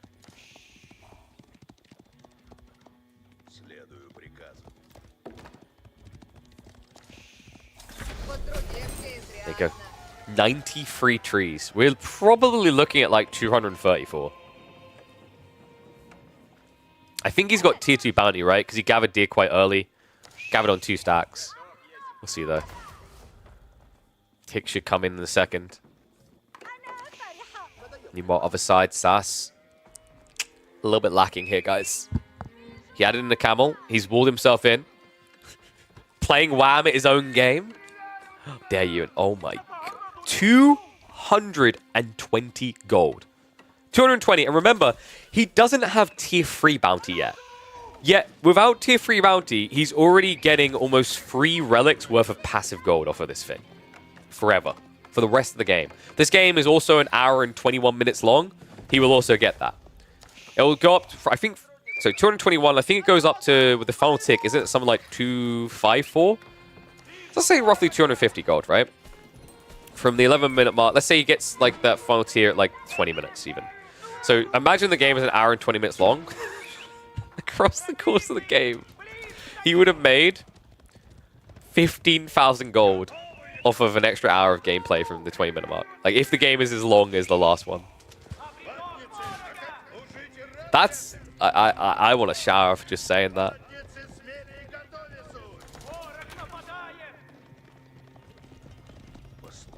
That's the thing that I think kind of gets slept on with this. I like that it was actually brought up in chat by Zubaziratier. The funny thing is, like, it's not just the passive gold it generates. It's like, you have to realize that every minute this is giving you 350 food. And you want to gather that 350 food because it's quicker than farms. So as long as you have the optimal amount of villages here, it's worth doing rather than just building farms. Such a good landmark. And also, by the way, remember, it's not just the 350 food you get. With the new bounty system, it's a lucrative amount of gold, actually. Look at that. 10% gold. So you end up getting 35 gold, 350 food every minute. So actually, realistically, you have to equate that extra 35 gold into the calculation. which remember, Deer used to give 10 gold with the old bounty system, right? So it's 3.5 times better than the old one for gold gathering from the Deer alone.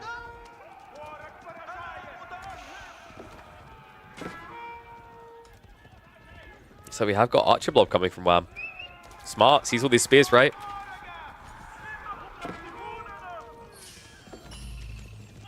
Yeah, reminder, it's not 221 though. Like, realistically, this right now is 200. This landmark and what it does is generate 256 gold a minute.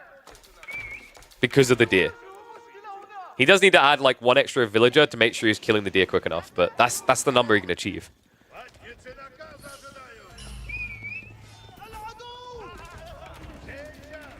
Military wing down the way for Sass.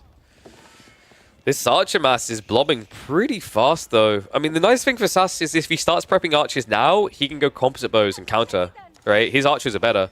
But his timing isn't there right now. Like, look at the state of the game. It's a little bit ugly. He doesn't have a single archer out. His opponent's already up to 20. He's got knights to assist, so you can't really just rush archers. You need to deal with the knights. Knights that are going to probably have, like, undermesh coming in. We can already see the blacks with timing. And Wham is now already expecting the alternative, which is going to be armored units, crossbows being queued up by the Roos. Man, he's just so far ahead of Sass on this timing here. It's not easy at this level to get 2 steps ahead, but Wham, I mean, I want to say he's almost 3 steps ahead with the transitions here.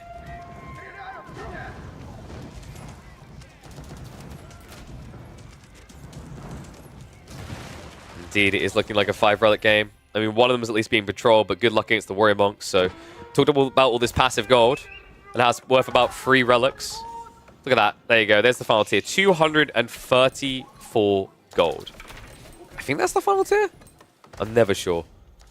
Timings kind of makes sense around... Actually, no. Is that tier 2? That might be tier 2.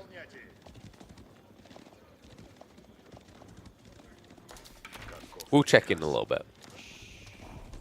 Sass does have his own little eco advantage, right, of the Golden Age, given the 15% gathering. But his economy lead doesn't really impress right now. He's only 6 ahead.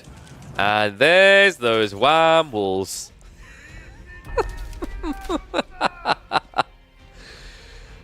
If you needed to measure how far ahead Wham is right now, this wall says everything. This wall in Season 9, going into 2025, you don't do this type of wall anymore. This is so ridiculous. It's so hard to do these type of walls. Right across the center of the map. Old Season 8 meta? Sure, great. Like 4 seconds to build a wall? Go for it. 8 seconds to do this? And Wham's using like what? Probably about 17 villages? Maybe slightly less. I think it's more like 13. Insane.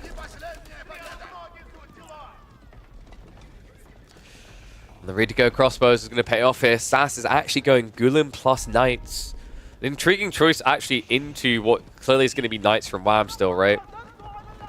You need to at least have the Camel on ease to help out a little bit. You ever get the feeling that Wham is just going to rush age 5? 4? He'd probably rush age 5 if you could find one. Would it be cool to use the Perma Bodies add-on for the Musters? No. Because there's a reason why the development log de-renders bodies. Can you guess why? Have you ever played a game of Hideout, on the old Hideout, on team games, or played Forest Nothing, and noticed how bad your performance is? Because of all those trees? Imagine all the bodies. That's why the bodies disappear. What we don't need is players getting an hour into a game, like game number 2 of this series, and then crashing. That might shine an awkwardly bad light on the tournament series.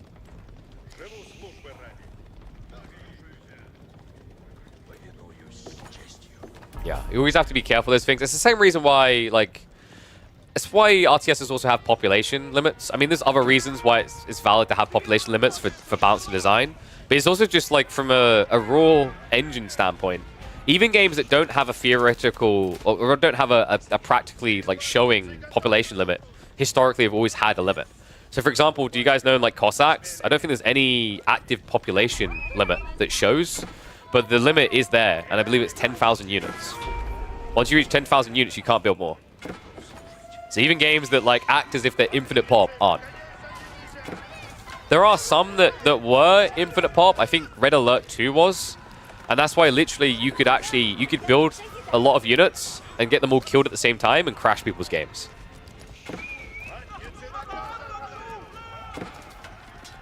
Did we like that game? I mean, dude, that game was a slog back and forth. I can't believe that somehow turned into an hour and a 20-minute game. Sacred Site's now locked in. Wham is just so obnoxious on this map. I mean, both the Canadians are. They've been really clean on their execution on Highview. I think VortiX's win over Wham on this map was maybe the first time that either of the Canadian bros dropped a game on this map to anyone but them, right? Like we had PuppyPaw versus Wham, for example, 1 week on here.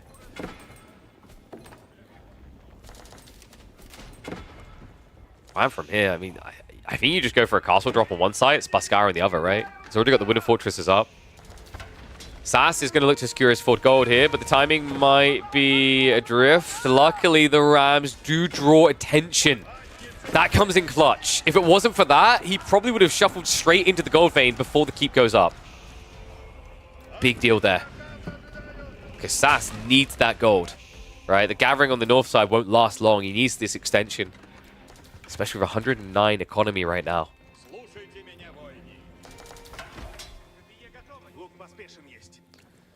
Speed this up a little bit as this reached a lull point, because we have got live series to hop into right after this. 247 gold. Welcome to the final tier. Remember what we said about the 35 gold as well. So if you gather from the deer, that ends up being a ludicrous 282 gold a minute.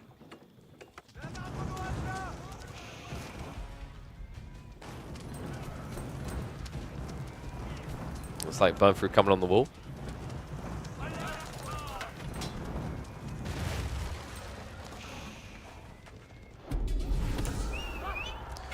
Gonna try to decap, but I mean, you just ran headfirst into a bunch of spears, right? And he does have a few camel archers, but not many. So we'll be shoved away. Team on the center. Sass is going to begin to posture here. But Wham is getting ready for Imperial. It's becoming an inevitability. He's been at 200 pop, cozily. Sass has caught up there, but I mean, the reality check here is his food is underwhelming. He has got the agriculture tech now coming through. Farm count is bloating up. He's at 37. Other side of this, though, Wham already with 24 farms. And also has the boars. Still has that sacred site timer ticking. You ever see people building farms around High Trade House? Yeah, it's kind of underrated, right? You can do it. I think sometimes it gets annoying when the deer die in these areas. Like, oh, I can't build a farm there. This is like the timing of the game where your villages are at as well. Usually what people do instead is much better to build a hunting cabin on a tree line to get additional gold. And then now that you're there, build the farms nearby, right? Like even over here in these straggler tree areas, about 14 gold coming in. Over here, juicy 22 trees, which is going to be even better. 11 over here gives 17, right? So 34 gold for this one. It's a nice situation to find yourself in. Massacre in the center, though. I mean, I expected a bunch of meat grinding to happen here, but this is brutal. This is why crossbows are just so good. Just baiting him into his own execution. Sass has lost a lot of force here, and while this is happening, not even a Spaskaya. High armory now on the way for Wham. This is about to get overwhelming. Yeah, because now you need, what, on your current rates of gathering, 3 minutes to tech up, right? You need a minute to get this much food in, and then you're going to need 2 minutes to wait. That's insane. Like, at that stage, you could have double bombard already breaching the keep and making its way into the main base. On that stage, you're going to have mass elite horsemen, mass elite crossbows, and also probably unitechs almost complete. That's the other tricky thing about reaching Imperial, is then universities come in. When you're like 2+ minutes behind on your Imperial tech timing, your opponent is going to be onto unitechs. So congrats, you've gap closed and you've now got your elite techs, but all of a sudden they've got the elite. Biology, and stair areas, right? It's kind of crazy, that dynamic in the late game of AoE 4. You never really feel like you're an Imperial until you've got those unitechs. Streltsy now on the way. And I think Wham... Wait, you should see that, actually, yeah. A little bit surprised by that. I mean, 5 relics is just too easy, guys. Wham's just trying to weave us a nice story. But this story is looking kind of undeniable. First wave of Streltsy is about to hit the field soon. Wham has how many? 9 archery rangers. Yeah, so this is going to pump up pretty fast. Love this as well. Notice the double fortified palisade gates. Just allows you to move the army in and out freely. If you have only one gate, an army of 50 units is going to just basically jump on top of each other. It's going to feel like a bunch of sardines in a tight can, right? You guys ever seen like the Tokyo trains where the conductors shove people in? Where they're literally forcefully pushing you in, like full-on elbowing you in? That's watching a 100 military army try to get through one gate.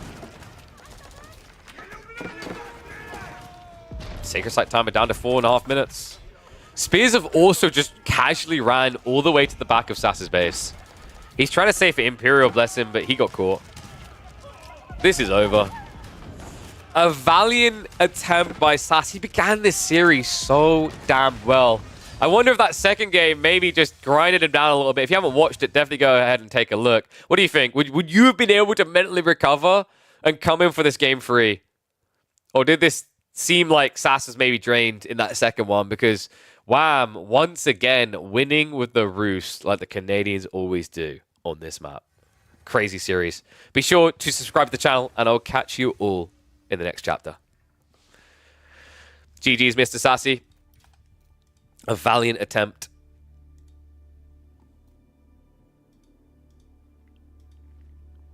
Sass versus Wham, G2. I want to try to get my YouTube person having come in, have a go at like figuring out what the focus point should be on these. He'll have fun watching 2 hours. All right, so give me a second.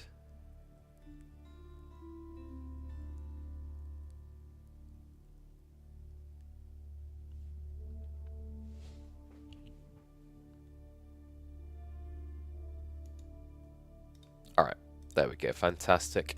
So, I think, are going to have the draft underway in a second. Let me check AOE2 CM, because we're going to be getting now into PuppyPaw versus Voldemar. Yep, they just done their map draft, and they are now doing their Civ draft. So it's going to be Baldland, Dry Arabian, Archipelago. What I'll do is I'll pull up on screen for you guys now. Oh, by the way, if you guys haven't, probably going to be talking to them like in the next few days. Protein Works. Now's your time to take advantage of it. The discounts are still big. The offers are still great. So take advantage of that at Protein Works right now. We are drinking the strawberry shortcake today. Delicious and nutritious. They've got the Christmas sales happening. So take advantage of it. 60%, actually more like 70% with a lot of these. And remember, the code KillerPigeon gives you 10% off. Cheers to Protein Works. So, draft now underway. Like I said, it's going to be Dry Arabia, Archipelago, and Baldland. Remember, we've got at least 2 live series coming up back to back here. Starting with this one, and then following up with Louis MT versus Cat. Not sure if we'll get the quarterfinals between the winners of these immediately afterwards, but we'll see if it's possible. That would make today quite a long stream, but we'll see. All right, so let's go ahead and we'll update the map pool straight away. Wham was for sure sweating the whole series. Dude, I mean, that game 1 was a wake-up call. Clear idea for the last game. Yeah, see, dude, I called it. I knew it. I mean, that's the type of game that just drains you, man. Oi, oi, oi. Yeah, also, just Roos is really impressive in that matchup now, I think.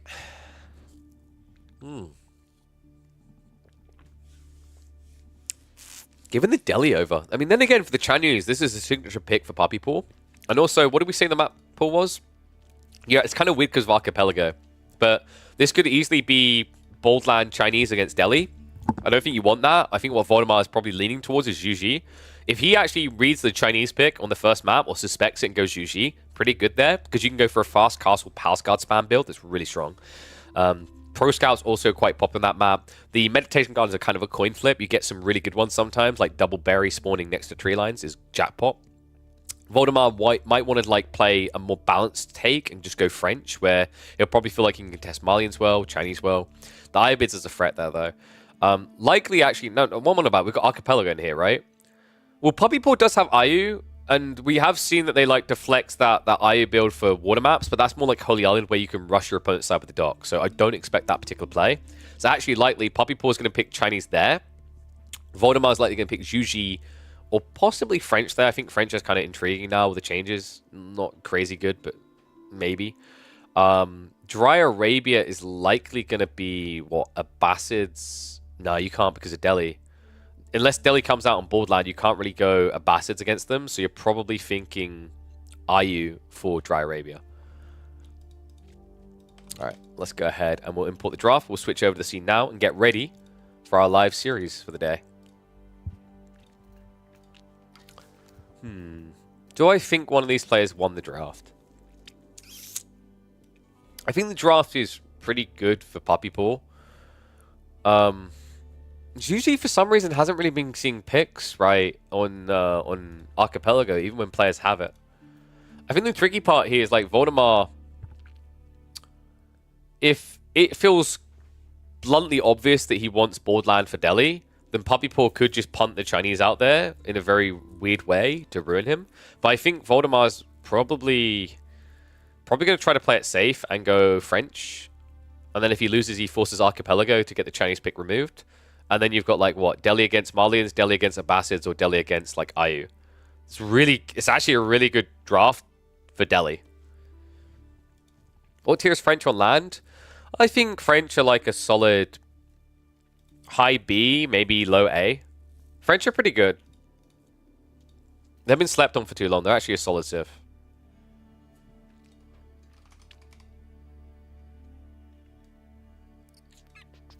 So, boys are getting in the lobby now. They should be starting up a sec. I'm going to run... well, they're not... I don't think they're streaming POV, right? So it should be 5-min delay. I'll just double check that. Do I do 3 minutes of ads now? That's a lot. I always hate the idea of 3 minutes ads. But 3 minutes of ads, if you guys sit for it now, well, one, it's a free way to support the channel if you can't afford to subscribe. And two, it guarantees a lot of removal of ads when we're in-game. Possibly 2 games worth. So yeah, I'll run 3 minutes ads now. My recommendation, if you don't want to sit there and watch them, I mean, hang around on the stream because, like, it's actually, funnily enough, a way you can support the stream for free. Or subscribe. Or just leave the ads running and get up and go make yourself a drink because you want to be sitting down for this series. Boink. There we go. 3 minutes ads. Get them out of the way. YouTube right now is like, huh, ads? They get ads as well, actually. Theirs are just embedded all over the place automatically by YouTube. It's kind of funny. I've never seen, like, a complaint on YouTube about ads. But then again, it's like a different approach, right? Because YouTube, if you have an ads, I think it pauses and resumes at the end. And what is up? Pencil D to the I to the C to the K. Thank you very much, mate, for the Prime sub. Welcome back to the Swarm for the 2nd month. What is YouTube? Somewhere you go to watch the VODs afterwards. Well, yeah, it's like, I think ads on Twitch is just an awkward thing they've never really figured out. And the problem is because of the direction that Twitch has taken with their... What is up? Amira and everything. Thank you very much, mate. Welcome to the stream. Welcome to the Swarm. Remember, guys, get those subs in. It'd actually be great if this month we could get 100 unique subscribers. Primes are free. Recommend using them. Don't let Bezos pocket that money for Christmas. He can already afford to buy every single person he's ever talked to in his life a Ferrari and still be fine. I can afford to buy no one a Ferrari, not even myself. So I appreciate the support. And also, remember, if you look down at my panel below, there's something called a plus goal. That's very important. So, for example, the type of subs that Myriad just done count towards those. Gifted subs, weirdly enough, don't. Prime subs I don't think do, but Prime subs obviously give money as well that don't cost you anything, so recommend it. But the thing with the plus goal is if we reach 100 unique subs, as in people subscribe themselves, that unlocks more money. We take more money away from Bezos. So instead of him getting 50% of our sub money, he only gets 40%. And then if you get 300 unique subscribers, which I don't expect us to hit anytime soon, but it'd be cool, we get 70%. Don't know why. I still don't know why Twitch done this. It's, like, so greedily unnecessary, but it's the way the system is. I'm aware a lot of people don't know about this system because it's very odd. Like, when I describe it to people, you almost just want to look at me and go, why? Because it is very weird. So, map 1, it is going to be the Delhi. And PuppyPaw went for the Ibids. So he's saving the Chinese for what a map play. Delhi IU. I feel like Delhi IU really is a skill-based matchup. Ibids are really solid now if they play Dervish in this matchup, or they go for Growth Wing. It can still be quite good because it's an economical advantage Delhi are pretty cool, though, if you try to get into infantry, weirdly enough. Because on Borderland, the sacred sites are really close together in the center. So you can actually just strangle hold the map that way, right? Whereas usually you need Ghazi because you need the flank play. You can just kind of funnel down the center, wall the center, and sure, your opponent can go wide with Cav, but it takes so long, and you can just rush their base. Overall opinion on Twitch, Twitch pause ad catch up. Yeah, it's kind of weird, right? Like, this is the thing. Twitch doesn't have a clear indication of like a video in lieu, right? Like, as in, it doesn't allow you to go from live to like it doesn't allow you to go back on the bar. So like, they just don't have an infrastructure set up for it. But it's why it's weird they took the direction they did with ads. And the almost hilarious part of it, and I'll set predictions now, is that because of the controversy of them like allowing political streamers and booba streamers and whatever else, right, hot tubs, etc., the amount of ad revenue that's generated on their platform has been going down because like sponsors don't want to be involved, right? Like, YouTube worked religiously for years, taking the hell of the ad apocalypse marketing issue to get the infrastructure right. And the reason they've done that is so that when they approach a sponsor and they can make promises of like, this will not be shown to kids, right? Or this will only be shown to people in this area. They can guarantee and uphold that promise to a degree that like Twitch is playing catch up on the systems to do.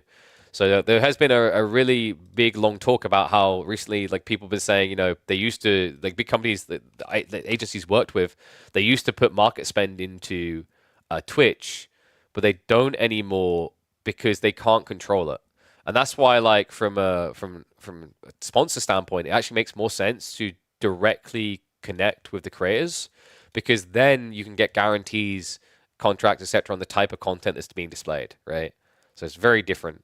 Yeah, a little bit of insights there. We like to do this kind of talk because I'm pretty sure no one else in the directories ever talks about these type of things on AOE4, in most directories actually. For those that don't know, I have an ownership stake in an agency now, and I source deals not just for myself but for other wonderful content creators that I represent. So, you know, and tournament organizers. So like, I have a lot of behind the scenes understanding. And I've been doing esports for like half a decade now. So like, it all adds up. All right. All this talk about YouTube versus Twitch live. Who cares? We're getting into what really matters. The live action for the day. Midweek muster has returned for PuppyPaw versus Voldemar, to be followed by Louis MT and Cat. All live. That's right. You could have watched this live right now. You could have been part of the predictions. You could have been part of that live chat. All you have to do is make sure that you are checking in on the Twitch and the YouTube side on Mondays, Tuesdays, Thursdays, and Fridays for beauties like this. The Hound is back. PuppyPaw has returned. He took a week off of Midweek muster after winning 3 weeks in a row, and now he is here to reclaim his title. Little bro Wham got bullied by VortiX. Big bro PuppyPaw has to come fix it. But to get there, he has to kick the crap out of Voldemar. He has to beat up a kid. Let's see if he can do it. Delhi versus Ayubid, definitely a matchup that I can consider to be skill-based. Ayu, very intriguing. They have a few options here. Usually Growthwing or Dervish is the go-to. Dervish is really solid and popular with the Canadians. The reason Dervish is nice is because Delhi want to open Ghazi, and if they do that, you can actually beat them with just Desert Raiders. Desert Raider into, like, 1 or 2 Desert Raiders and then into Mass Horsemen, because you'll have an AoE heal. So we'll see how Voldemar wants to address this. I actually think Tower of Victory is kind of slept on Borderland as a concept here. You've got 2 sacred sites really close together in the center. Ergo, infantry is good because they don't have to run very far. And then you can just try to wall this over time. You don't have to do it straight away, but you wall here to, say, the stone, and then you wall from, like, here to the Stealth Forest, and you create a little choke point you hold. Now, admittedly, Desert Raiders can raid really wide, but it takes them so long to get around the map, going around these big tree lines, that you can just push into the opponent's base. Was a non-skill-based matchup? So there's always an argument of you need to execute correctly, but at the highest level, there are certain matchups that are just written off as, oh yeah, you're meant to lose that. So, for example, Japanese Ottoman is really, really rough for Japan. I think also, you know, by that same lieu, like French versus Japanese is really rough for the French. There are a few matchups where you just look at and you just kind of roll your eyes. Like, yeah, there's not really a play out of this for you, is there, lad? Mongols, Malians is another kind of interesting one. I think Mongols are meant to be like 70% favored there. In fact, if you go like a season back, Mongol versus Ayubid was an example of a default win. But with the new Dervish builds and a few different changes to the build orders, IUs are starting to experience losses against Mongols. Because the Dervish wing can be like countered, right? But it's become popular. It depends on the map. IU French is pretty lopsided. Yeah, it's a good example. English into almost... Oh, God, no. I'm trying to think of the most absurdly one-sided matchup I can off the top of my head. Like, for example, Chinese versus Delhi is really lopsided to Chinese. Because all they have to do is they drop on a sacred site. Although that was old school, right? Like, so once again, these are old school ones. You have to remember we're now on a new meta.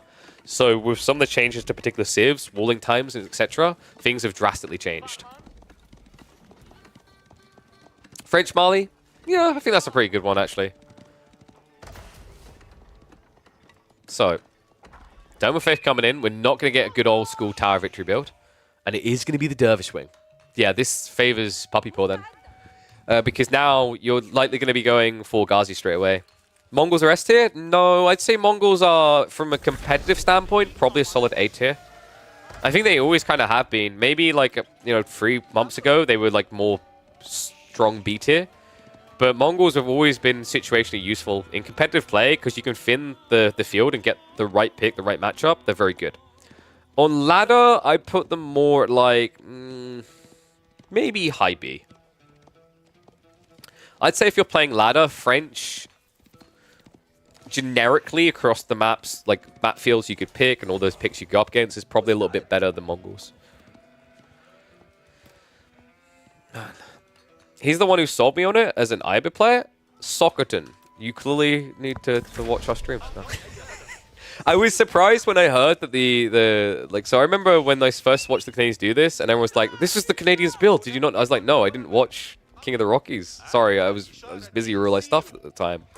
And I remember saying, like, oh, I thought this was good as well. Like, when I saw the change so that Dervishes now have a permanent AoE heal, I was like, this is going to be a really good feudal build down the line.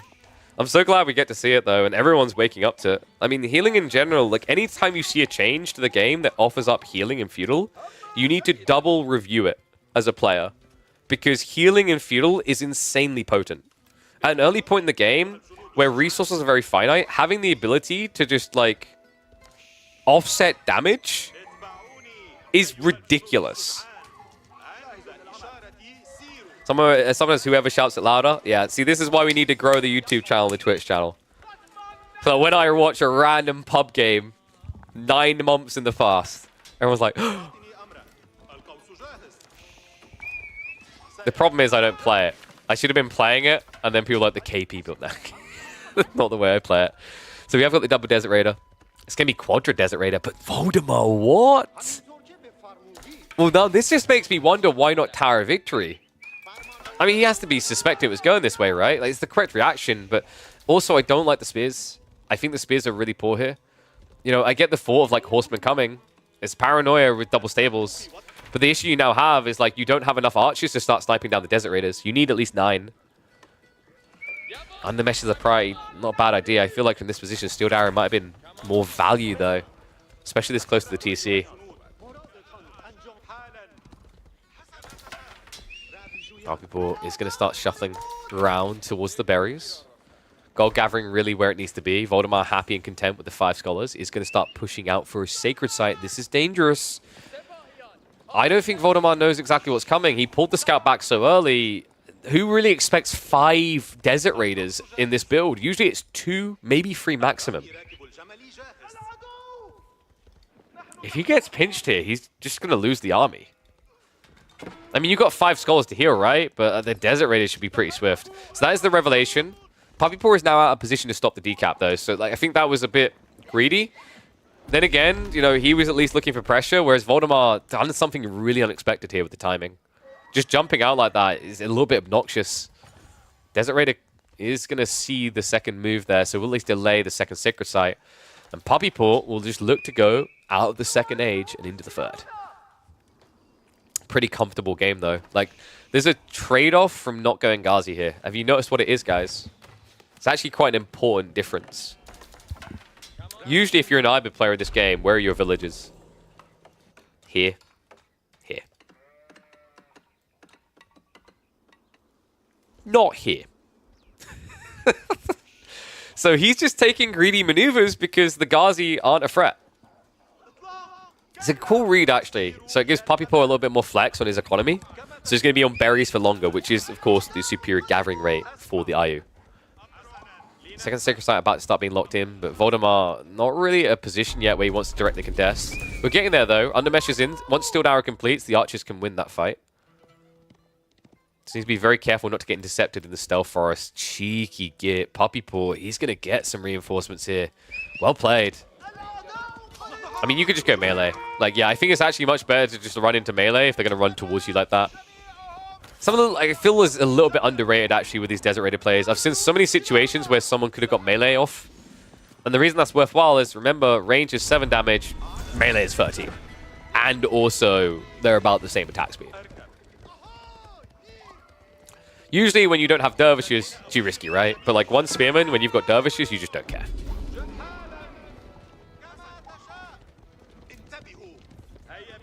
So, 2 Sacred Sites attempted. He's only getting 1 at a time. And Growth Wing should be coming. Nope. I forgot who we're casting here. We've been seeing quite a bit of Industry Wing. PuppyPaw and Wham, I think, in particular, were 2 players that quite liked it. Wait. This actually might just be a Tower of the Sultan.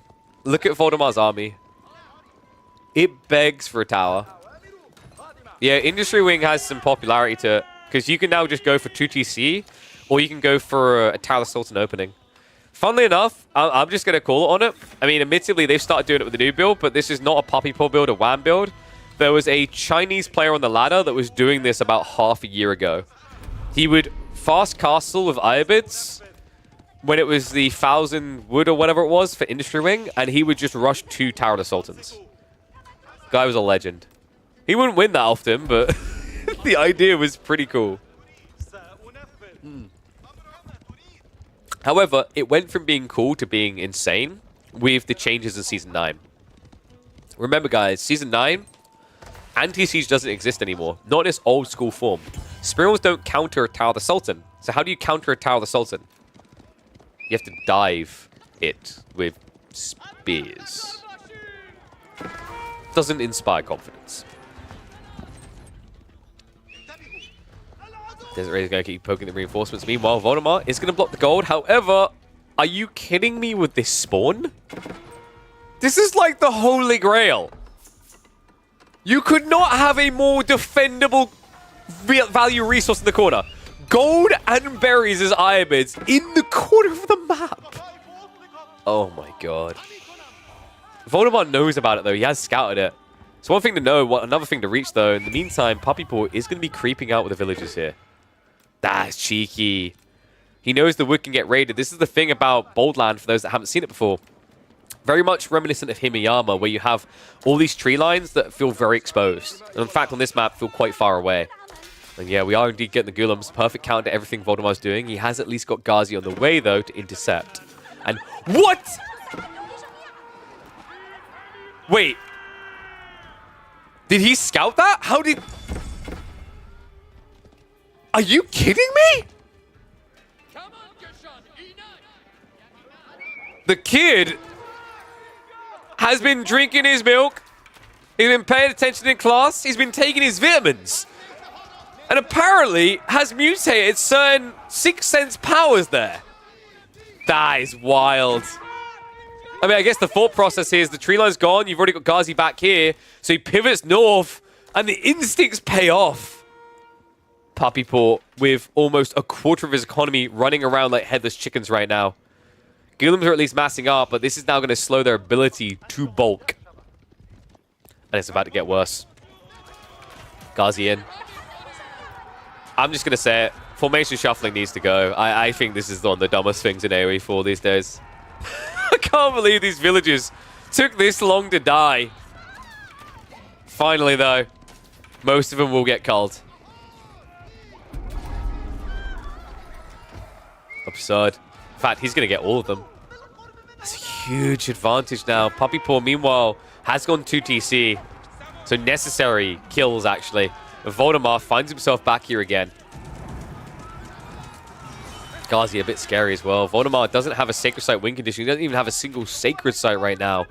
The Desert Raider Lancers are arriving, so a valiant effort by Voldy, but far from out of the woods just yet. Dervish does go down. Relics are already home, though. PuppyPaw has banked 3 of them here. The Golems, they do have the necessary defense. A little bit overkill, actually. He even went for the level 2 armor, even though it's kind of irrelevant here. We'll allow him to dive better now with the Lancers, though. So, Voldemar can buy time, but really he needs to buy an age up. There's only so long you can sustain yourself underneath Gazi pressure like this. Because remember, these guys have double strike. Look at the damage. 10 and then the 15. Rapidly, one after the other, against units that have no armor. Even Gazi that can somewhat counter if they have enough of them, right, with the armor damage. The issue here is you have no armor either. So you're kind of feeding the beast. Now the backstab comes in. The Spearman line gets finned. Desert Raiders here means that they're going to flop quickly. The Camel Lancers will eat up, though. Great read here by PuppyPaw to stop wasting time cutting reinforcements and just try to cut them down in the center. Dervish will at least get sniped. Sacred Sites just feel impossible for Voldemar to have. And he knows behind this there has to be 2 TC, right? He would have walked in. I mean, here's the thing. He doesn't know 100% it's industry, right? I don't know if he glanced that. He would have seen the site it was built in, so maybe he thinks growth.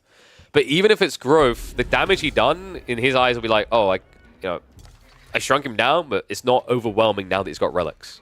Hilariously, it's a 15 worker lead, but when you look at the count, you wouldn't believe it.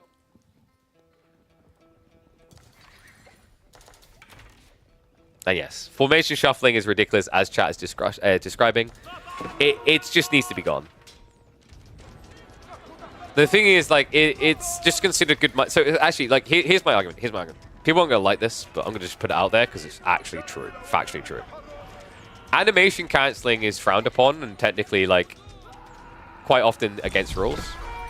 Chum wants to cover his ears right now, but he also, I think, wants to nod his head because it's a fair point.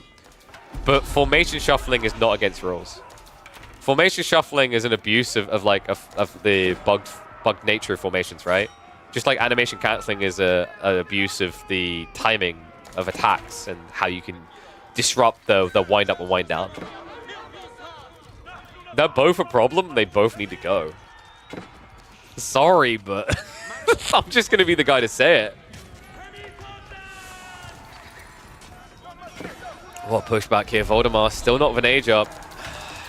Not with much of a front line here. I mean, the Spearmen, most of them are abroad, right?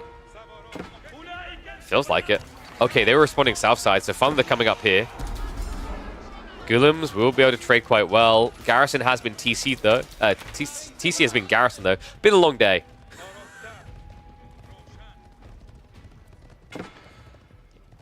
Has to be some amount of speed boost to get into formation, because otherwise units will never actually form up. If you really want to like nitpick it like that, Age of Myth has the drastic alternative end of the scope. You know how Age of Myth works, right? Where if you click your units, like the ones that are closest to the click will move at slug's pace, and the ones far away will move their normal speed to get there. And then, like, what does that turn into? Well, that turns into a matter of microing well. Otherwise, right? So, PuppyPaw, it looks like Voldemar is staving him off. He's stopping him from doing things. But keep in mind behind this, it's about to be 4 relics, 2 sacred sites, and an eco lead. PuppyPaw is kind of in cruise mode now. Voldemar, I mean, this is not the dominant Delhi you're used to, right? He has 4 scholars in this game.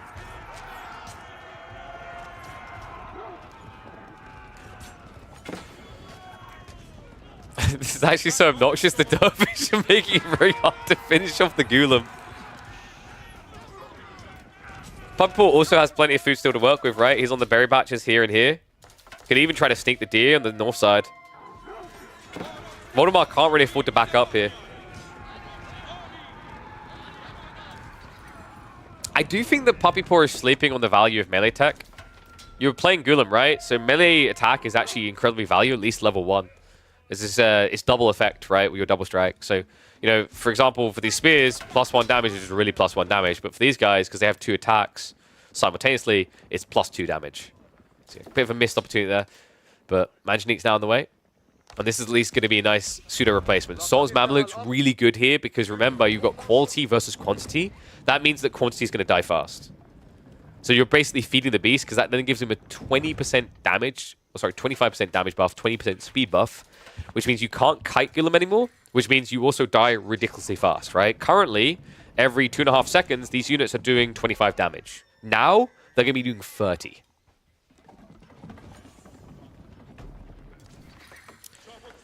Voldemar still isn't touching gold. He needs to touch gold like most of us gamers need to touch grass. I mean, this is not going to work out playing a longer feudal now.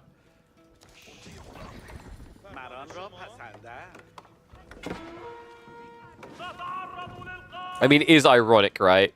I love that someone brought it up. We've talked about it when this happens before. Delhi losing to sacred sites is one of the true ironies of AoE 4.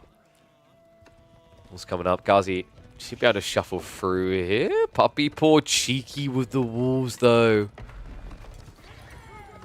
Oh, can he get it? He breaks it just in time. So the Ghazi will get a few villager kills. Although they immediately go back out. Oh my god, he baited him with that. I mean, maybe Voldemar didn't want to be in there, but he kind of needs to. Sacred Site decap coming, but Manjaniques are on the move. PuppyPaw up to 22 Ghulams now. It's more Ghulam presence than you'll find in the Lord of the Rings trilogy, and it's kind of worrisome at that point, right? With 30 archers on the other side, you have to pin cushion these guys. It takes 195 shots for an archer to kill a Ghulam. And there it is. It's coming. I mean, it's the ultimate counter to mass archers. Spears as well, right? The only thing that can kill this is the Ghazi, of which Voldemar is at least scaling more. So, you know, plus side, right? Oy, oy, oy. So this is where we start looking at game 2, right? This is just not a nice thing to play against right now. I actually think Tower the Sultan got overlooked when they changed Siege. It's an 800 HP structure with 95 range resistance. Like, how do you kill this? In Castle Age, genuinely, I really want people to think about their answer to this. How do you kill this in Castle Age? Horseman? Do you know how hard it is to bulk Horseman in Castle Age? I mean, he's in feudal, right? Like, it feels even kind of worse in this situation. They're so expensive, they're so unwieldy. And in the end, you're going to do, like, what? 24 damage per strike against a unit that has 800 health.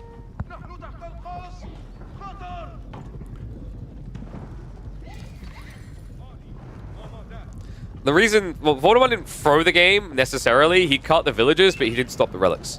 And PuppyPaw was 2TC, right? It's tricky. Like, you chase these villagers across map, but you don't stop 2TC. So it's kind of like pick your poison.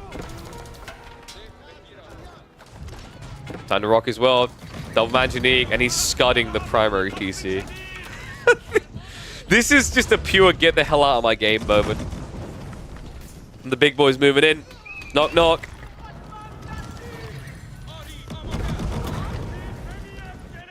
So I'm going to try to set reinforcements, but I mean, I don't feel like they're losing. It's 6 Ghulams versus... What's that, 70 military? I mean, sure, but like that's your entire military. Nothing's defending your base. This is a landmark victory. You can't ignore this many units in your base. Manjaniques are at least going to get taken out. This very tall structure that's making Voldemar feel very short right now is here to educate him. PuppyPaw took the belt off. And Voldemar has been spanked in game number 1. What do you think, guys? Would you have got baited by the villager pull around the map? Would you have expected PuppyPaw to still be this far ahead on Eco afterwards? Let me know in the comments, and I'll catch you all in the next one. Oy, oy, oy.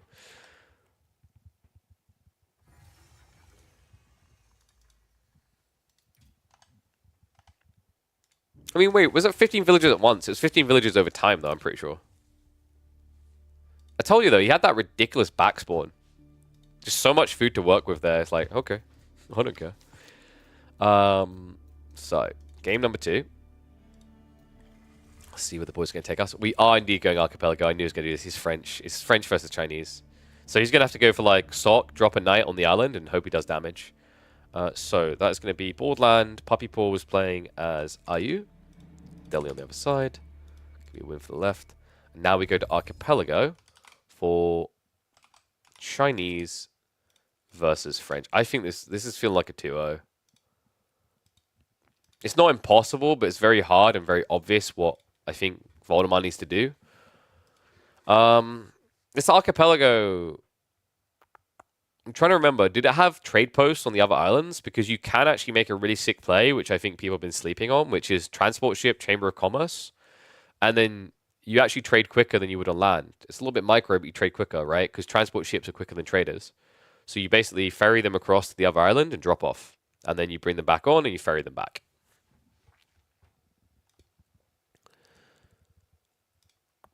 Oh, and payout time for you guys, isn't it? So PuppyPaw, boink. I'll put predictions up now. No trade posts? Yeah, I thought so. So, like, he's basically, this is the thing, like, if it was Chamber of Commerce, your play is less obvious. Because you can pretty much just, like, make your opponent speculate without seeing your landmark as well. Until you have knights. Now it's really obvious. Like, you're probably going to be going for Sock. I mean, you could just go Chamber of Commerce, so you have a trade post for free, right? But it doesn't sound very magical compared to Imperial Academy. By the way, if you're a new-time viewer, reminder to make sure you are following these channels, subscribe to the YouTube. Like, there's a bunch of links down below. That's the easy way to stay connected with everything. ! Discord will also get you to our Discord, where it always announce when we stream. We stream Mondays, Tuesdays, Thursdays, and Fridays. So make sure you mark it in your calendar. If you like Age of Empires 4 and you like tournament games, on the weekdays, this is literally your place to be. We might be looking, actually, we're definitely looking at organizing a tournament, probably final weekend of the month. More details to come on that. We'll be doing that on the weekend of 28th, 29th. I also might sliver another tournament pre-Christmas the next weekend, so the one after EGC. So that one I'm not less sure of. We will definitely look to do the one 28th and 29th, though.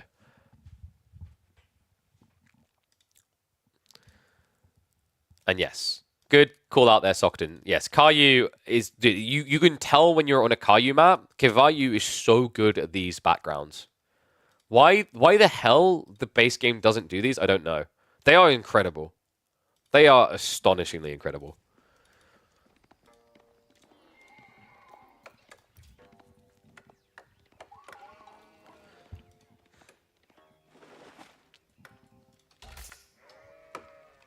Well, Chinese I'd expect here, but that I don't know how I feel about that. I mean, I feel about as good with that as I would if he was gathering the deer that's in the middle of his TC.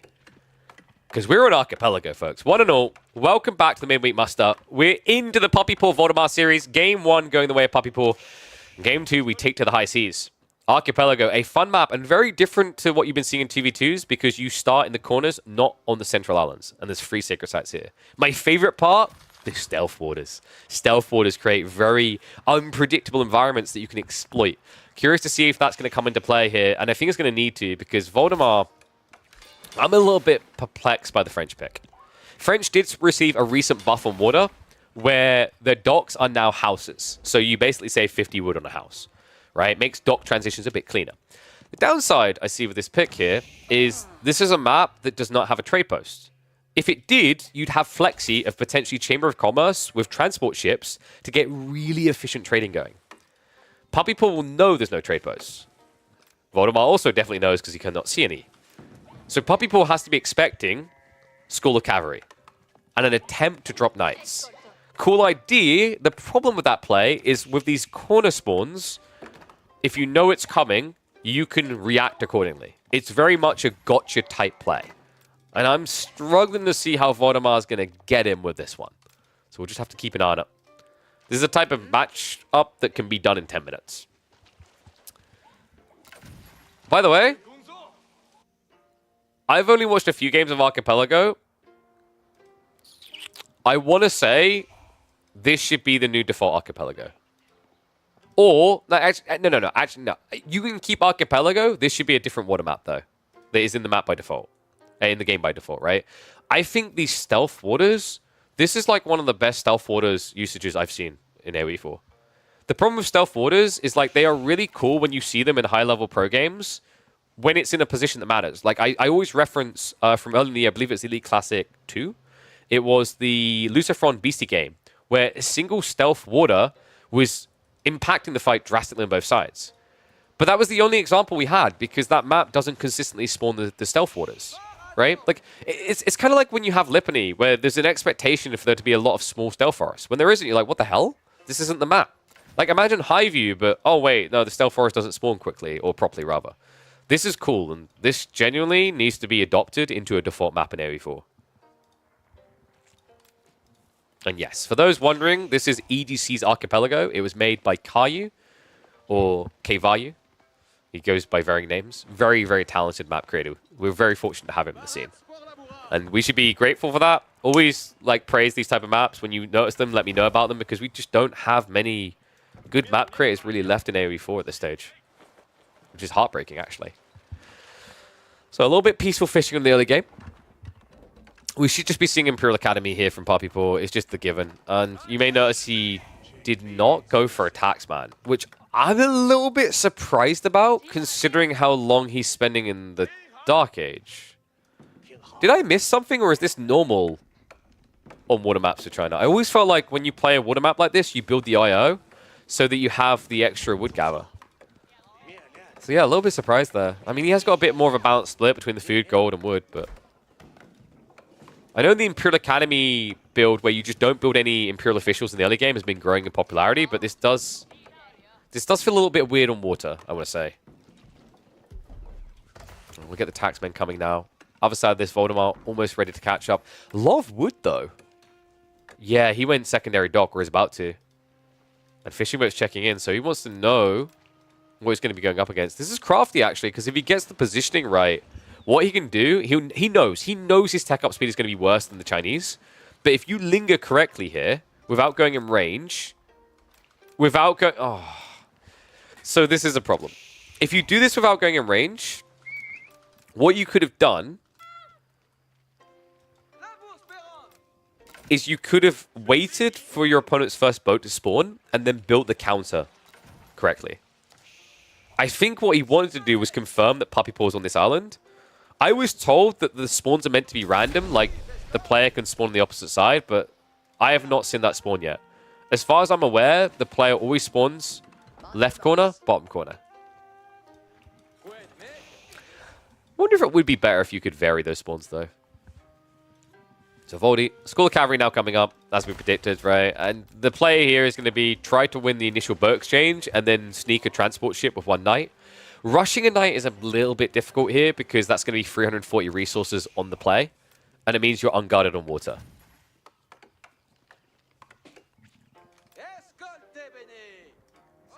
How do you guys predict this as well? I'm curious. 92% for PuppyPaw. No one believes in the one D'Artagnan to rule them all. Wait, good eyeballs. We don't have supervision from an IO. We had tax priority there. Yeah, I think he needed it for the Springle ship, right? He didn't have enough. So yeah, he needed the drop off by the looks of it, or maybe for the follow-up boat, because he has got double dock. So Springle coming out on the left side. And demo out the east. Okay, this is pretty creative then. He sacrificed the extra wood so that he can afford a Springald and a demo. Because he didn't want to pull villagers over here. That's really suboptimal. You should be quickly at a stage where taxes are good enough. Meanwhile, Archership is going to bait out the Warcog response. Now, Voldemar wanted to open Warcogs, guys. Warcogs is the value point for the French. Because remember, Warcogs for them cost less than the similar boat for the other sides, right? So the other side ends up paying an extra, I believe it's 35 food compared to the French. So a cool little discount that usually gets overlooked for the French. You have to think of it similar to the idea of like Roos having an advantage because their first boat comes out quicker, right? Because they can convert it. The idea here is your first Springald is going to be cheaper than your opponent's.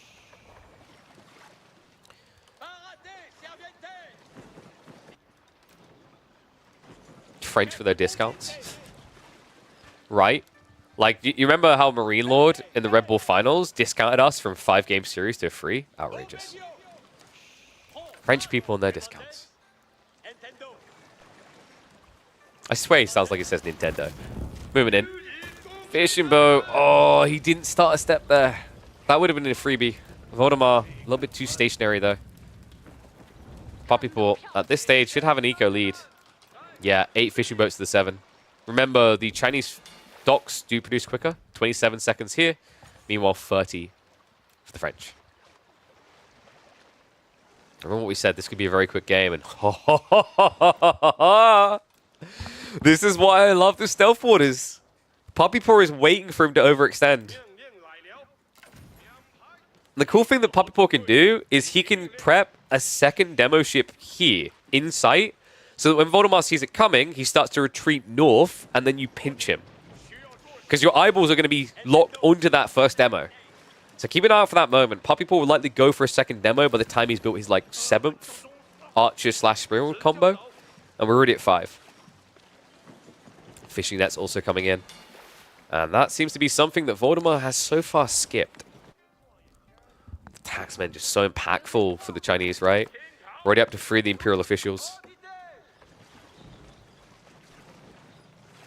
Cool thing here, at least for the French, is you're going to keep up in a different way, right? So you have 34 villagers compared to 30. That's the difference maker. I think that's why Voldemar leaned into the French here, between the discounts on the Warcogs, the fact you scale more villagers. It's almost like he was also checking to see if PuppyPaw was going Barbican or like Imperial Academy, right? If he's IA into follow-up Barbican, you'd be like, oh no, Song is better than French, so I have to attack. That's his turn to hide in the stealth forest. The fishing boats come up, but this is where fishing boats are dangerous, actually, because he sees everything in his eyes.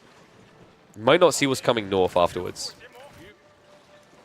In some ways, it's nice from this position because you can just pin the south side, so your opponent never really knows. And on the edge of vision here.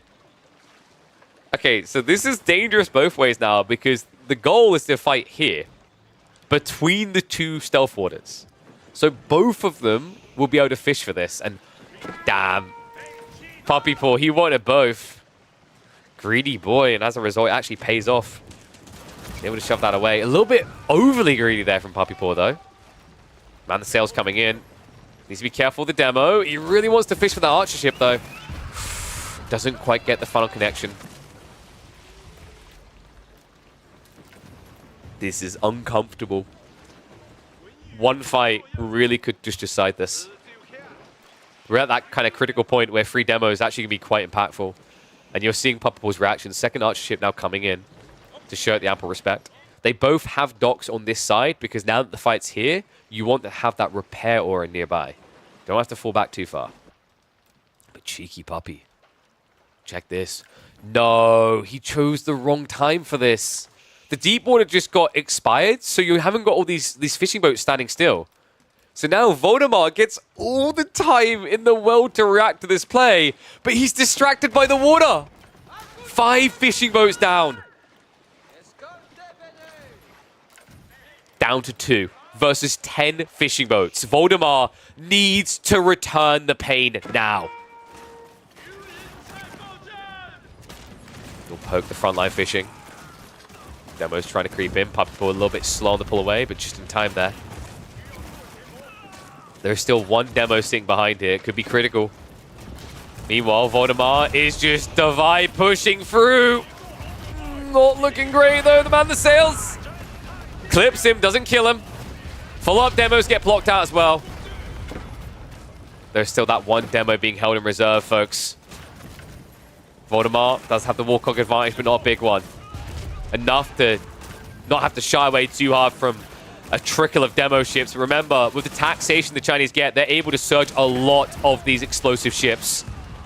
Backstab. Look at that! He finds it! 4 Warcogs down!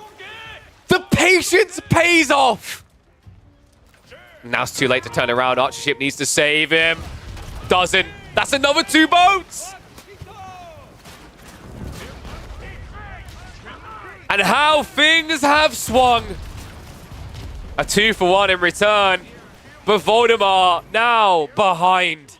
8 Springalds to 5. fishing boat count 6-2. Wow. You know, I was starting to actually doubt it myself. We know it. We knew that the demo was there. And it even got me at that point. I never thought it was coming. It took so long. The patience of a saint there. It pays off. The herd is beginning to get thinned in this game. Man the sails there. Voldemar just trying to min-max the injured boats, but he's leaving the bulk behind here. Needs more demos. He's queued up 5. PuppyPaw, 1 demo could do it again, but a little bit too ambitious. And PuppyPaw, he's gradually getting towards castle behind this. Man the sails to push forward. A bit of a regret there, because another demo has arrived. Yeah, I think PuppyPaw just needs double demo. Double demo will crack this. You've got, what, 1 galley? Make it quadra demo. Voldemar not ready to go age 3 himself, but you can see PuppyPaw is still flirting with the idea in this game.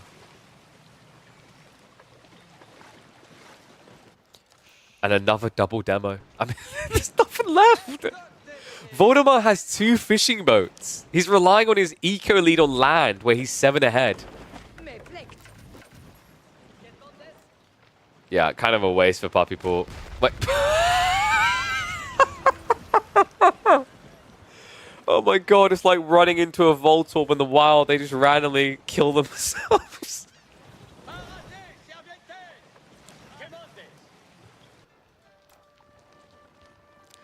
PuppyPaw, it's time.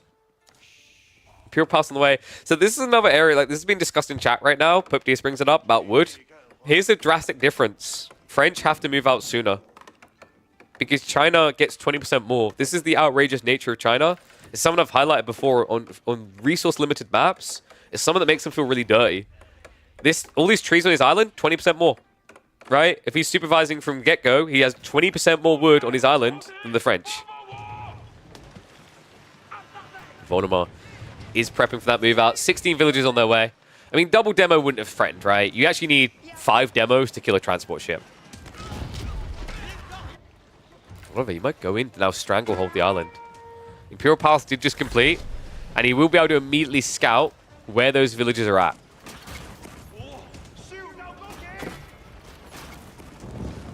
Demos are going to be coming out to play here, but PuppyPaw are aware of it. Just needs to start queuing the tech ups. And there we go. The spy comes in. Look at the vision. It's insane how much they see around. You can even kind of calculate how much gold has he got to work with at home still. When does he need to pull more villages? Demos. We're going to stab in. PuppyPaws are sitting in reserve here, not reacting. We'll pull him back just in time there. Voldemar is burning a lot of resources trying to get a connection here. Coming up dry. Dangerous territory as well. Remember, Voldemar has practically no fishing boats, only 2. So he doesn't have vision in that stealth water. He has to respect it. Meanwhile, the demos! Voldemar barely dodges a bullet there. 5 villagers. One of them has to pat his ass and put the fire out, but they dodge it. PuppyPaw just such a nuisance, a scourge with these attempted kills. The first one, just so critical, put him so far ahead. And since then, we've just had Voldemar in kind of a panic spiral here. Where is it coming next? His reactions since it have been good. We have to wonder, is that one opening demo play that paid off enough to just win it all? Remember, gets one. Backstab from PuppyPaw is not going to connect. Voldemar, he loses vision. He's got the archer ship on the edge, actually kind of seeing there, so he's going to work out. Demos are going to force a retreat out of PuppyPaw. But remember, he has got techs coming through. So far, we've seen him go into the hulls. Sprill Crew should be next on the tick box.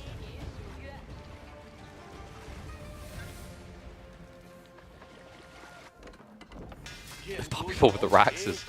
Oh, this is vile. He knows where he is. It's going to be a Palace Guard flood into the transport ship and then a move across to Voldemar's second island. Good connection on the demos there from Voldemar, but remember, folks, at the end of the day, this is still a man stuck an age behind.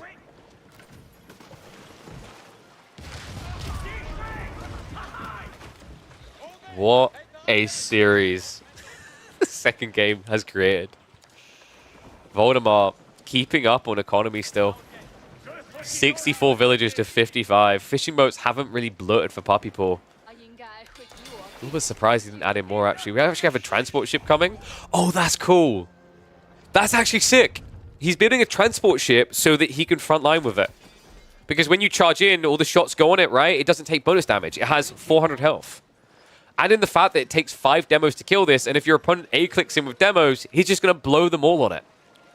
That's such a sick detail.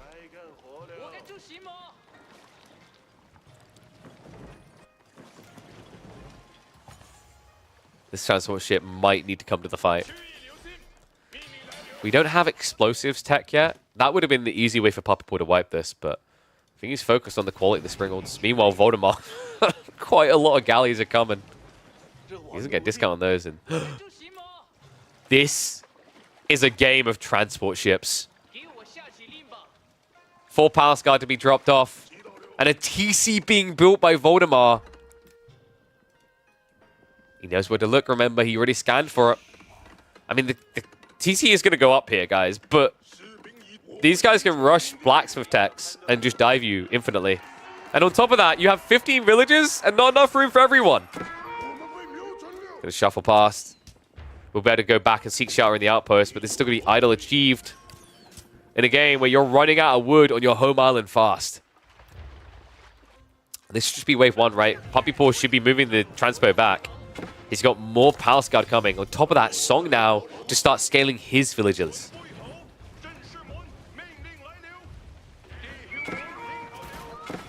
Demo's waiting on the side here. Meanwhile, Voldemar just trying to brute force it. Not how you want to be doing it, though. Demos are weighing on the south and the north side for this. The pincher, they're just inviting Voldemar in. He realizes it quickly, though. Palace Guard have been shut down up here. A few worker kills. Starting to add up. And, well, if you struggled that much with 4 Palace Guard, what are you going to do about 8? 8 with Undermesh. Voldemar, by some miracle, has found the resources for Guildhall. But will he survive the age up with this next wave? That to be answered. And PuppyPaw, he knows how strong this time is going to be. Right? Your opponent has 14 villages out here. Still too many to protect with the garrison. Not to mention the fact that this many Palace Guard could start to torch down the outposts. And more of them are being rushed up by Voldemar, but it's not going to be quick enough against the PG. More villages being pulled. I mean, this is doomed to failure. Textiles isn't going to help you either. He seeks a shelter. Can now be denied. Needs some stone, needs some Springwood emplacements right now. Demos trying to cut off any reinforcements. There's actually, is that 5 villages in right now? It looks like it. I mean, it's not enough to kill them, right? The explosive damage not that high. The PG now going after the TC. And remember, folks, he's going to have another wave ready to come soon. This is unrelenting. He's waiting for him to jump out and just try to repair. It's just so slow to kill one of these guys. Archer ships are at least reacting, so good call there by Voldemar. As long as he isn't seen. Demos are waiting on the shore. They are seen, however. Villagers trying to get a little bit crafty. But more going down. Look at the eco difference now. 69 to 84. This is becoming untenable. And another 9. Cool Voldemar German, because he's going to be screaming 9 at this rate. Woof. Outpost about to go down. The TC never got repaired. This is over. This was his clutch recovery mechanism, but the Imperial Palace read straight through it. PuppyPaw's signature Chinese, just as threatening on water as it is on land. An admirable effort and no shame in it for Voldemar, running into our biggest winner actually so far in the midweek muster. Remember, this is week number 6. PuppyPaw has won 3 of the total weeks up to this point, looking to make it a 4th. This is a healthy start to that journey. Voldemar is going to go in for one final hoorah. In fairness, it is a lot of resources in the Palace Guard, so in theory, right? Backstab is going to be there. Might be an overkill with his demos, though. Yeah, blocker play a little bit wasteful there by Voldemar instead of just going in. But Sprills are coming home. Most of the demos have been wiped out. And on land alone, PuppyPaw is ahead. And the TC's soon to go crisp. He's just going to kite him out, right? This is the problem, because he's got docks on both islands. He can rebuild over here. And then when you overextend, demos can come in behind you.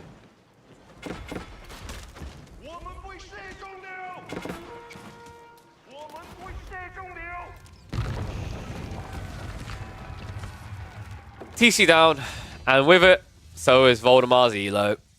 A loss to the King Canadian here, to be expected. What do you guys think of this, though? This is a really cool map, right? I actually think that, you know, this... Water is water, and I know how people feel about it, but Archipelago, between the stealth waters, the expansion on the islands, the design of the map, it almost looks a bit more like an arcadey experience, like a traditional RTS, but I don't think that's a bad thing. What do you think? GG, Voldy. A valiant effort. Although very efficient, actually, because that lines us up perfectly for the next set, which is going to be... Wait. Cat versus Louis. Yeah, let's get into that. Someone was a bit dog crap on the communication on that one. Anyway, let's get to Cat versus Louis.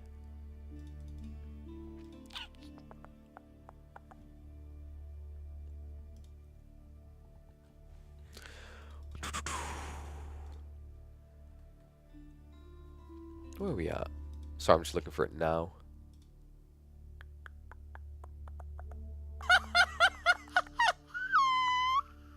Yo! What is up, Love J? Thank you very much for the Prime sub. Appreciate it. Remember, guys, you got those Prime subs. Get them in.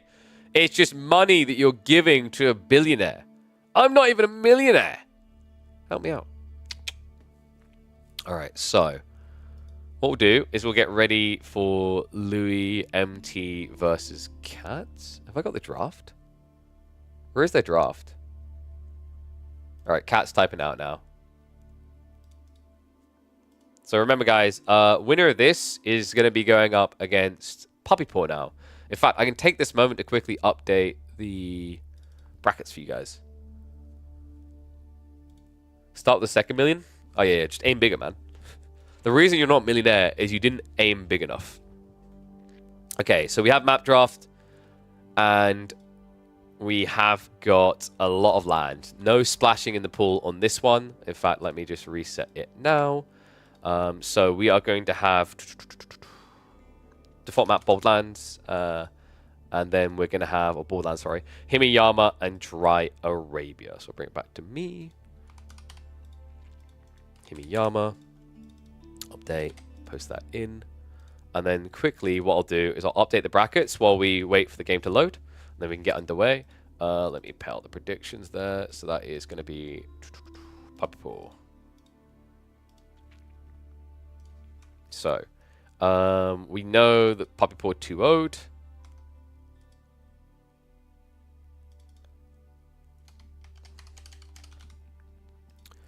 And then Wham was 2-1.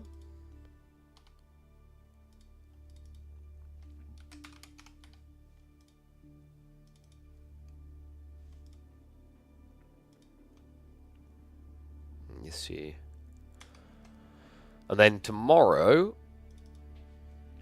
we should have easy peasy all QFs to do. I'm not sure if we're going to have one today. So bear with me one sec.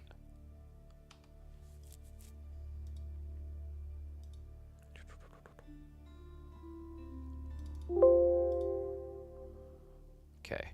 So I should be able to. There we go. So that's our bracket states right now. One or two of these series will be from recordings when we check on them tomorrow. But we should get all caught up nicely, cozily, to be into live castings of quarterfinals and potentially semi-finals tomorrow. We'll keep updated on that. So let's get ready with game number 1 of Cat versus Louis, though.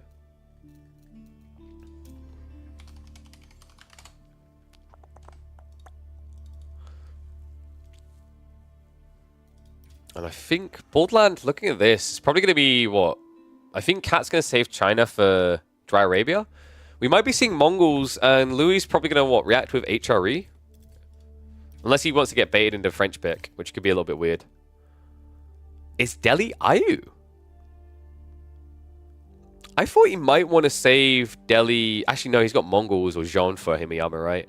Ayu's maybe a little bit more surprising. I guess you could flex them either here or dry. So we just saw this matchup a little bit earlier. And it looked very good for the Ibids. Let's see if it holds up the same between Cat and Louis.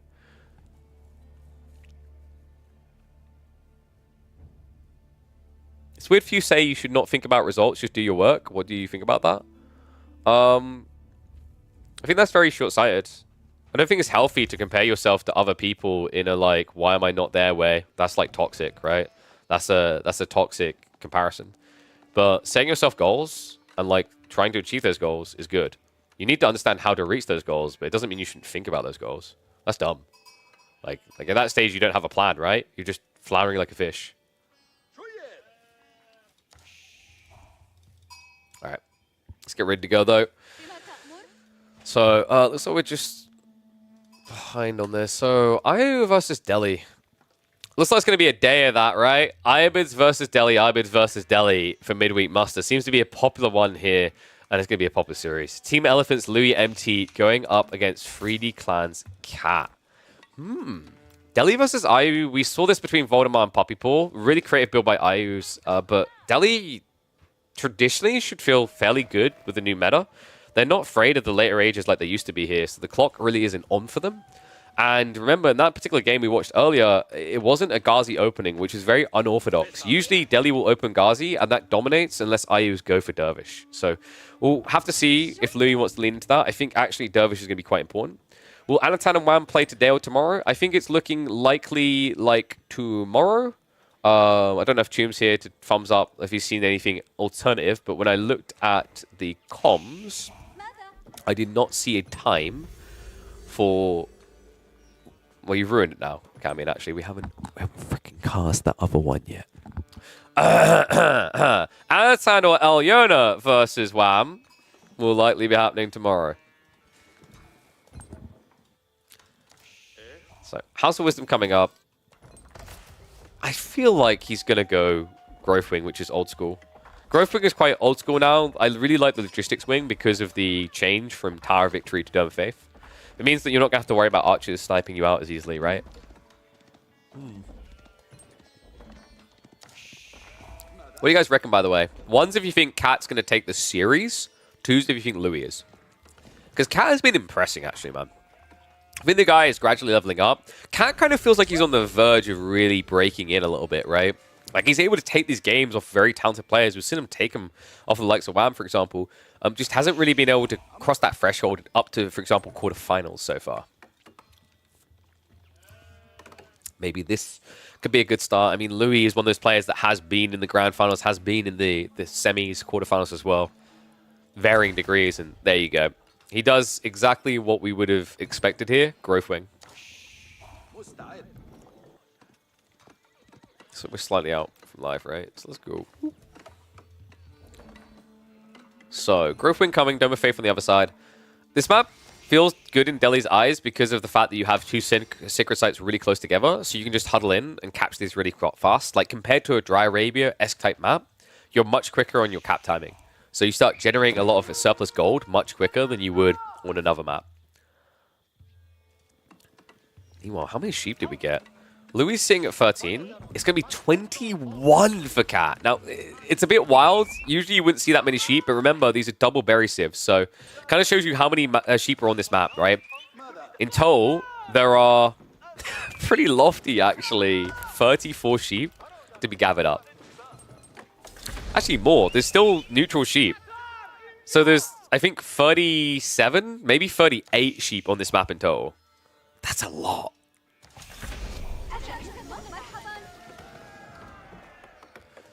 So tech up complete. Is Louis just going to go age free? Nah, with this many people on wood, we should be getting stables. I don't think this is about an outpost, right? He's got way too much wood currently. Probably double stables. Remember, Louis MT comes from the team gamer environment where he very much loves his Desert Raiders. So he will look for any opportunity to kind of exploit that value, right? Desert Raid is very good at getting these early exchanges into Ghazi. Cat, meanwhile, yet to actually go into the stables. Is there a chance he's going archery range here? A little bit odd. The issue we saw before in the previous game. Oh, wow. Okay, this is very different. He's going for stables racks. So this is going to be Desert Raider for the debuff, and then Spearman to counter Ghazi. That's very, very different. We usually don't see Spearman from Ibids. It's like the rarest unit out of their entire roster. Meanwhile, stables opening from Cat. Blacks just immediately. Cat got a really good spawn here, actually. The berry is a little bit ambitious to be on this early, but he doesn't seem to fear the Desert Raiders. In fairness, I feel like most of the spawns end up this way, where the second berry patch is like here, gold is here. Obviously, the berry, the primary one, is a little bit varying in positioning. But he has that nice fluid motion hopping one to the other. I am, by the way, keeping an eye on the comms to see if we do have any other live series today after this one. My speculation is maybe not, because the other RO16s would have played already. So I imagine a lot of the players are going to look to play the quarterfinals tomorrow, which is fine. That gives us between 4 and 6 series, at least, to cast tomorrow. Shout out to Wham for the hour and 20-minute game. Just one game of his series that made this already a long day.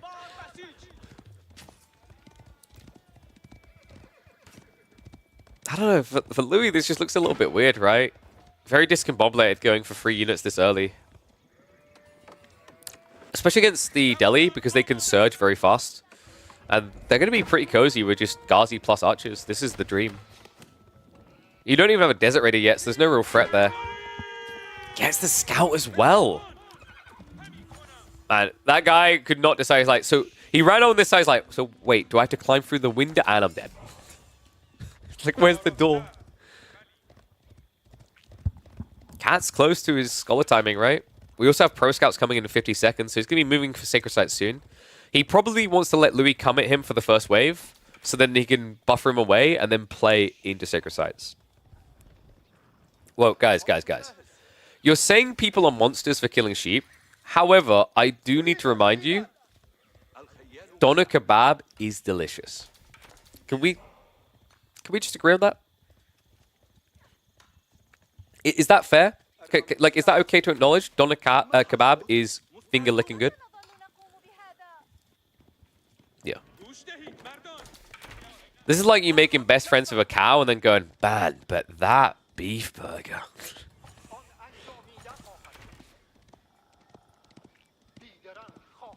This is how the relationship's going to go with me, actually, I just realized. You're like, no, pigeon's adorable, don't hurt them. Like, man, that's tasty pigeon.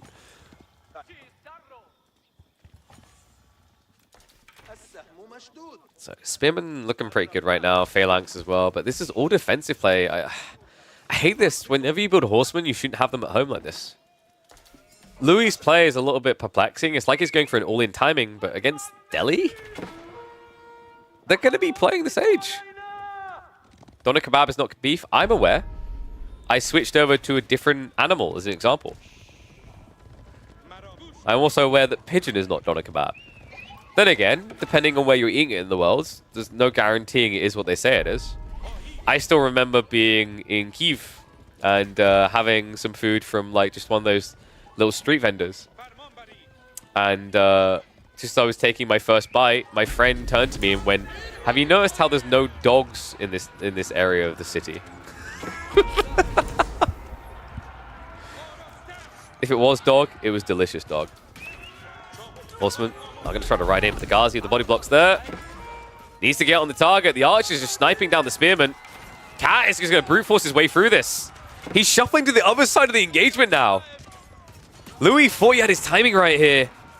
Horsemen are still mopping up some of this, but the Ghazi can counterattack after this. This is the thing. The last thing standing will be Ghazi. And that's a win in the eyes of the Delhi. Oh, Louis. Not like this. With a 4-villager lead as well. Right? Because I think, did Cat go textiles? Yeah, he did. Nowhere near enough. And now the archers are going to get punished and pummeled for this. Practically all of them getting wiped out. Desert Raider now added in, but feels a little bit late for that play. Had Louis brought that Desert Raider in much earlier, I could see the value in it. Instead, now you've given 2 Sacred Sites across the cat.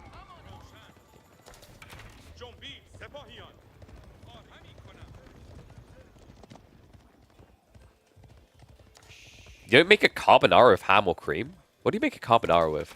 I've had carbonara, but I've never bothered to cook carbonara. Are we just going like full purist, elitist food now? Like when you try to show your ragu sauce out of like a tin to an Italian and he spits in your face.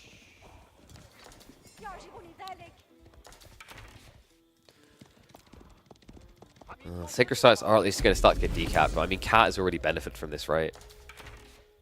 Even just one Sacred Site kind of balances out their ecos again. And also the Aftermath matters a lot here, right? The Scholars are just going to kiss the boo-boos better. We're up to 10 already. Cat could easily just be looking to go cast slays by 13 minutes here. Louis doesn't even get that decap. Remember, even if you pause the timer and start decapping this, you're not stopping the gold trickle. So Cat was still getting eco out of that. And it's a lot. Look at this, 250 gold from those 2 Sacred Sites.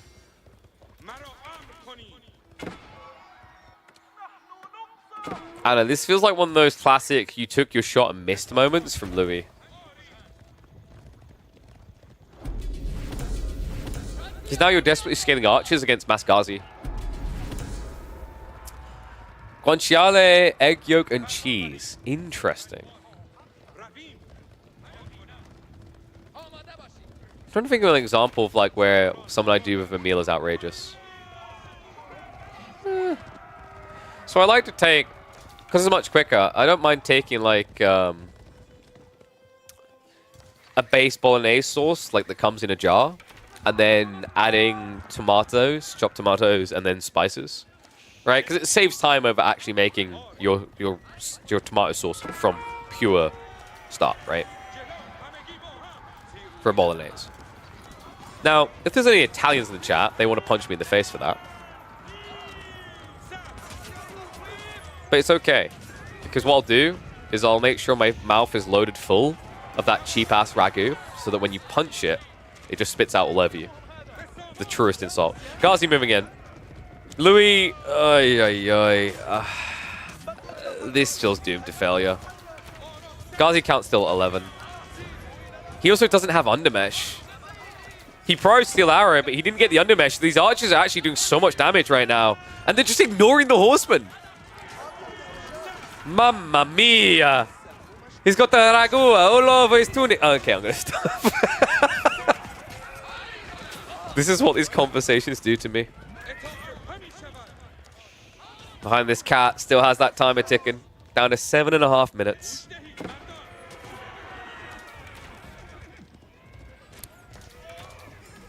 I mean, Louis at this point is just in death limbo, right? We're just going through the same motion again and again. Like, definition of insanity type moment, doing the same thing over and over again, expecting a different outcome.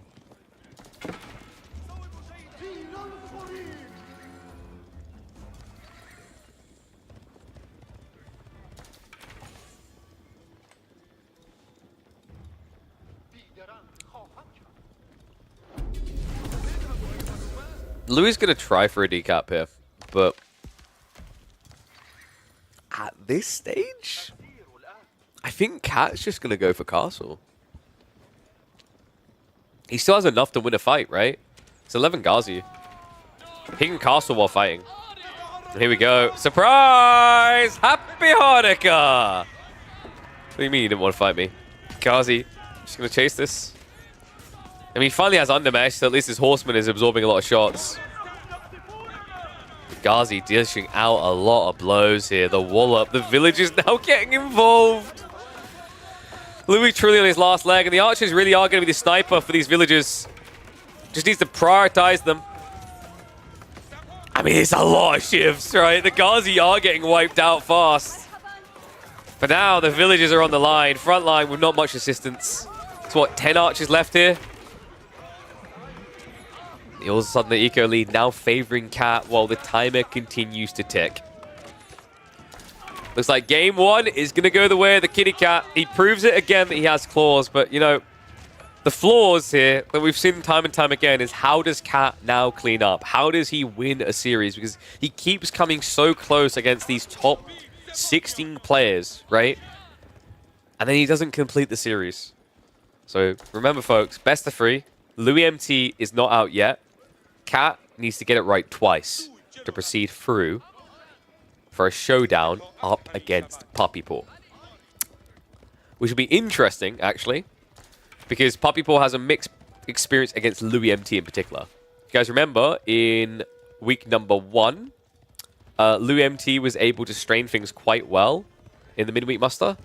He got to the grand finals, which was a very big surprise. He got to the grand finals after actually taking out PuppyPaw 3-2. Last time they met, though, PuppyPaw 3-0'd him. So he is sore, battered, and looking for vengeance as well. There'd be an opportunity early. But here we go, Cat with the fabled Scholar Pull. Didn't even go for the castle play in the end. I mean, against Ibits, right? Like, what's the threat of playing a long feudal? Against Abbasis, you're worried about them eventually getting combos, but against Ibits?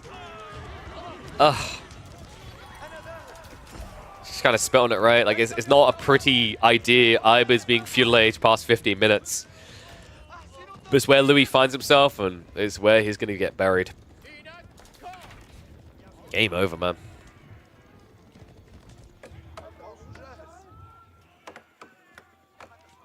Louis, the average top 16. Are you trying to debate that Louis is in the top 16 right now based on tournament performances? Is this coming from the guy that... Sorry, just let me see who you lost against Gully this week.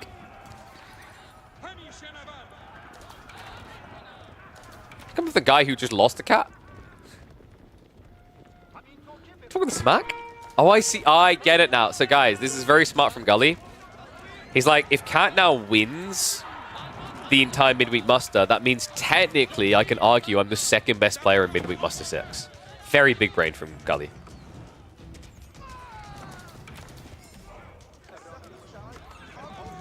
Oh, Louis.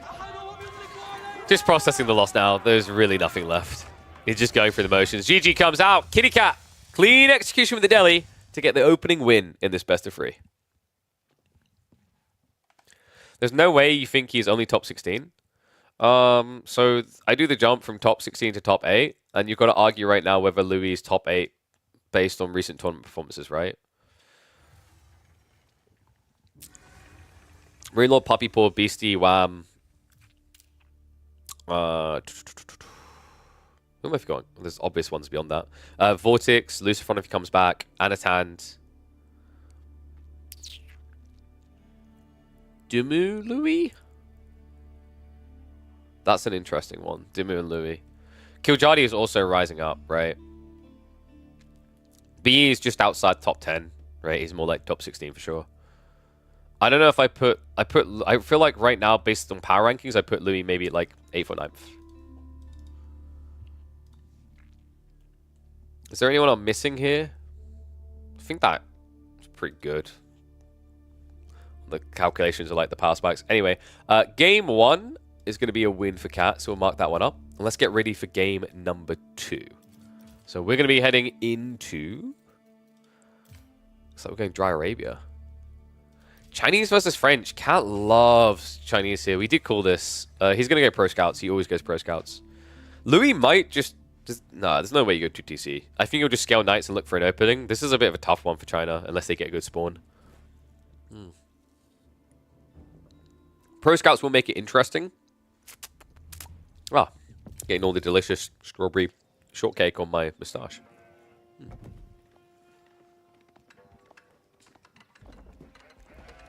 Agreed. That's why I'm not like giving... Like, Louis makes like quarters and semis a lot, right? But like that's why I'm not putting him top 8 based on that. Let me flip that around. Okay. And there's some like interesting people who I think are on the verge of maybe cracking the top 6 stream. Like Mio, Micah, and B have kind of been impressing me with their ability to take games against like much higher ranked players. But they need to level up a little bit more than past the finish line.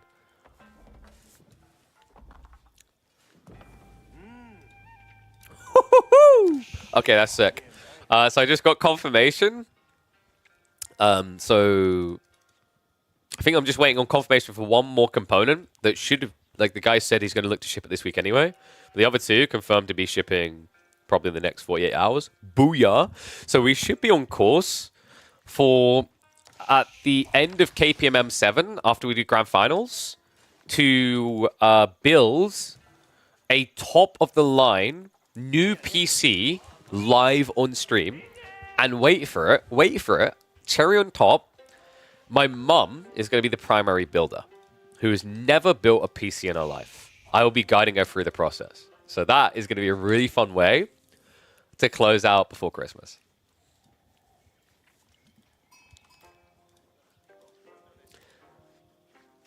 I was saying he destroyed me with China Pro Scouts. It's really strong. Like, if you don't know it's coming from Cat.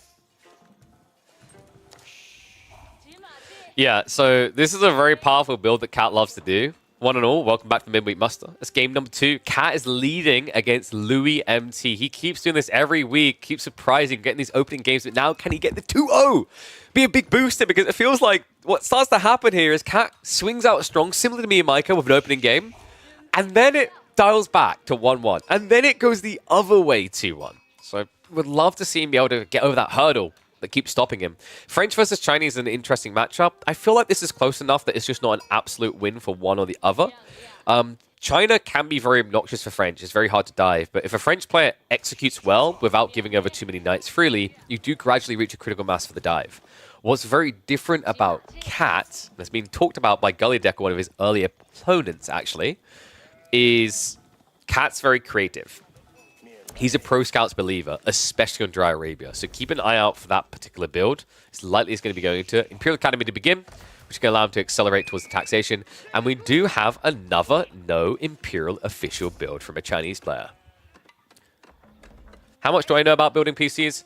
So I've built 2 or 3 PCs. I know a reasonable amount. I'm familiar with it. I learned very early on of a vast mistake. My father wiped thermal paste from one of my PCs and fried one of my early gen big boy PCs. Thanks, Dad. So yeah, I'm quite familiar with how to build a PC. We actually built one before a few years back. It almost ended in disaster when I was showing off the tempered glass and may have accidentally dropped it. It didn't smash. But yes, we'll be doing the PC build in December. I'm really excited. As we get closer, to show off all the parts when they arrive, and then talk about the brands that actually got involved with us to make it happen. And we'll be talking about them. Wait, we'll be talking about them throughout the month of the sponsorship as well. Cat. Whoops. Luckily, it takes a very long time to kill with a scout there. Could you imagine if sheep were like 3 HP? Oh no. The pain. Yeah, so what happened there is he was actually crisscrossing to shove the deer away so that Louis MT couldn't go for an easy mill play. But what actually ended up happening is he beat the crap out of the sheep and it skipped all the waypoints. And now because his timing is off, he has to come home, right? Because he wants to drop off the additional sheep and potentially go Pro Scouts. I wonder if... Yeah, this is definitely Pro Scouts. Look at the eco. 200 plus gold in reserve. I mean, you know, you'd think maybe this could be Song, but no. Like, he hasn't got enough food. He's got too much gold income. So, Pro Scouts queued up. Imperial Official is walking over now for the supervision. Remember, this is now going to give you the extra 20% food drop-off, but it's also going to accelerate your Pro Scouts timing at an aggressive rate. Only 30 seconds instead of 1 minute and 15. Other side, Louis doesn't really have to do the same. Louis going Pro Scouts would be genuinely just feeding Cat a win. You want to look for aggro, because you're the guy who should be able to get out on the map. Chinese is the civ that should not be allowed out on the map.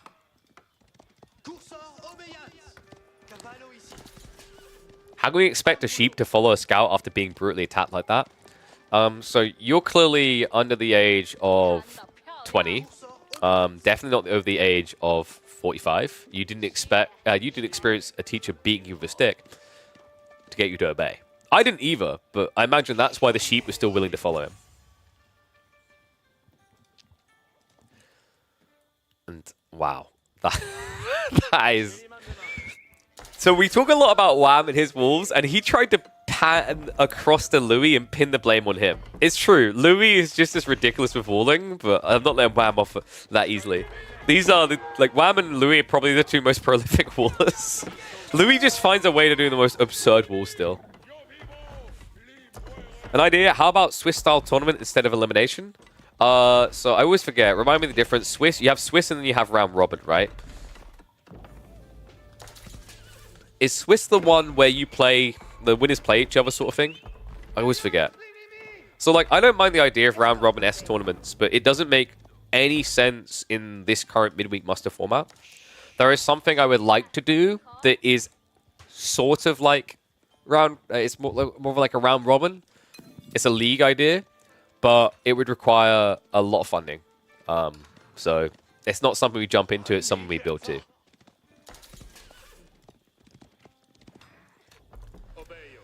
So Louis empty. Now moving up for the deer. Plenty of gathering to be had there. And survival techniques already being perfectly primed there. But yes, I would love to do those type of formats. I think they are under-leveraged in AoE4. Maybe in 2025. For now, we're focused on the midweek muster. The challenge when you do league formats instead of a single elim as well is the prize money in a lot of the players' eyes. If you want to have all the top players involved, has to be drastically higher for them to want to do it. And I don't have more money, right? Like, we were quite fortunate to get what we got for midweek muster, as I am still a small but humble content creator.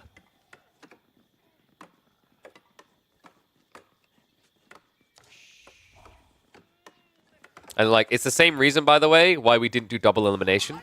Double elimination just doesn't make sense on open scheduling. And people are like, well, why do open scheduling? So it's accessible, right? Because, I mean, it's definitely content value for me, but like the other logic is for players, you know. I mentioned this earlier. If you don't have open scheduling on weekdays, you're basically saying the only people who can play are the ones that are full-time players, right? Any aspiring star who has a day job is screwed. So like that was a very big deal of why I wanted this open scheduling format. But double elim just wasn't viable with this, right? It'd be a lot of games for the prize pool size, and it's also just a lot of games to schedule. Like, Tuma's already at the point where he's almost like Britney after she had a baby. He's going to shave his head bald and scream into a microphone, right? Because players don't necessarily, like, some of them don't necessarily schedule their games on time. So, we do have the ball play from Louis in this game. He's like, oh, just let me take another part. Oh, just let me take another part. I wondered where Kalp was. I have this sneaking suspicion that Kalp is lying dead in Louis' basement with his chest ripped open and Louis has consumed his heart. Such a weird approach, but I kind of love it. Spears are coming. Means that Louis can focus on just raiding, right? Knights are going to jump in. Let me say, is this necessary? Yeah, because it's Spears and Ju. Cat is sending it. So now, welcome to the jungle, Louis. Whoa, whoa, boy. Whoa, boy. Luckily, it's just Spears, so he actually gets away with that. Meanwhile, the Knights are stabbing the backside here. Spear count not that great, right? Like, Knights could actually embrace this. He might even look to shuffle in past him, Louis, considering it. A little bit late on the reaction there, though. So this is where Louis needs to consider going archers. And there you go. Double archery range reaction is coming in. He's got so many Knights just camping here, not doing anything right now, though. Spear count. Not great at home, right? Like, Cat, he has maybe 8 spears max? Yeah, he's got 6 here, and I think 2 more coming. So there's going to be some idle time. I think he pushed a little bit too aggressively before his time. In this matchup, you want to defend first, then attack. And it would have been fine that way, because he already has so many juke coming out, right? Louis' archer transition would have been way too late. And also, if you had those spears back here, you would have been able to protect the villager, building up the walls, to then allow you to make this play.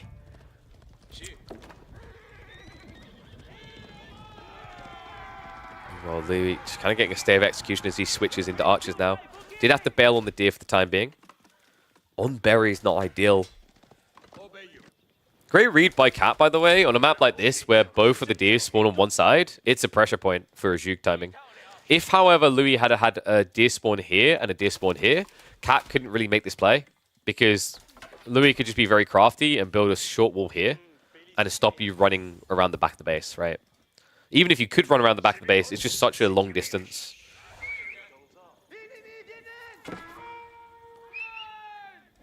Swiss would be, let's say, 32 players, 1v17, 2v18, 3v19, 4v20, and so on, basically.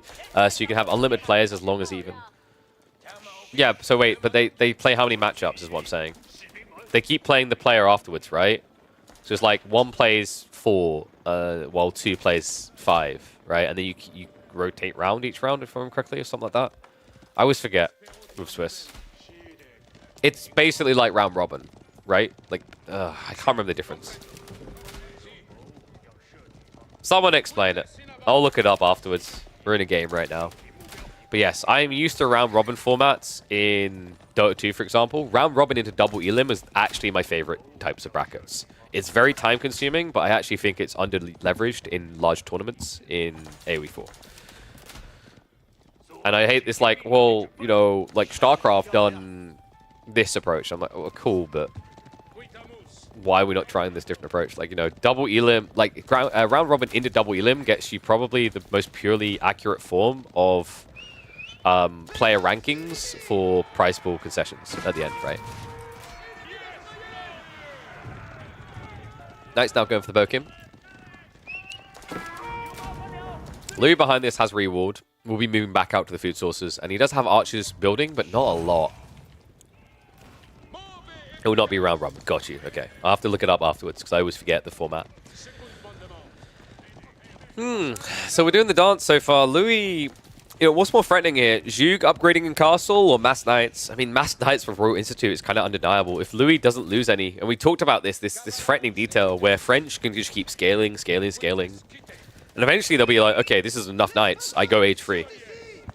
Cat, if he goes 60 Zhuge and upgrades them, they're still going to end up doing no damage against French Knights when they get upgraded, right? So who gets more value out of the long feudal? If it turns into eventual castle, definitely Louis. That's why you're seeing Cat now push. Siege engineering on the way. By the way, I'm not saying round robin is perfect, because round robin does have its own issue you have to solve for in your formatting, which is that you can get to a stage, depending on how you set it up, where some of the final games are irrelevant. Where like a team is eliminated, or the other way is a player will throw a game because they can get a better matchup by throwing a game. It's like there's an alternate form of round robin towards the end that can solve for that, but I forget its name. That's why, but once again, that's why I love round robin double elim, is like, because what you can do there to stop people throwing games is you can almost like, there's an interesting format I think Dota uses still for a lot of them, or it did start using quite a few, where the highest seeded like teams in the upper bracket can choose their opponent out of the ones that will make it upper bracket. So then you can't strategically dodge. Cat now breaking in. Lou MT, speaking of dodging, he's at the point where he can't anymore. He's coming home. Archer quantity isn't looking crazy though, and Louis, a lot of idle time being achieved here as Cat pushes in. Ram's now being built. I mean, Cat, we know him for these Ram timings. They're vicious.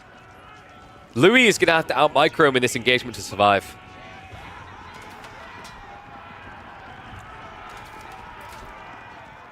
I don't think round robin takes a long time for logistics to get people scheduled, because actually round robin is you're playing all these games, so you can schedule ahead of time. The format where your opponent changes is what takes a lot more logistics, because you have to adapt, right? So round robin actually works better than that alternate format, even though the ultimate format is like better for discarding wasted games, right? Like this doesn't change seeding or whatever. But like I said, I think the best format of round robin is you just basically make it so the highest seeded players from the groups gets to choose their opponent from the people that would be in the upper bracket or the lower bracket, right?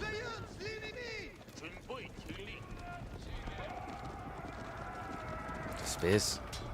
Now getting into those Rams. Cat looking bulked here, man. 72 Zhuge. This is worrisome. I mean, Knights, they can melt quite fast against this. A little bit of a miss micro there. They can't hold the spears in reserve. Louis is still a double up on military count though, right? Cat 100, Louis at 55.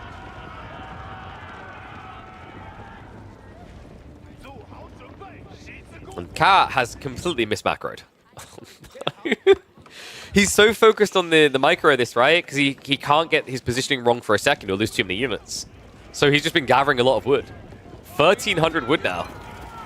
I mean, it's partly for the Rams, but kind of reaching a point where it's also just, because you're not getting into the Rams, it just looks like deadweight resources.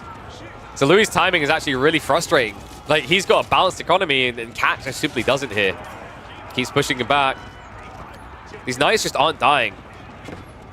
I mean, that's just depressing. Like, how many units was that? That was like 10, 15 Chinese units. And he didn't take down a single Knight. Finally flops one of them dead, but look at the military count now. 83 to 63. And remember, Louis does have chivalry, so if you wait between the attacks, you're just losing more. Brute forces it again. Should be a countdown to 22. He's looking for that all-in divine moment. Ironically, the Russian that should be saying divine looking to go can't. Cat has to slow down and now go for a granary transition here. Meanwhile, Louis MT is on the verge of being able to get away with Castle Age. You can smell it, you can sense it. 27 Knights begs him to go age-free.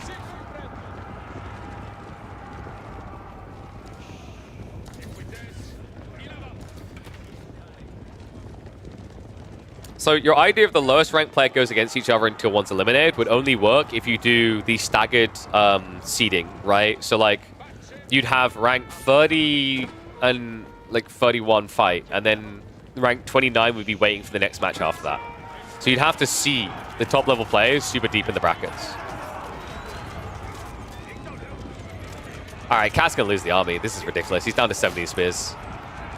Louis is not falling on knight count. And the archers are just picking apart so many Zhuge. Frustrating and difficult matchup for the Chinese, right? Very good when China's able to get away with 2 TC and hunker down. Really annoyed the French, but this Zhuge timing just didn't hit fast enough for Cat. We're going to need a game 3. If Cat walks away now, Louis is going age 3. For now, a bit paranoid, and yeah, you saw that he cancelled 2 Knights. He's like, oh, okay. So you aren't fighting me anymore. Okay, great. I'll start saving up. Even now that you see this many Zhuge, you still just start saving up, I think. Like, your opponent has to reveal his whole comp to break through the wall. So you have to be feeling fairly confident about your position. Let's kill up a few more Knights for now. Kind of reaching the inevitable point where your economy is good enough to push you there. And Cat, meanwhile, is trying to tech up as well.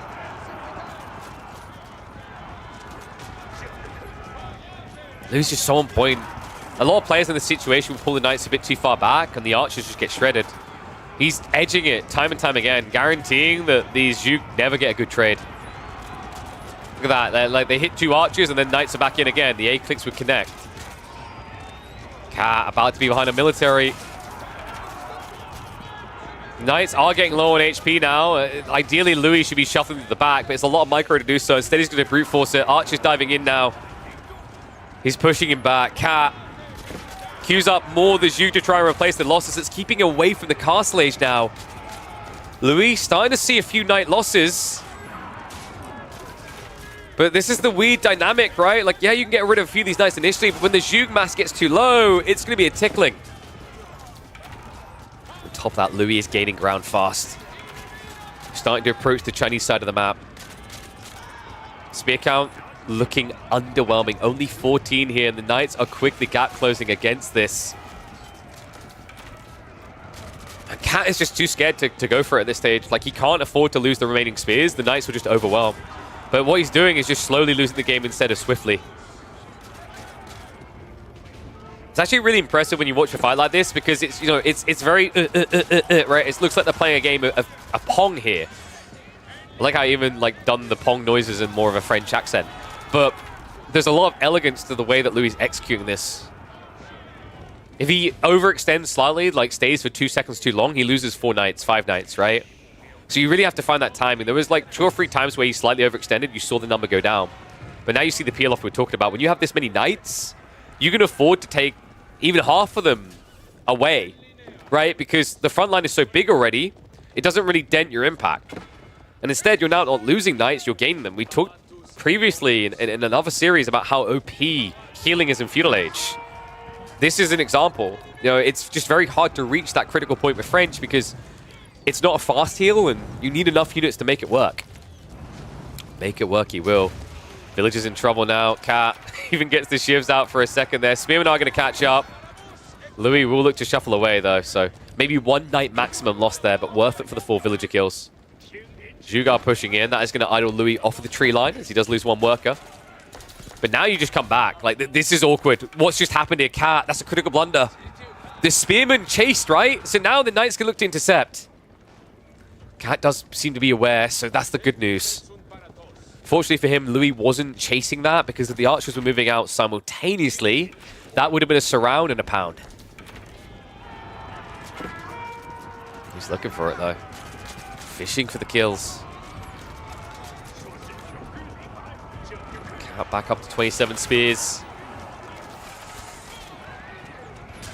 If Louis really wanted to go above and beyond, he could splinter into 2 knight groups and hit from both sides, right? And go around this side here. At that point, the spears get pulled like out of position. The archers can follow east and west, and the Zhuge kind of like left in the wrong position entirely because of movement speed.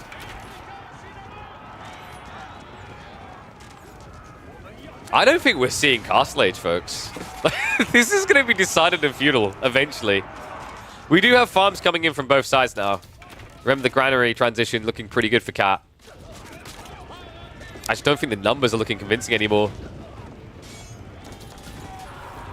Yeah, this army's too small. He's dead. Cat. He overextends again there. Luckily for him, Louis is a little bit slow on the A-click for the archers. Unluckily for Cat, the spearman count is way too low now. Louis is going to look to constrict the base.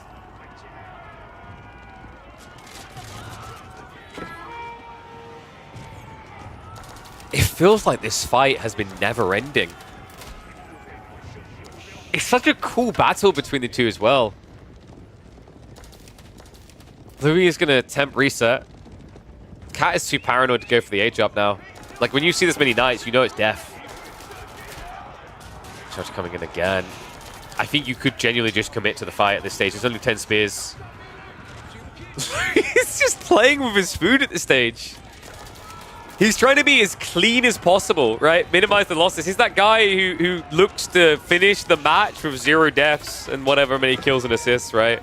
Obviously, he has lost some knights along the way, but barely any in the grand scheme of things. Cat looking like it might be his last stand here. We're starting to reach into the economy now. Knights are rippling into the tree line. And we're on the verge of breakpoint here. Villagers are going to shuffle away. He doesn't really have the textiles to minimize the losses, but now the brute force comes in. Only 8 spears left. Louis has done it. The kitty cat will break. And now you have to ask, is the curse of going 1-up only to be 2-1 at the end about to continue? Louis on fire in this game. Just very clean and elegant approach. I mean, not the easiest matchups for Chinese. Can be skill-based in some environments, right? But I just think Louis read this perfectly. The moment Cat was getting ready for that age up, Louis renewed the assault that led to this. And that right there is chef's kiss. How you're meant to play feudal French.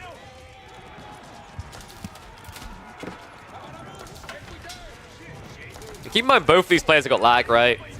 Both, it's kind of fragile. The spearmen may be overextending slightly because of that, but also the knights, it's so easy to misuse them when you were playing on ping.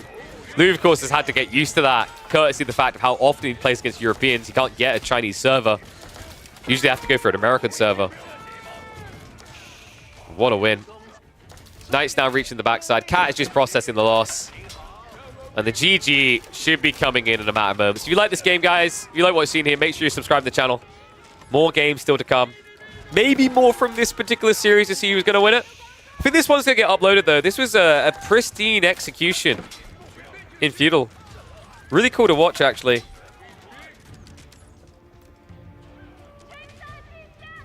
The never-ending Feudal War. I'm going to hit the 2x now. This Cat is just processing the loss. That's going to confirm it. Louis MT gets the GG the moment Age 3 arrives. What a champ.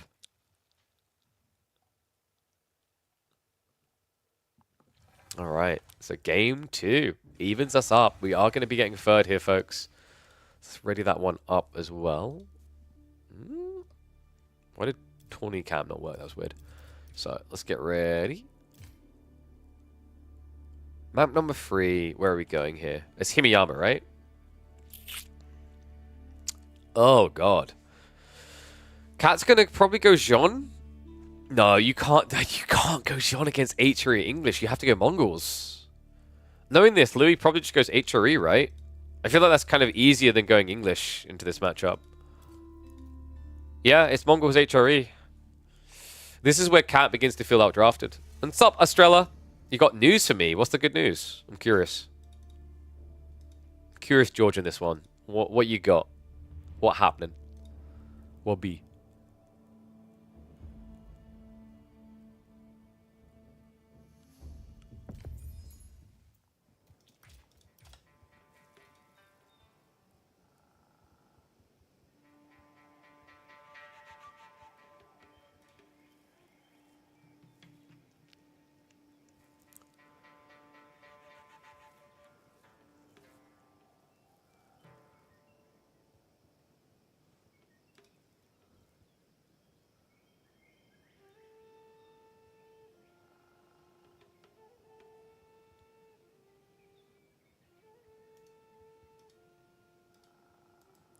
Alright, a bit weird.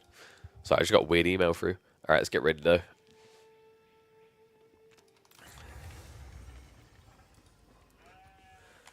Lost Protein Works parcel the other day. They sent me the parcel again and gave me 3 peanut butter tubs for free. Damn, like different flavors? That's pog. Well, they give you the little ones, right? That's awesome. Yeah, shout out to Sarah from Protein Works. What a legend. What flavors did you get? Dude, I've been waiting for my taste buds to return before I try mine. I've got the... I think it was toffee biscuit, which sounds incredible, and the salted caramel to try. Yeah, toffee biscuit and salted caramel to try. Vanilla creme breakfast. Oh, wait, no, but the peanut butter tubs. Were they just the standard peanut butters? Because they do other flavors. They do like a dark chocolate flavor peanut butter. They do a salted caramel. They do, I think they do a cookies and cream one, and they do toffee biscuit. That's cool though. Hope you enjoy, mate. All right, let's get ready to go. Checking in on the other side of things. All right, we're good. Sorry, I just got some things to catch up on after stream. Mondays always catch up. People start responding. Ah, the basic ones. They ran out the chocolate ones? Damn, I knew they wouldn't prep for Christmas. Dude, a good one to keep an eye out for. No problem. Glad you enjoy Estrella. Enjoy them. Let me know what you think. Whew, we might have a bit of an outdraft here. Rough situation, Cat. The curse may continue as we hop into game number 3 of Midweek Muster number 6. Louis MT on the HRE, Cat on the Mongols. Cat really was kind of royally screwed in this particular position, right? He had Jean as the alternative final pick. Meanwhile, Louis MT had English or HRE, both really good civs actually up against Jean. It's not impossible to execute against Jean, against HRE with Jean, but the problem for Cat is if it had been English, it would have been curtains closed. So he has to opt for the Mongols. Louis takes full advantage of that to plow through an HRE pick for a final showdown between the two and Himiyama. Cat is going to go for the fishing opening. I like this. We're going to go for the 2x speed to get out of the Dark Age here. Should just be an Archon. Yeah, nothing too crazy from Louis. A nice positioning as well. He gets the tree line, he gets the gold, and also the sheep when they come home. And sheep are going to be looking good. 13 sheep. Meanwhile, Cat. What happened here? He didn't get that many. He's going to rally an extra one there, but currently he's sitting on 9 sheep. Meanwhile, Louis has 15. He's the sheep whisperer in this one. That's huge for the HRE. Also, when you consider that we are, what, 3 minutes in the game? And HRE has been Arkin, or rather Prelate gathering. They're going to be gathering more. On top of that, Cat should have been less on food because he had fishing. It's actually wild that Cat has so little sheep. 14 now to 8. Yeah, this is a rough start. And now the spin and follow-up is a beaut. This is usually very popular at the beginning of the game. Louis didn't want to do it because if it had been Mongol Spear opening, they can contest you quite well. And the value is, of course, in the Khan to snipe out the injured, right? But now that you see a Doc play, he feels confident about his ability to take out the Doc rather fast here. So, controversial statement here. Who thinks that sheep should just, like, outright be nerfed in A? Like, nerfed, reworked in AoE4? I don't know. I talked with people about this before. The RNG of sheep feels really depressing. But, like, it's such a fundamental element of the game. How do you really fix it, right?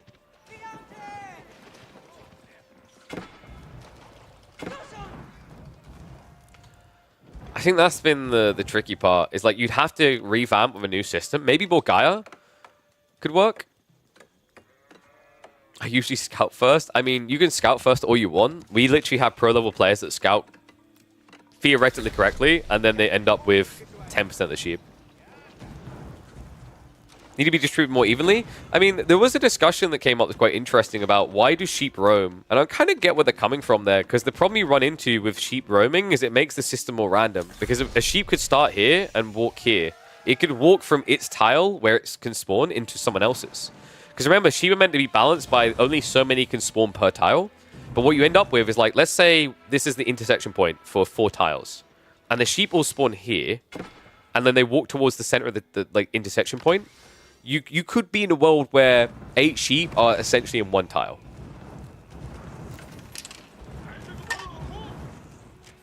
You know what would be interesting? I don't know if we've got enough players to divide the base. What about a queue that is just specifically mirror random?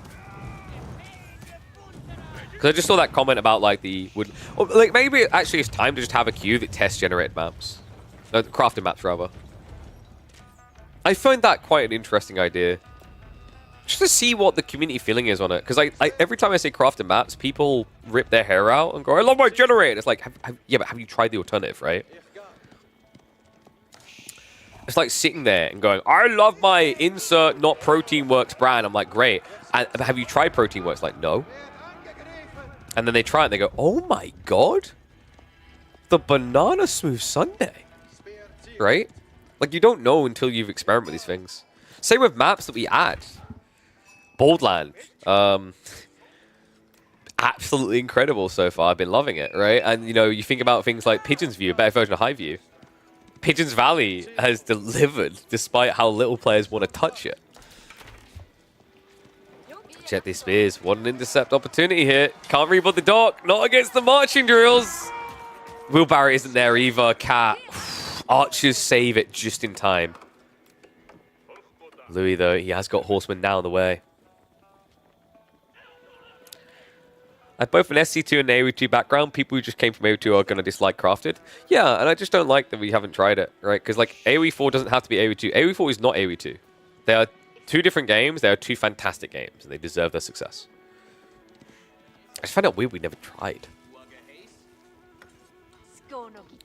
I run the risk of having builds becoming very down-to-the-letter maps. That's why you make new maps frequently, though, right? Like, that's the argument.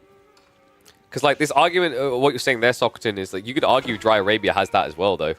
The RNG changes it a bit, but Dry Arabia has been so played, the players just kind of know at the highest level. You're always going to get that gatekeepy elitism, perfectionism build crap, right? Like, for example, Apex Legends... Anyone who follows Apex Legends will know that by the time the first circle had closed, high-level pros could tell you where the final circle was going to close. Right? That could be seen as a flaw, but no, it became a tactical layer.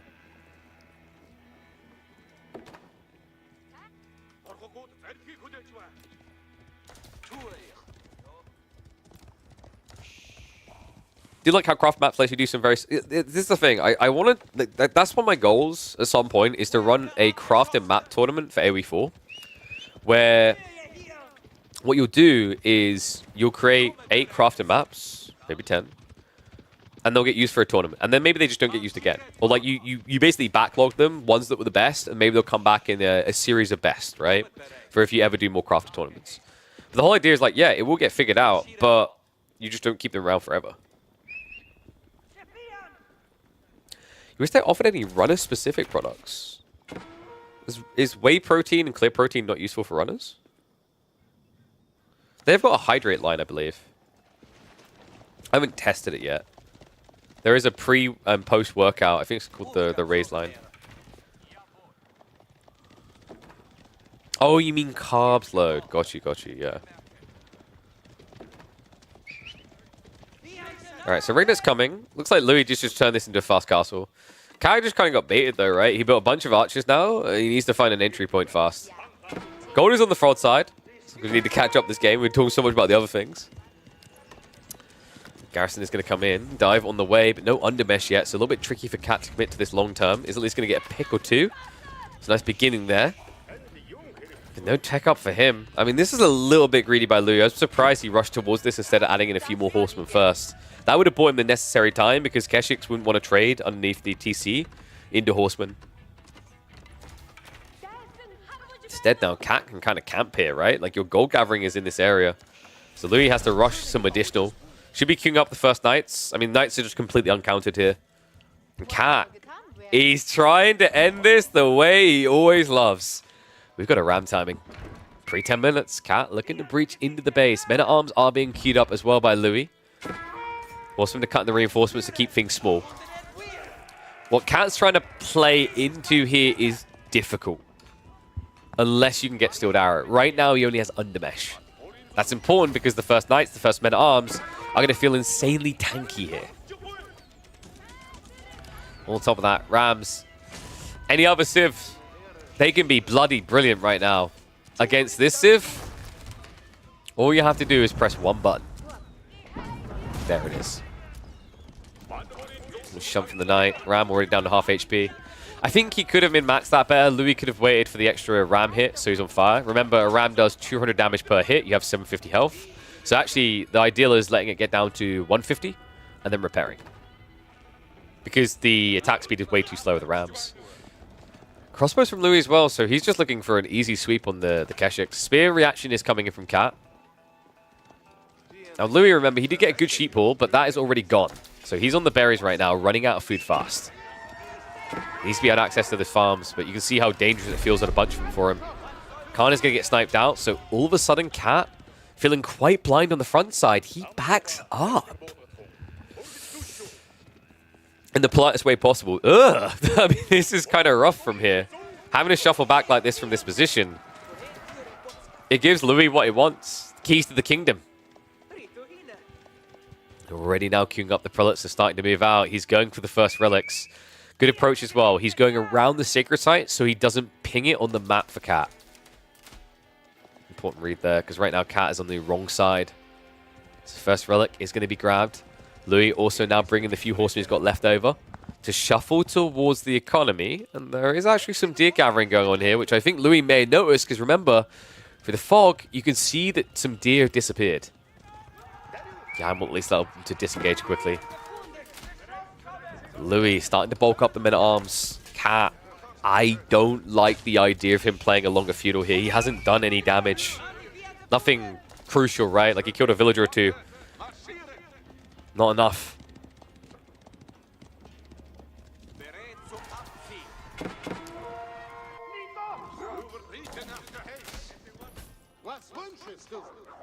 First relic home, second coming. I mean, this is looking clean for Louis. I like Cat's productive angle to try and be aggressive. I'm just wondering if actually the dog opening kind of put him on the back foot in an awkward way. Because he lost it, right? Like, imagine if instead he'd just gone for the mirrored feudal, then gone dock. I mean, you could argue at that stage Louis just would have went fast castle anyway. But he really did get punished. Lost a lot of his efficiency in the center. It's crazy because actually if Mongols get this, the Keshik bloat is good enough to keep H3 contained in this type of format. Because you can actually like outnumber the knights, right? And that means you heal. In this position, it just feels like it's already falling apart. Men-at-arms and crossbows are marching out. Best thing you can do is trade out the crossbows so that the Keshiks can fight. However, Louis at 10 men-at-arms. This is where you go heavy maces. Even just two-handed is worth it against the spears. And Cat, what was that? A bit of a weird disengage there to the north side. He's pulling towards the Dao. Still, I mean, it's crossbows, right? Like, the Dao isn't actually as safe as you'd think. Once you get up to 10 crossbows, each attack flurry does 120 damage, right? So you die in 3 hits. Knights now also arriving. That's 9 idle villages. Cat isn't going to give this over quickly, but, you know, you feel like if you had 7 games in a series, you'd be close to the, okay, this is done point, right? It's about to be 3 relics, soon to be 4. Step readout is at least coming. Correct choice here. He's behind on Eco. If you think about Louis right now, currently has 20 of his villagers, roughly. Maybe 15, 20 villagers in range of the Archon for the 40% buff. And then he has 3 Ringnet's relics. So you need the extra gold to even compete. In fact, he's really trying to make it a 5 relic game here.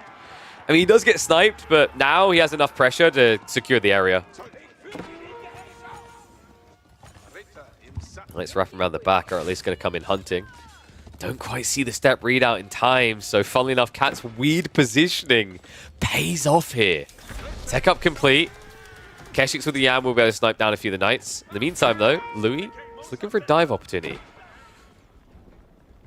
Cat now getting the crossbows. Funnily enough, actually, Louis' hesitance there is going to give Cat an opening to get into crossbows. I'm curious, with 4 relics, though, is Louis just thinking of hunkering down, right? You know, was it batten down the lids? Batten down the... I can't remember. Batten down the... I forget the term. Batten down the... hatches! That's it. Batten down the hatches, hunkered in, right? Like, you don't have to come out. Demo ship now coming out, but... yeah, he cancels it correctly. He's going for one again. Oh, no. He's not even going to get it out. Right? I mean, maybe just about. Louis getting a little bit baited by the fishing boats, but... demo on 3-man arms. That feels terrible. And the walls are up. Yeah, he's just going to batten down the hatches. He's going Imperial. There you go. I even fluently said it that time. Hooah.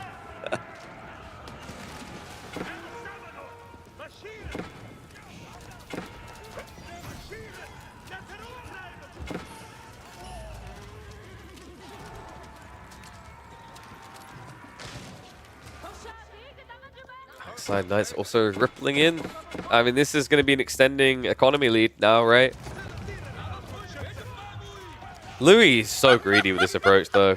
Yo, what's up, Iron Poison? Thank you very much for the Prime sub, mate. Welcome to Swarm. Doot, doot. Probably more farms to be added in soon by Louis.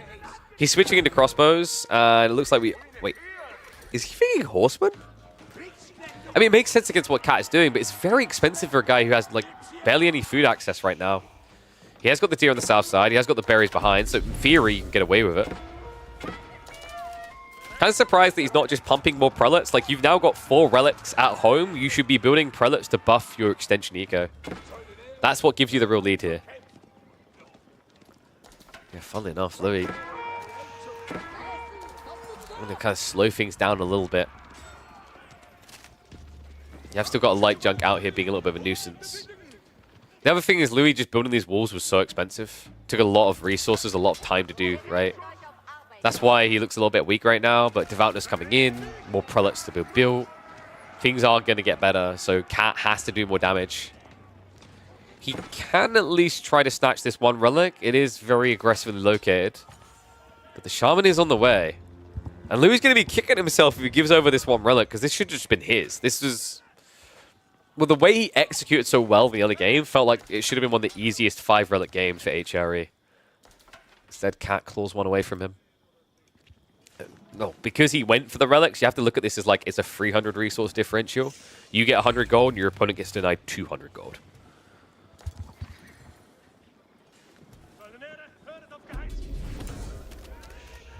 Unfortunately, a little bit too late to try and poke back. So how does Cat come back here? Crossbow count is looking good. My worry is he's a little bit too tunnel visioned because he has to be.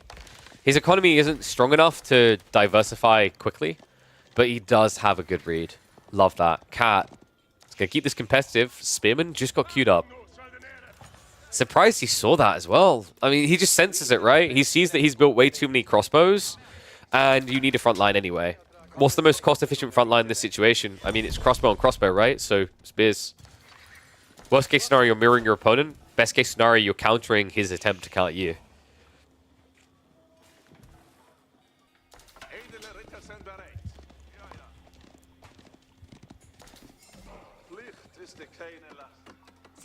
Alright, pass going up. Whew. Blimey, my foot still feels so rough. It's weird, I'm like, keep it on the ground, but I'm not sure if I should keep it up. My doctor's advice was really weird for the rehabilitation. And by that, I mean it was barely existent. I got a junior doctor instead of the one that originally saw me. So the guy was like, yep, partial weight bearing, and then just left. I had so many questions.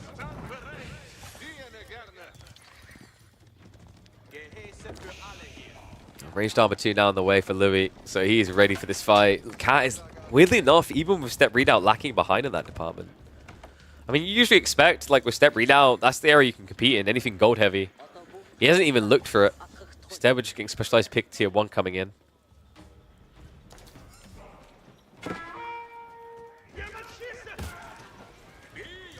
Crossbows are going to be able to get rid of that light junk, so no nuisance in the center.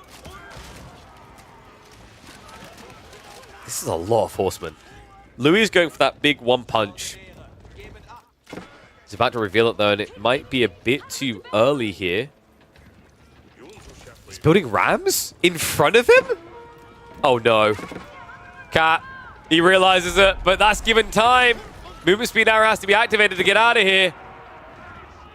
Is it going to be quick enough though? The horseman just so quick to gap close this. Crossbows already reached. Marching drills means that his own crossbows can follow up faster. Louis MT able to back up this fight. Behind this, we've got Knights, men-at-arms reaching in to the back line. Horseman's count still looking so good here, right? 10 plus, diving in. And I think Cat is losing this one, folks. It's looking like a last stand moment. The military advantage is swinging so aggressively. Idle eco of 40 plus. Crossbow count getting culled. Horseman at least been removed from the equation, but at this stage, Louis is starving Cat off of the map. We thought he was going to need Imperial Age. We thought it was going to be, oh, okay, hunker down, I get it. Wow, I've seen this before. Louis just wanted to bide the time to hide the Horseman switch, and it paid off. And yeah, you can see Louis just like, okay, more villager kills, please. More villager kills, thank you. Crossbow count is down to just a handful, right? 16 of them left here defending. And sure, it hasn't outright killed Cat, but it's now a 16 villager lead. On top of that, he's still been scaling more farms. Louis now up to 21 of these bad boys. And that just means more and more horsemen.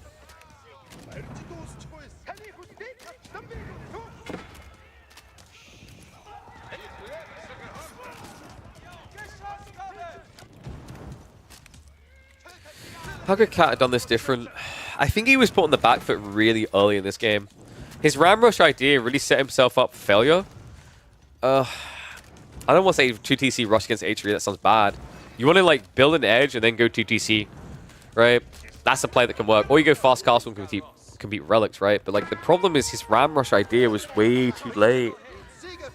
This is the payback of going fishing, right? Fishing will pay for itself down the line, but leaves you weaker on the interception point early. And when you're going for like this ram timing with the archer blow, like you're leaving yourself weaker in the first 20 to 30 archers than you otherwise be. Stronger once you reach 40, 50. But that requires trades that are favorable, and Louis just refused to give them to him.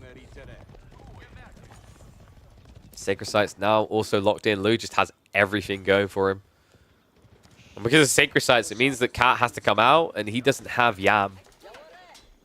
He knows there's going to be Horsemen again, but I mean, your eco is so weak at this stage. What else can you build? What really solves the problem? If you go men-at-arms, he has better men-at-arms. He can be building crossbows anyway, so you have to keep building crossbows.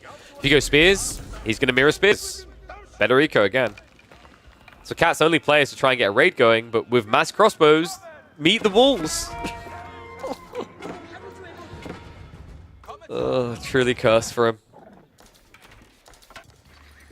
Lou's base looks like a bow and arrow. Yeah, look, there's a little notch point. Now he just needs to put something along with phallic coming out this way. Well, we said he wasn't going to go Imperial Age, but in the end, after a dive like that, bless me tell they real. Palace of Swabia are now on the way. In these engagements, by the way, the thing that Cat could have done differently is the forward outpost. I think that's what was missing. He might have been able to hold a little bit better there with a forward outpost. Because he would have disengaged faster. So he's at least then just fighting into horsemen. The spears and the crossbows don't gap close, right? Because Yam is better than marching drill for movement speed enhancement. So, like, later on in the game, that's what I'd say is the big criticism of Cat. He didn't have that to disengage, which is what led to such a costly engagement in the end. And you think how much worse it would have been if he didn't have the maneuver speed arrow, good lord. North Villagers going down. Lou just such a scourge on him here. I mean, Mongol player defending is like the most depressing thing imaginable at the highest level. Mongols don't defend well. Yam at least makes it a little bit more tolerable, but against cavalry... Tech up complete. Type Bar's now on the way. Cat, credit to him, right? He's like, okay, this is the last game. I might as well see it to its conclusion. No point GGing just because you reached Imperial. In fairness, you did just spend a lot of resources on aging up. Where he's meant to dive, though, isn't really clear here. Just needs to try for something. A punt. That may end up looking like he's whizzing in the wind. Another horseman raid on the way. And Louis has got the elite veterancy on them coming, right? So these horsemen about to pack an even bigger punch and take even longer to die. Ooh, so that means we've done how many series? 1, 2, 3, 4, 5? 5 series today. Look at that. We're on track, guys. Another week where we're going to cast everything from the round of 16. Yeah, I feel like Cat's just on the verge. Actually, I think the thing that lets Cat down is maybe his drafts a little bit. Like, this series here, by game 3, his draft didn't make sense. He was counterpicked. I think if Cat just works on his drafting a little bit, he's going to see big improvements, because he's a very talented player, man. Like, he keeps taking games from people like Wham, Louis MT all the time. He just can't take the sets.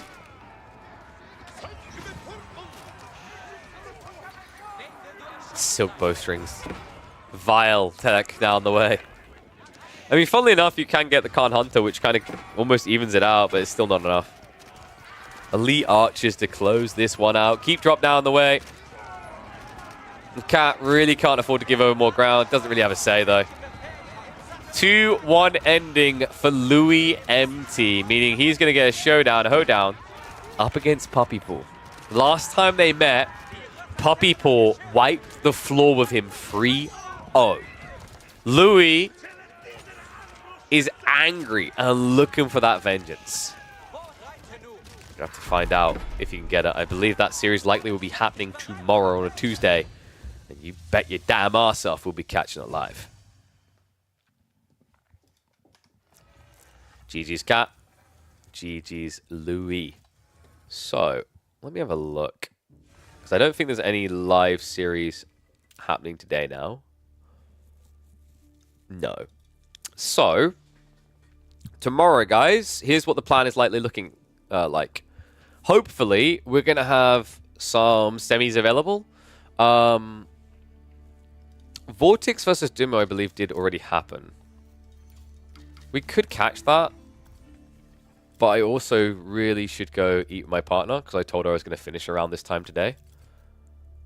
So we might be able to catch that tomorrow before they play for realsies.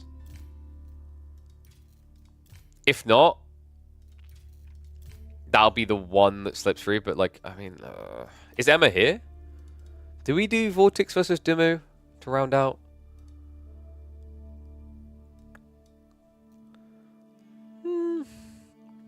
We could look to cast it tomorrow, I think. I think that's reasonable, right? Because I'm looking at the bracket there. So we have... Oh, we accidentally put the Krakati Kiljadi result in. Oops. We can check in on what happened there tomorrow, potentially. And then there's Anatan Elyona. And then the winner of that versus Wham. The winner of the Krakati Kiljadi versus Beastie. Yes, I know you can see that. I'm sorry, it got pasted wrong. And then we've got Louis MT versus PuppyPaw. It's like, we might cast all the quarterfinals tomorrow anyway. We at least have 3. 2 of them that should be live. And then semi-finals might be happening. So it might work out. But we'll figure that out with the players. So being played live on final day like last week would be awesome. We can look into it. It's Chum here. We can explore the feasibility of it. I just don't know how possible it is, because like the whole idea of open scheduling is we want to be thoughtful to the players and what they can do when they can do it, right? That's the balance act. But we'll explore it. We'll see what's doable. It might be workable, it might not be. I just don't want to make promises that we maybe can't keep. So we'll see. But tomorrow, we might start off with Dumu versus VortiX. We'll see if... I mean, Dumu will probably be live, so people might just be like, oh, I don't want to watch a replay. But we'll see about going in with Dumu versus VortiX. So I imagine that the winner of that series... they might be on standby for LuMT and PuppyPaw. So we might have VortiX versus Dumu into LuMT versus PuppyPaw and then a semifinals. We'll see though. I don't mind if it ends up being one semifinals on the first day instead. That can work as well. But we'll figure it out. If we don't have semifinals, if they are all cast by tomorrow, what I'll look to do instead is I'll look to maybe throw $10 in the ring to see if we can get like a third place match, show match to kick off the day, best of 3 or something like that, or playoff 3 or whatever, so that we, at least the streams aren't super short that way. Gotta have that protection. But I'll be back tomorrow. I should be live by between 1 p.m. and 2 p.m. CET.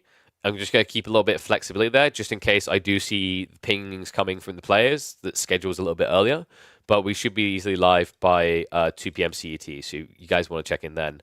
I'm going to end the YouTube side now. Thank you, everyone watching over there. Much appreciated. And make sure you tune in tomorrow when we get into the quarterfinals and semi-finals here in Midweek Muster.